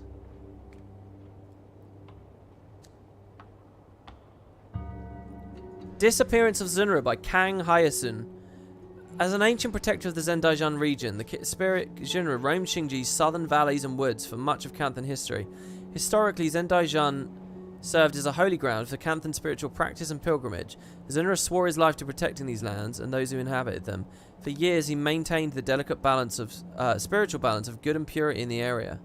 Sadly, the Noble Kirin's initiatives would be indefinitely halted by the effects of the Ministry of Purity's purge and its impacts on the generations to follow. The detrimental fallout of these extreme measures overwhelmed the greater Xingji prefecture. Despite the Kirin's vows to protect Zendaijan, violence and destruction inundated the region. Fearing the prefecture... I've read this before, haven't I? Zunra has attempted to intervene and halt the several first-hand accounts. According to historical records, the Ministry's purge remains the last known sighting of the infamous Kirin Guardian. Rumours and speculation regarding Zunra's whereabouts are as copious and dubious as the sources they spring from. Some believe the Kirin fled to the spirit realm in a gesture symbolic of the loss of his faith in humanity. We definitely read this. Sorry I read that with such like a terrible, you know, with no inflection, no enthusiasm. But I was pretty sure we'd read it already, and I think that's still true. I'm being asked in the live chat, Luxons or Kurziks? Definitely Luxons. Well, I think I'm probably a little bit closer to the Kurziks these days, maybe, but because I'm not very brawlery and piratey and so on. But the vibe that they have, the energy that they have, I like Luxons. I think they're cool. Dude, that window there looks like it should break or something. I was watching Carrie play Spyro like 2 days ago, and in one of the worlds you have to like headbutt and break this wall to get to a secret, and this just makes me think of that right now.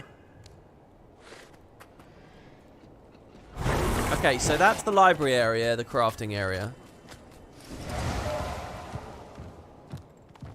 That zip line would take me up. That's a staircase back downstairs. It's so cool seeing all these players riding around and stuff here. Okay, here's the memorial area. Welcome to New Tanakai. Well, perhaps we don't deserve to call ourselves that yet, but it's what we aspire to be. How are things? Excellent, we managed to recover many artifacts from the notable souls interred in Tanakai. We're in the process of restoring them. It's an honor to maintain this place. What else do you need? The old temple's underwater and in dangerous location. We've got to pay divers. Can I do anything? No, you're very busy. See, I think you already said this. So are these are all... They're not new, are they? Tainai, powerful elementalist. They're only a student. She defeated a great dragon. Zojin, potent ranger, failed his fellow... Sorry, rallied his fellow nature guardians to defeat an evil wizard slowly draining the forest of its life force. Did I read these before, or have they only just become interactable? Jai Zenju, the brave warrior, known for her selfless deeds. She died in noble service to her emperor. Kita, the clever mensmith. This is so cool. All these are skill names, because that's what factions did with its skill system. Her ruse cost her life, but saved a port city from a surprise pirate invasion. Naku, determined necromancer. Spurred by the loss of his village, he turned to a life of crime into one of honor. But I can't kneel, right? I can't actually see... I can't speak with the spirits yet. In Guild Wars 1, you could. Vizu, loyal assassin. Her stealthy attack gave her an opening to the champions of the Luxons Kurziks to slay Shiro. In pre-release for End of Dragons, I really messed up in one of my videos. I was talking about this event, and my memory of it was that Zuheltzer and Arkamoris disarmed him, and Vizu killed him. That was my memory of it. But it's the reverse. Vizu disarmed, and they killed. And anyway, I got it flipped. And I think it's a fair thing to get flipped after 10 years. And the fact she's called an assassin, right? So you would think she assassinated the guy. But, I had one of those really annoying moments where it's like, look, I know this stuff. I've been talking about it since before you even knew about the franchise. But people, like, just the response that I got from some people for me making that little switch was so annoying, because it's people who'd clearly just been on the wiki in like the past week, and so now they were like I really had a horrible sense of being condescended to with that. But you know, I made a mistake, so whatever. I made a mistake. I can't. Karai, kind healer. His skill earned him acclaim, but his selflessness was what earned him the favor of Dwayne herself. It's irritating to know a subject and know you know it, but make a little mistake, and now it's like, you know, just be like disregarded completely. This is the football thing, right? Which I don't think I beat yet, because it was triggered before. So let's try this.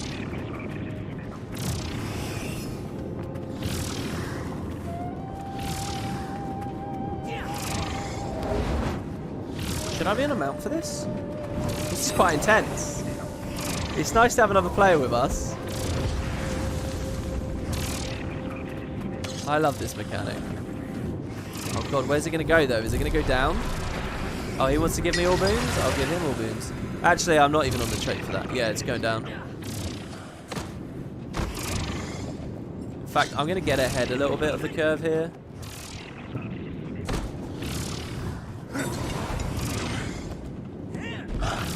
I'm sure they're not forcing this to be a co-op thing. But in the Fractal lobby, I think that one's a co-op thing, isn't it? Yeah, look, that guy's running ahead and stuff.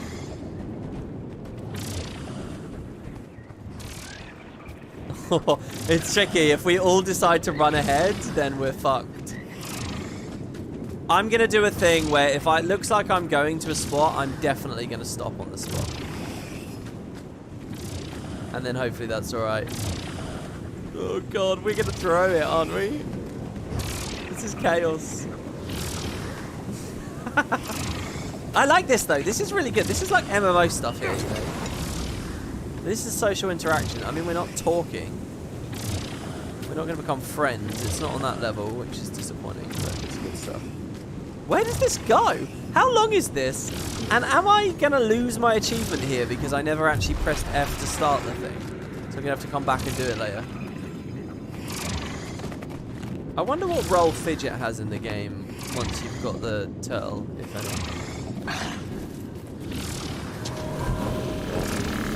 Oh, one of these people is literally watching this video right now. That's good. Is it a spot? What have you been moving? Oh god, how far does this go? Everybody's happy for some new flavor. Yeah, I'm not going to do the skip because it just creates this potential for failure. If it looks like it's a tricky moment, I guess I'll do it. The staircase is scary. It bounces quick. Oh, you just come in from the trail? Been monitoring speaker. This is like a meta event, you know. You're just going to keep gathering people as it goes. Been watching the road to New Kiney. You see anything strange? Strange. Oh god. Stuff. Where are we going? Right. Not acting right. Now that you mention it. I love this. I can't believe I didn't see anyone doing this at any point in other stuff. I'm going to end up getting a bunch of POIs and walking past characters and lore that... I thought it was just going to be outdoors. I didn't realize they were going to bounce me all the way through here. I like this having like the confidence of 3 people here though. This is really nice. Oh my god, imagine if you had to zip line. You're like zip lining along with the orb moving near you and you know you've got to get ahead of it and wait for it on the other side. They could totally have done that, right? If the ball had taken me right up to the zip line and then veered off on the left. Okay, we're outside again. Alright. So we now have the orb. I swear that's an achievement, isn't it?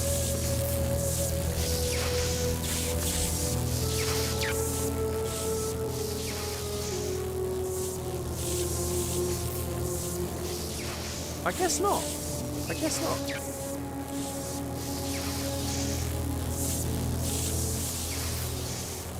Okay.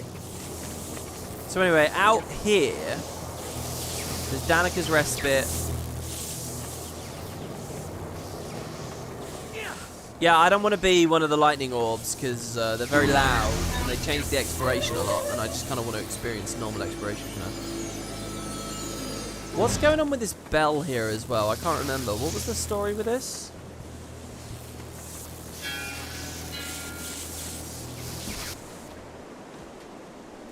What do we learn about bells elsewhere in the expansion? Is this a big hint? Is there a story with this?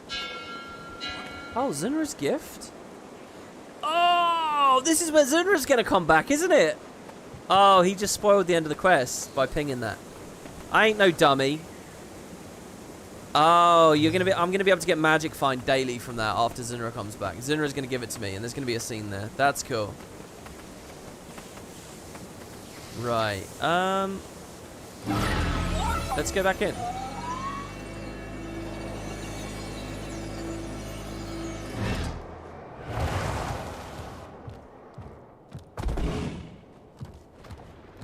So up here is going to be like the church, the prayer room.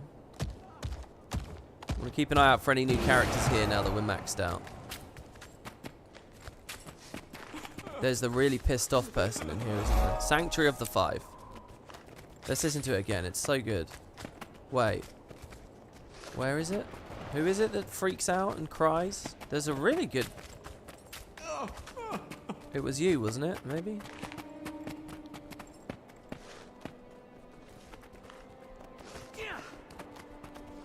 What's the Harbinger title that I got?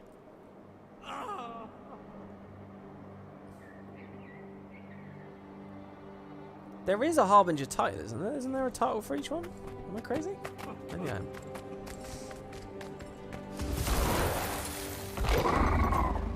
Well, this is a bit awkward. Oh, wow. Wow. That was very delicate what I just did there, and it worked out. So, it's cool. Realistically, I don't think they mean for us to have any content. We can play around, but...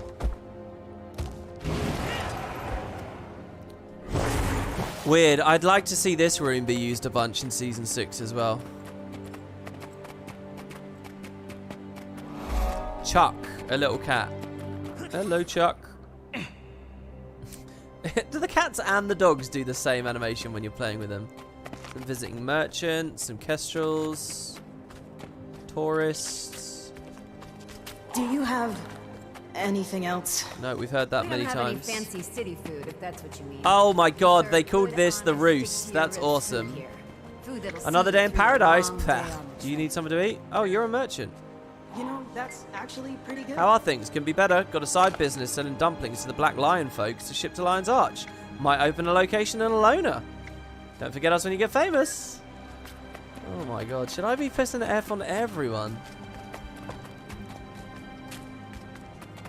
I feel kind of bad that I haven't used the Deluxe Raptor this whole time. We could have been on the Canthan skin.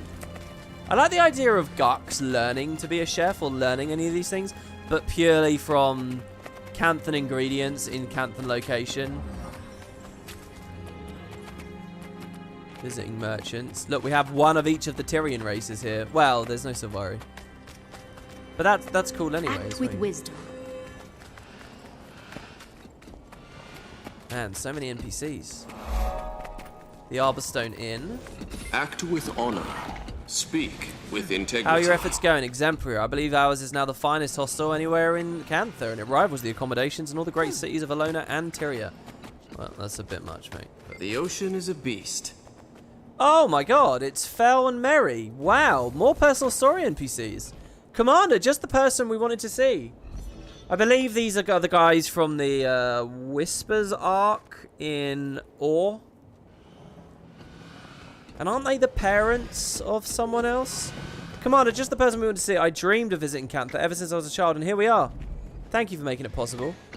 What do you... Did they say that... Were they Canthans? Was there some message about that, even in the personal story? Aside from reading every book in the library, soaking in the pools, strolling the market, we've been chatting with officials about any possible changes to Canthan airspace. Airspace? Well, we've got an airship. Salvaged from parts, mostly, but it still runs like a dream. We call it the Sun Chaser. Fel got to name the last one after his family, so I thought it was only fair. Do tell. Mary and I originally worked on it because we wanted to look for our son after his airship went down in the packed raid on Maguma. But luckily, he turned up safe. I wish he'd sent us a letter. It's not Ben 10 Strikes, is their kid, is it? No, I mean, hold on. Let me have a look at these guys, because I remember the thing about their kid. It'd be funny if it's Ben, and he's just there at Club Canark. Fel. Weirdly enough, he is not on Wiki. But Mary is. Actually, their second names. Oh, I'm on the wrong goddamn wiki. That's what it is. There's a Mary in Guild Wars 1. Fel. Yeah, there we go.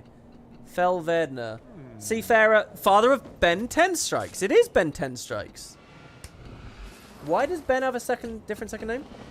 That's funny. So they've done the joke that I just said. Luckily, he turned up safe. I wish he'd sent us a letter. So Ben went down in the Maguma stuff. That's cool. This is really good. That Asura back there looks like a real Asura as well. It was an actual NPC for a second. Well, kind of. Hat ruins it a bit. But yeah, those two, let me see, was I right as well, by the way? Yeah, conscript the dead ships, ships of the line, victory or death. Yeah. They're in the Order of Whispers mini arc in victory or death. In fact, if you guys go, when this episode ends, if you're bored between before the wait for the next part of the Let's Play, you can check out the previous playlist and you'll see it. That's actually the story I did. I actually just I think it is anyway. It might not be. But in that previous playlist from last month, we were there. That was one of the routes. I'm pretty sure anyway. Man, speaking of waiting for Let's Plays, I'm watching a Let's Play at the moment. I'm not going to say who it is or what it is. It's got nothing to do with Guild Wars at all. But I'm watching a Let's Play and I'm really into it. And the guy is making episodes so slow. Every day I wake up and I check if there's an episode, and then at the end of the day I wake up, I go to bed hoping there's an episode I can watch on my laptop, and he's not making them. They're so irregular, and I just I'm crushed. And I'll tell you what, it makes me feel so bad about my own irregular production. It makes me think that there might be people, and I'm a lurker. I never comment. I never say anything. I never do anything. But it just makes me feel so bad that, you know, WoodenPotatoes has let people down in that exact same way so many times, and it just crushes me, and I'm so guilty. But I'm constantly refreshing his goddamn page for this LP. And, you know, I don't want to watch it from anyone else. It's not the game necessarily. It's the pairing of the person and the game, and it's just blah. So anyway, hopefully I'll try to remember that next time I'm in the middle of some kind of project. The nice thing about this, End of Dragons, is, I mean, Christ, every episode's been hours and hours and hours long. And they have been very regular. I mean, they've been perfect, I think. I don't think I've fucked up at all. I mean, they've been getting later and later in the day. But that only matters for the live viewers, not the full series. Okay, did we get all the POIs now then? No, we're still missing one, really high up. That's probably the statue, the fountain. This is the cooking area. It's cool seeing them there with that barge. Are there any spirits here? I haven't done any of the fox spirit stuff for so long. That's the hostel. Hold on, did I check through this door here? Is there actually a whole place? Was I here 2 seconds ago while I was ranting about Let's Play?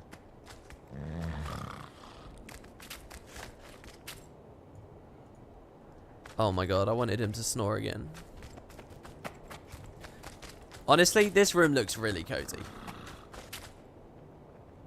Real cozy. Another painting of Empress in there.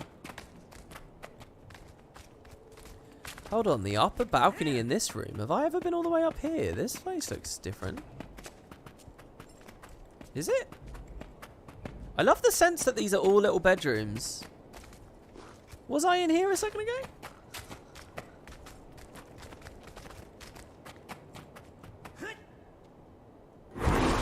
Whatever few role players remain in this game's community, I hope they get a kick out of some of these places. Seize the moment. I'm gonna visit some long, long, long lost cousins in the domain of the winds. Dominion of the Winds. That's where I'm going this way. Not to visit anyone in particular. Just see how other Tengu have gotten along. That's neat. Maybe we'll see each other there. I'll be sure to say hello if we do. Okay, first of all, what's that teleporter? That's downstairs. Hold on, I've never actually been in the gate. Where does the gate take us out? Is there a new gate at the Lion's Arch Plaza? Where does this go? Did they build a new gate?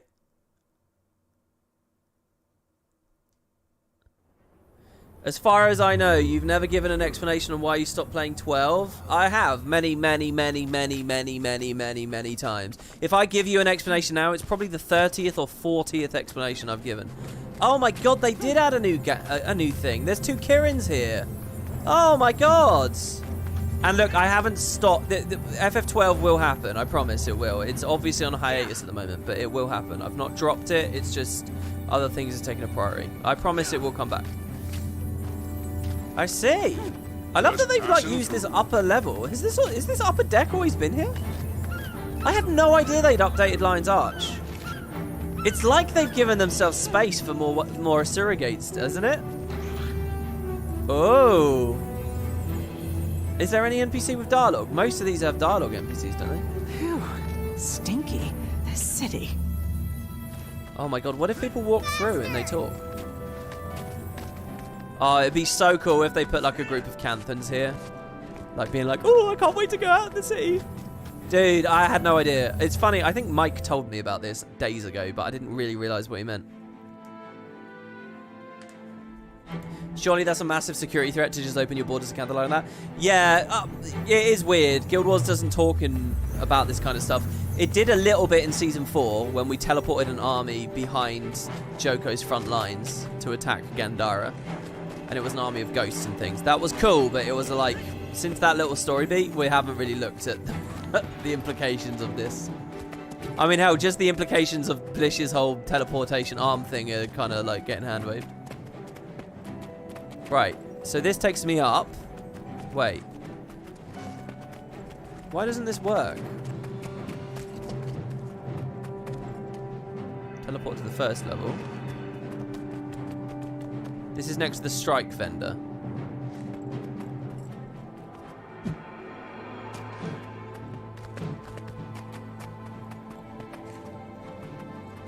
I'm being asked if I'm from the United Kingdom on the live chat. I am, yes. I'm from the UK. Oh, wait. Excuse me. No, we already heard that. Are you Hay? Uh-huh. And you're my great uncle? I am.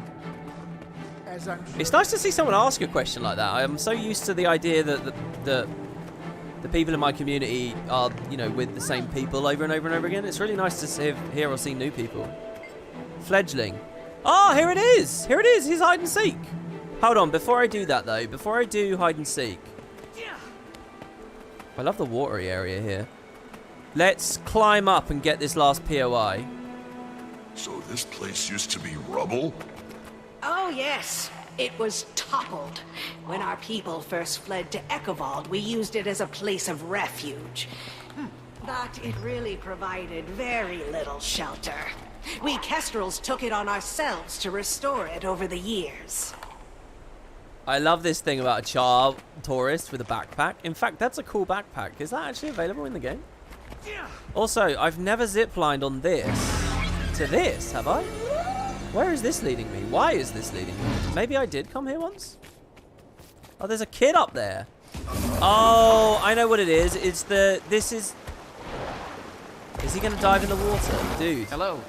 Hello, that's a long way down. Ah! I mean, aha, knew somebody ready to try out this diving spot. That's great. Not crowded up here at all. Oh no, plenty of space. Are you too scared to jump? Afraid? Nonsense, I'm just admiring the view. It's quite the view. Have you done this sort of jump before? Me? Of course, plenty of times. Even higher ones than this, in fact. Why, the places I've jumped from? Oh boy, you have no idea. Really? You must have great stories. I'd love to hear one. I do. Wow, I do. Wow, do I have some stories. But here's a bad place for telling. Got to focus, you know, on the jump. I'm so happy with how much dialogue there is here with this guy. And that does look like a real jump. There is water down there. Oh my god, that's a jump though. Hold on, I'm guessing the fledgling will be hiding here. This is where hide and seek is going to take place, isn't it? Jumping across these. Don't want to fall.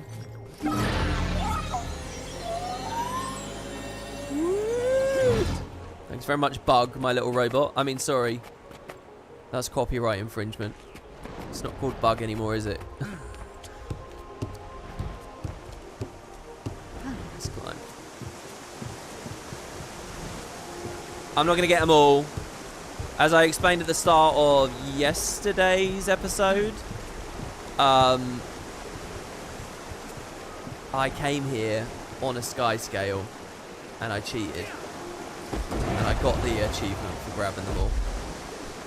Interesting that you're basically forced to Springer there. Maybe I'm wrong? Oh, God. No! I'm going to Bond of Faith. It's just to save time. Actually, screw it. Talking about time saving. We're doing it. With sky scaling. There it is, guys. I don't know how many hours of End of Dragons I've played. Probably over 100 at this point.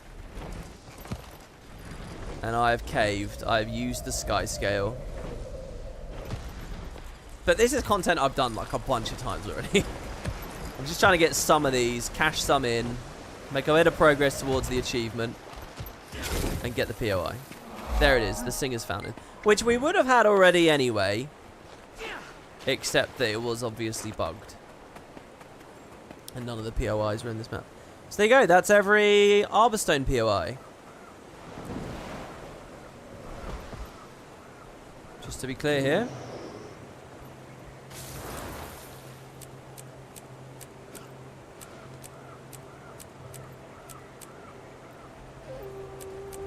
There is the hero challenge we could do again. The bugged one with the POF rewards. Let's play hide and seek though. At least once. Let's see where the fledgling goes. I wonder how many fledglings there are to look at. They're just letting people jump off? Oh my god. But where? Is this going to be like in the Icebridge Saga? Because they could have been anywhere in the Icebridge Saga. Wait, it's not the whole map, is it? I mean, I just can't believe it's the whole map.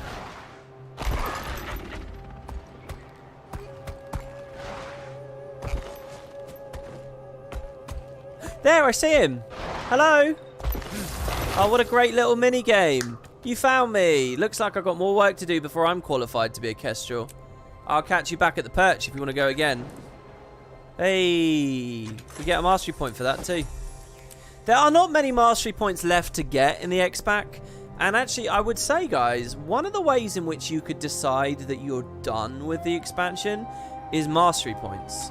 Like, don't do all achievements, but do the mastery point ones. So this one here, for example. Assist Hui in gathering a history of the Celestial Ministers. This is one of the big side quests, which apparently I've ended up forgetting about.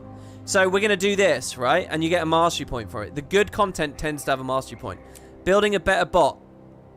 Gathering data about the golems and so on. Mastery point. Zunra's side quest. Mastery point. Looking back with Marjorie. Mastery point. You see? So when you see, and it also checks it off here on the left, so. Born hale and hearty. Defeat the Valdhert's bosses without getting struck by their attacks more than 10 times. That was bugged when I last went there, but we can go for that. Mastery point. And then 5 blobs of sap in a row at the grub attacks. Ugh, that event. It scales too heavily. Well, it doesn't scale too heavily, but. Here I still need to find statuettes of the 6. These are just RNG, right? This is just an RNG achievement. Doing the dailies every day, which, by the way, I haven't done today. Do we want to have a quick look at that?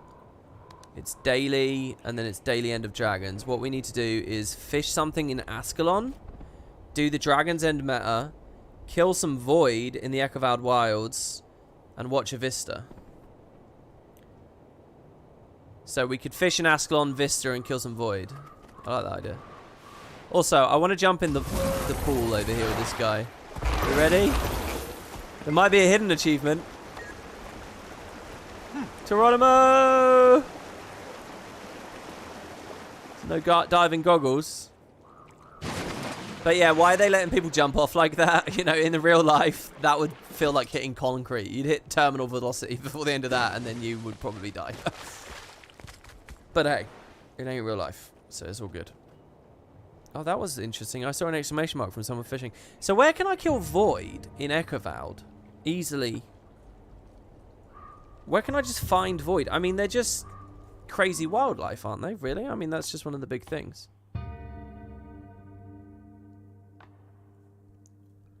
Hey, I've got a joke for you.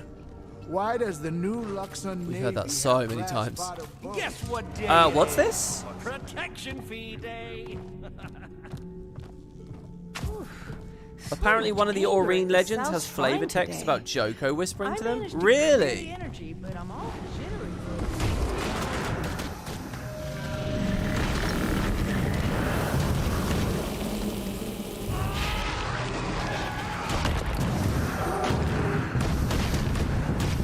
So are those counting? That's the main thing I just want to check here. We killed 2 of them. Oh, they're not counting. But they're crazy Rottweilos covered in gunk. And look, these Kirin are covered in gunk. It's specifically... I mean, I could find a bunch in the last map.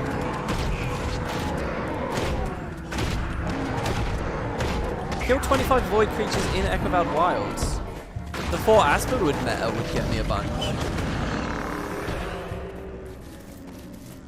But we have no guarantee that that's up. There's also Revenant flavor of text about Balthazar. Really?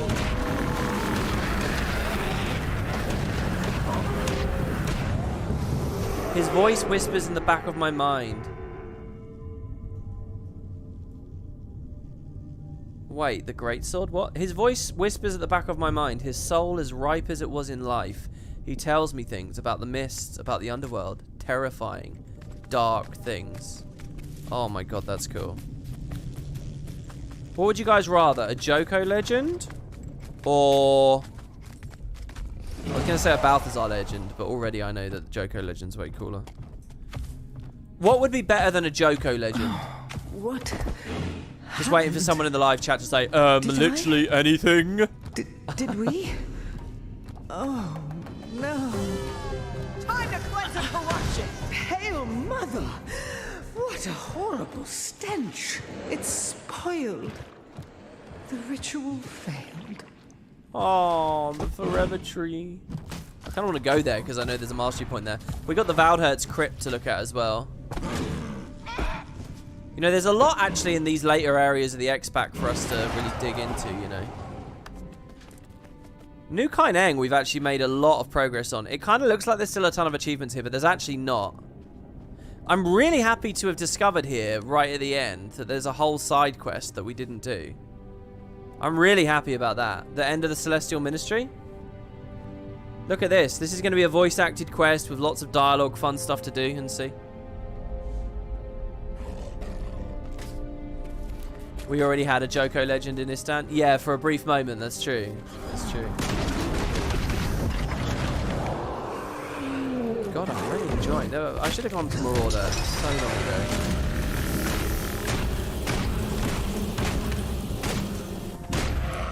This feels satisfying enough that I might even do it in a meta event. Oh.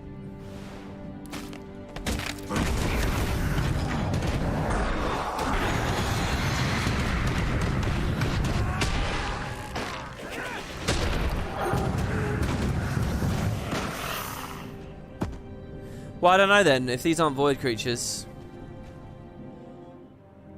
So we're moving these where? It really is crazy how much content's buried in the achievements.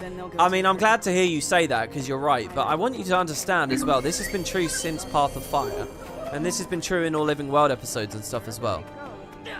The End of Dragons ones are definitely higher quality and feel good, but it's just a fact of the game. POF, if people played POF and didn't do this, like phase, you really should go back and do it, because there's a lot of great stuff there. It's not as great as this expansion, but it's like 70% of the way there, 65. It's very good, worth your time. Follow the hunters to the location where the giant moa was last spotted. I never did a moa quest here. I want to do a thing about a black moa for sure in the Echovald Forest.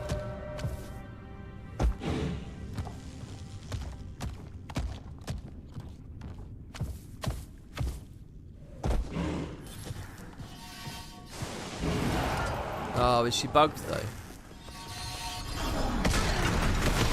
Doesn't look like she's doing anything to me. Oh, those blinds before vital draw, they're nasty.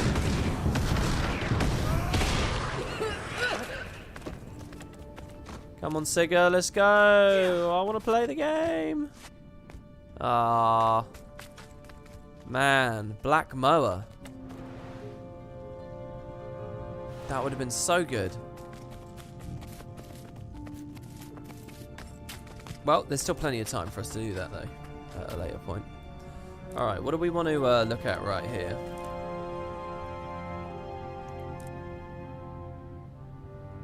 The Jade Brotherhood graffiti, maybe?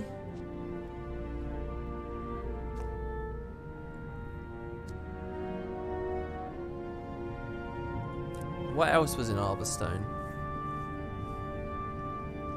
The fan of the band stuff. You got the fishing stuff. Dragon's End, I'm probably missing some things here too. Like here. Defeat each of the enemies at the ritual at the shrine to Hanuku. I've never done that. There's a mastery point on that. Keep all the shipwrecked crew alive while escorting them to safety. Springer Ride, Kwanjung Pavilion. Let's try this one. Ride a Springer from the pavilion to the top of the museum in under a minute. In fact, the museum, I don't think I ever went to. I've got footage on my channel of me there, but I think it was in one of the review episodes. I'm really looking forward to my next review as well, because I haven't done one for a while. So there's a warehouse there. I think that's what I thought the museum was, actually. So where the hell is the Kwanjung Temple?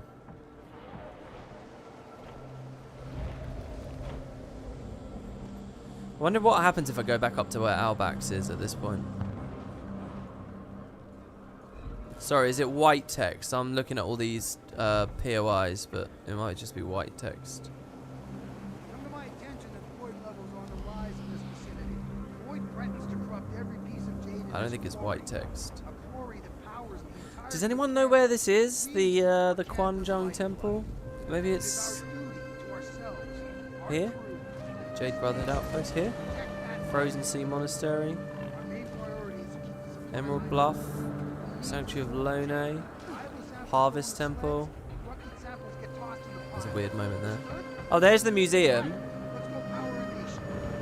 Aha! Oh, well, hold on. If the museum's here, then it can't be far.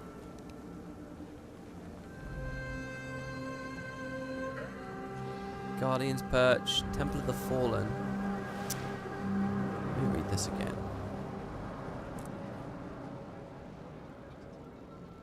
From Kwanjung Pavilion. Not Temple, Pavilion. It's near the Harvest Temple, apparently. Harvest Bridge, the Great Melt. Harvest Temple. Museums where we're going. Ah, I see it. I see the pavilion. Aha. Okay, let's go from the south north. I've done that quite rarely. I think I heard someone waving to me just there, but I'm hoping that was an NPC and not a player I was just rude to. Okay, let's go. Isn't Kwanjung another name for the Harvest Temple? Yeah, I was thinking that. I recognized that for some reason. Is that because it was another name for the Harvest Temple? I recognized that word, those terms. And I was trying to think, is it from Guild Wars 1 somewhere? I mean, it must be. Maybe it's in an Empire Divided or something, or it was something. I've definitely said that before.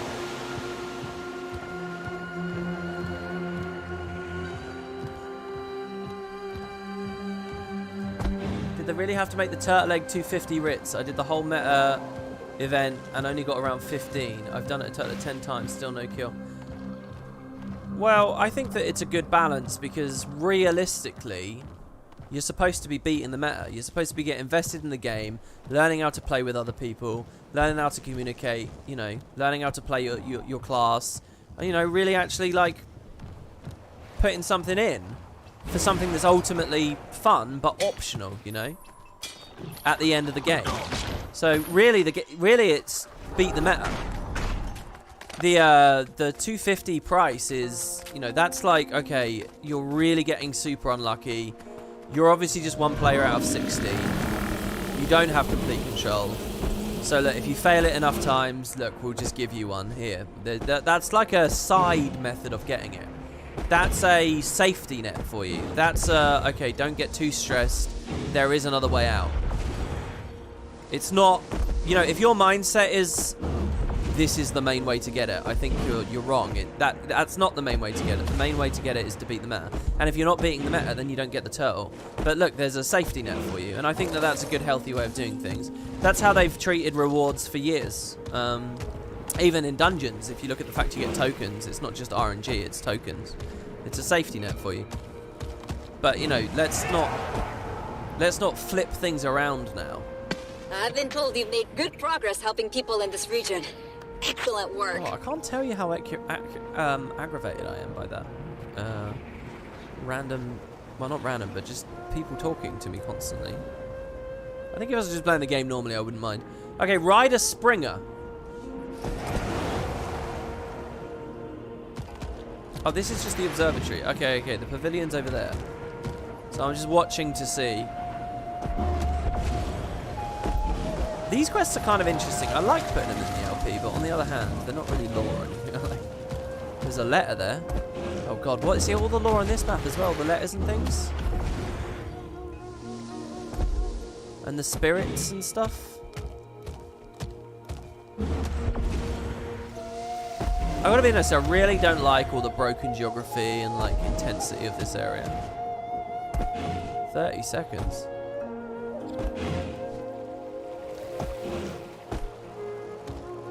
I really wish that they'd done the final fight as a Dragonstorm thing. Split off into its own area as well. Do it like I described Expeditions. It would have been so good.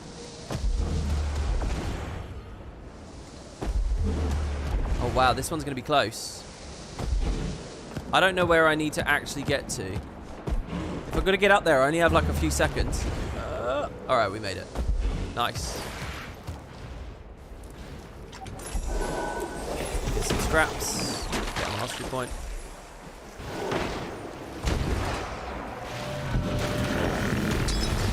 And look, I want to be clear, I have a lot of sympathy. I wish I'd ripped that rock first with the signet. To be clear, I have a lot of sympathy for people who are struggling killing the boss, because again, you're being asked to do too much, you know. You don't have control over 59 other people. You just don't.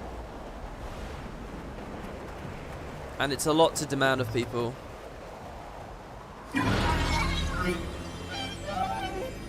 This is really interesting.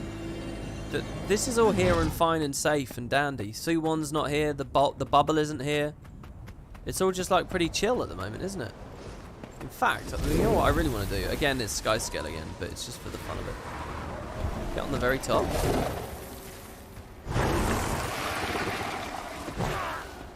It's nice to be here, peaceful. Wow, I genuinely feel really high up right now. This is actually really cool. Also, did that guy have the title Ruler of the Skies? Jesus.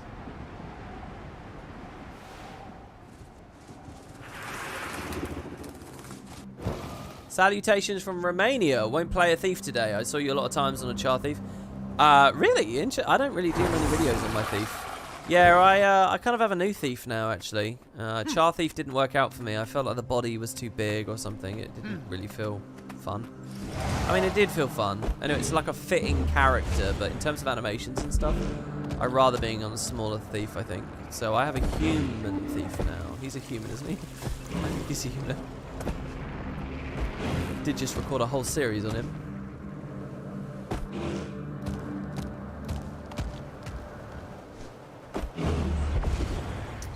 Oh yeah, so the Guild Wars 1 wiki says the Harvest Temple, also known as Kwanjun, but that doesn't really say much more than that. Alright, well there you go. I mean, good little look up there, man. That was nice and quick. I've got the Jade Moor to do here as well. We need to go back to that at some point. Right. Now here's one thing I want to try. And you guys who were watching my footage real closely in a recent video will have seen me messing about with this.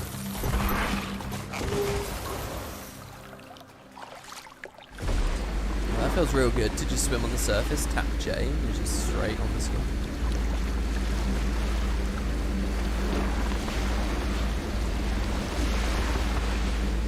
So here's the game.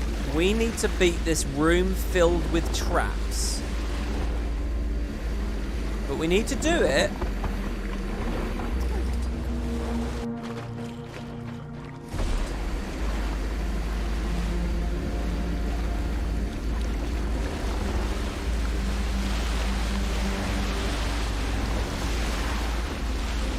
without getting hit by any of them.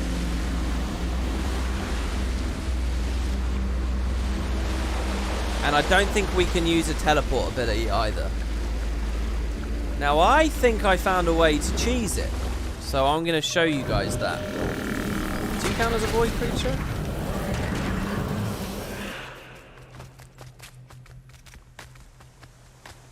You lost the meta with only 1% left yesterday. Only because you missed one CC phase and then she moved the last 5 seconds. Yeah, that's brutal. That's brutal.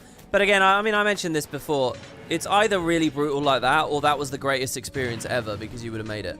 Okay, so look, we have this achievement to do the whole thing without getting hit. And what I realized you can do is this. You can climb on this, and then you can... Well, hold on. I think it's on this side. You can climb on this, and you can jump up, right? And you can skip the whole first room.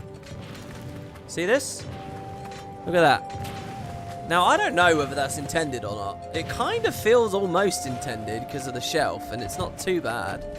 It's not too weird of a move that I just made. But now, here's the thing. In the second chamber, we have to do it again, but the terrain is slightly different, such that... Like, I think there's a bit of risk when you do it. Oh, wait, I've got to get the runestone first. Oh, that's really good that they've coded that way. That's fucking good. Right, so we could try it again. But then the other complication is there's a bunch of mobs in here now as well. So the more players that are around, the better, actually. So I don't know if you guys want to come and try and do this as well at the same time. The more the merrier. Oh, and yeah, look, these are void creatures, so we can do this for the daily. So... That thing's dead, and look at how long that field is, and look at how long the chill is that it drops as well. Jesus Christ. Jesus Christ. And I'm still in combat, so I'm not going to be able to... Okay. So, like... I don't see any way of doing it except stepping over there. It's the same deal. It's just...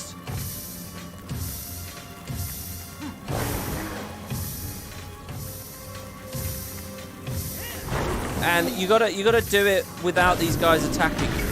And I think it's totally doable. I really do. But and that would just be a free ticket out again, you know? It really would be. The other thing is to try it on this side.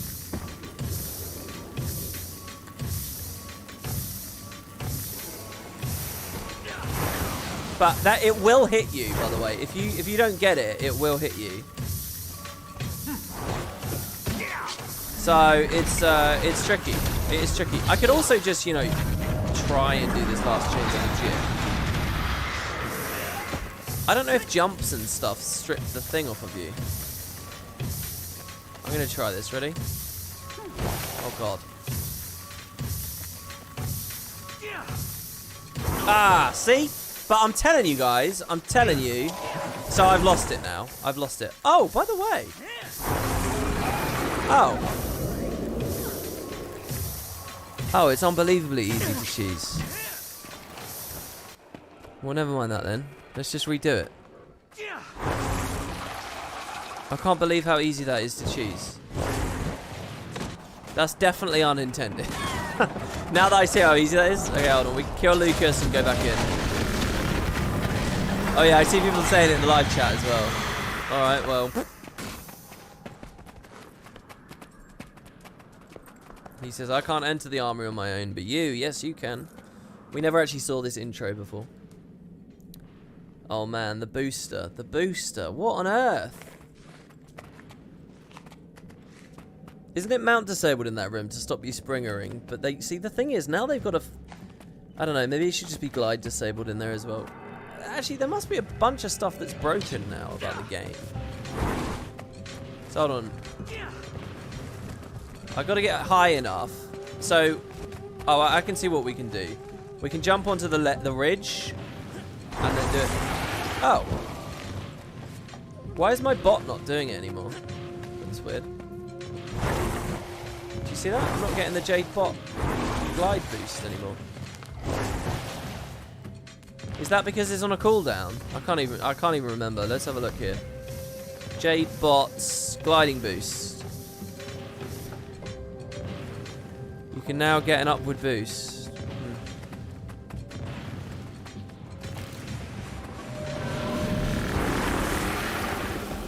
Maybe it's just that in this first chamber they thought to disable the boost bot, but in the second chamber they forgot to disable the boost bot, because why was I...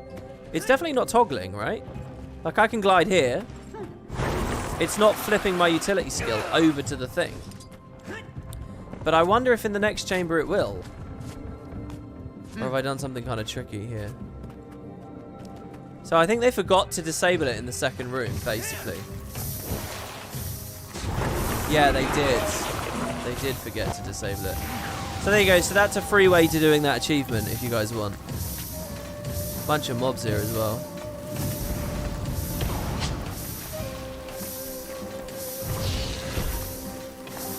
Though actually, mind you, where's the runestone to get into this last bit?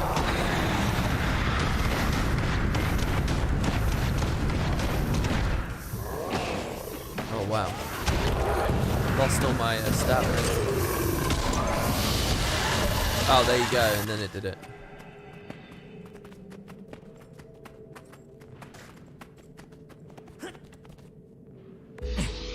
There you go, slippery as a fish. The thing is, I kind of feel crappy about that, so let's go back in and let's try it. I'm going to do it sincerely now. Now, I figured out how to get through the first room properly.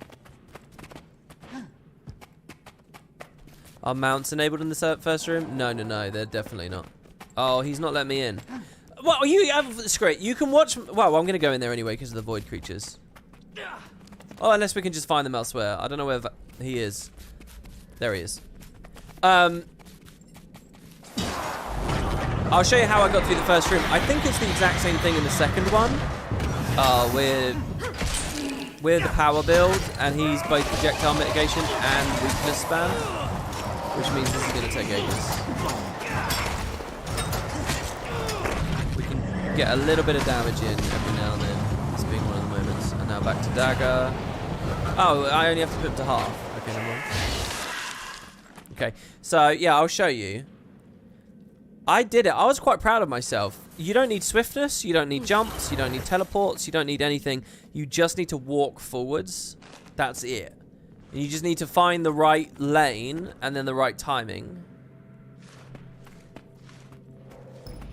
So I'm going to prove myself wrong. I'm going to look like a dummy here now. Now that we're in the Let's Play. But the thing I observed was...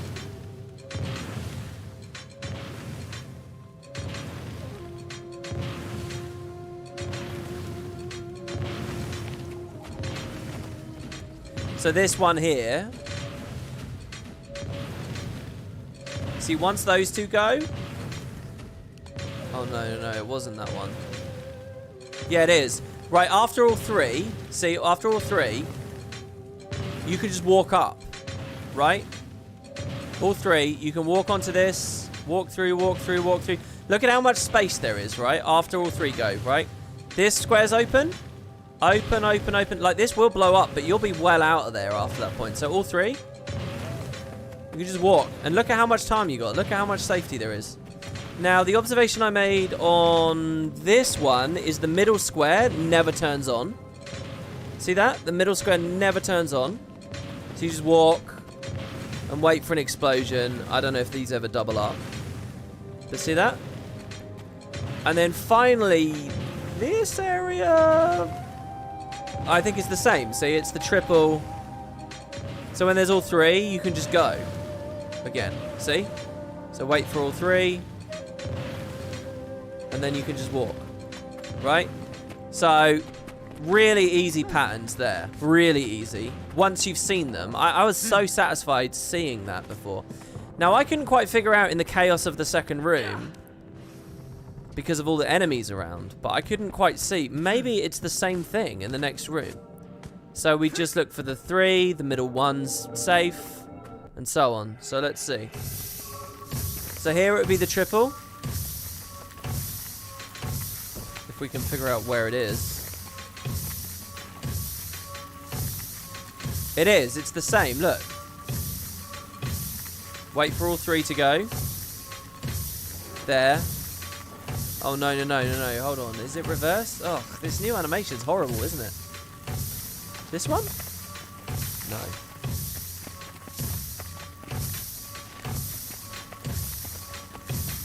What do you guys make of the patterns here?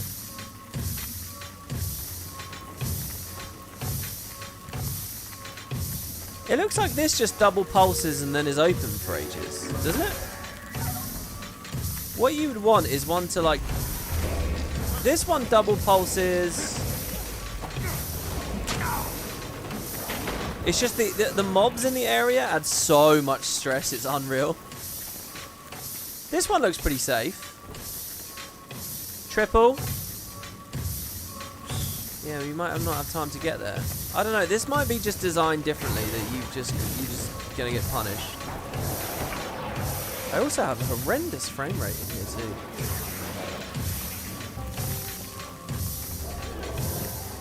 Maybe my whole perspective on this, the idea that you don't need any abilities or anything and it's always fine, is wrong.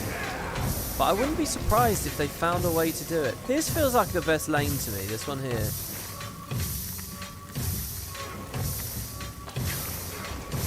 Double pulse and then just book it. Do you want to try? Ready? So it's double pulse and then we're just going to run up. I think swiftness might be necessary on this. Alright, yeah, double pulse and you can walk up that. There is time. I have a 25% modifier.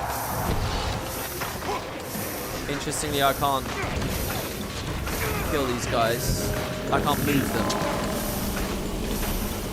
But this is good for daily right now, so I mean, I'll stay. Let's see. Daily End of Dragons. I've already got 7, so we've got to get... It's actually quite a lot of mobs, but I would assume...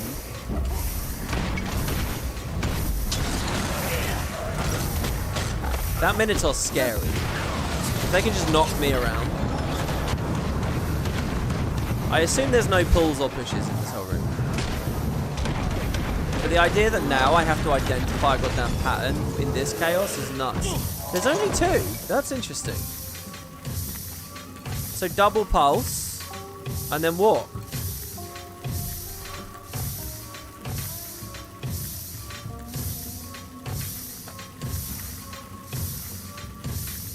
This one looks open for ages. They're trying to kill me again.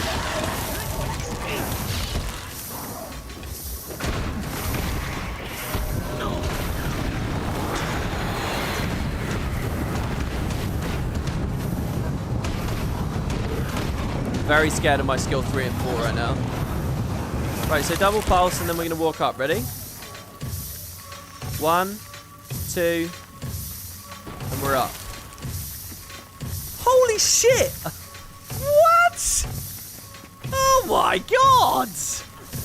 Oh, this is awesome. They don't play around at the end here, do they? Okay, hold on. Triple pulse? Right, can we see any squares that never turn on? Turn on.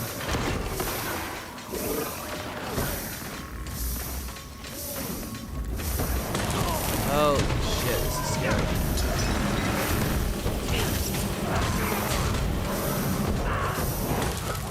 They all... I don't see any free squares.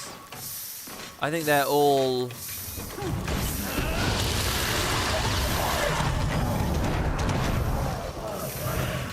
Okay, so we're going to pick our path. One of these will be the path, and I'm wondering if it's on the flanks, because so far the flanks haven't felt very useful. That looks like death right there. I mean, you could find a diagonal maybe as well. What if there's just a diagonal that's just like... Oh, I don't know. A diagonal you're going to be spending a lot more time than you'd want to be. This ally of ours is not going for the achievement right now. I feel like getting through this without any jumps, anything is like true.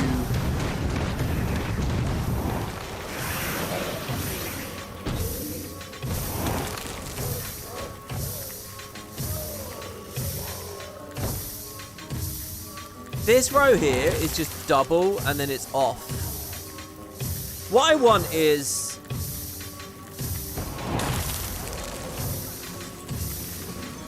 This one's alternating top and bottom. And in theory, that's actually really good, but you are at risk in this middle bit. There's a tiny bit of finesse required in this lane. There you go, there's Jade. Basically, you walk up here and then you walk up. So this looks like a really easy lane, this one here. As long as you're comfortable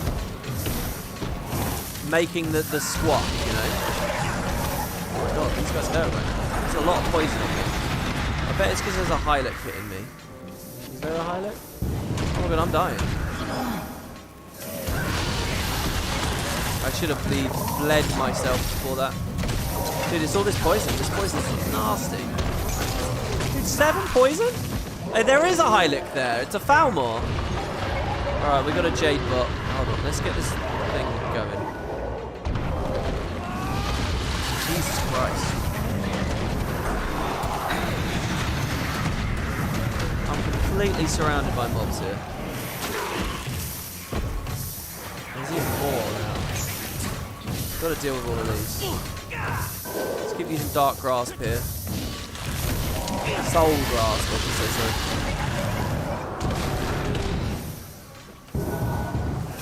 This middle lane looks really wild.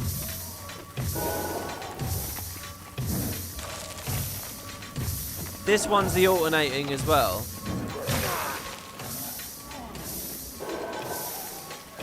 Holy fuck, what's going on? I'm gonna try, I'm gonna kill all these, and then I'm gonna try the other thing again. Wow, the respawns.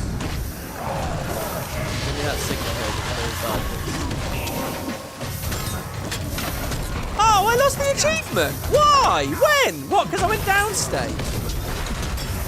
Oh, whatever, I'll try it then. Here we go, ready? 1, 2, 1, 2, walk across, and there you're fine. Right, that is definitely the way to do it, right? Really simple, really easy. I don't know when we lost that, but yeah, I'm going to say that I did that. Alright, now let me out. Because there's a certain stress experience that comes from that. That's quite unreal. You lose it by going downstate. That's bullshit. That's total bullshit. How is that fair? Well, anyway, there you go. Hey, I got a donation. Thank you very much. As I auto-attack through a projectile field. First time you can watch one of these while it's live. Thanks, man. Thanks for the great series. You allowed me to see all the End of Dragon's backstory you don't have time to play through. That's cool, man. I'm really glad to hear that. Thank you.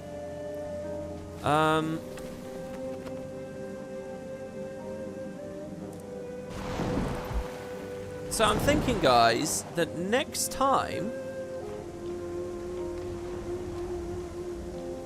we are going to do these last couple of achievements here for the finale, where we'll Dragon's End, we'll look at the guild hall, we'll do all that kind of stuff. So a couple of big final quests for us to do.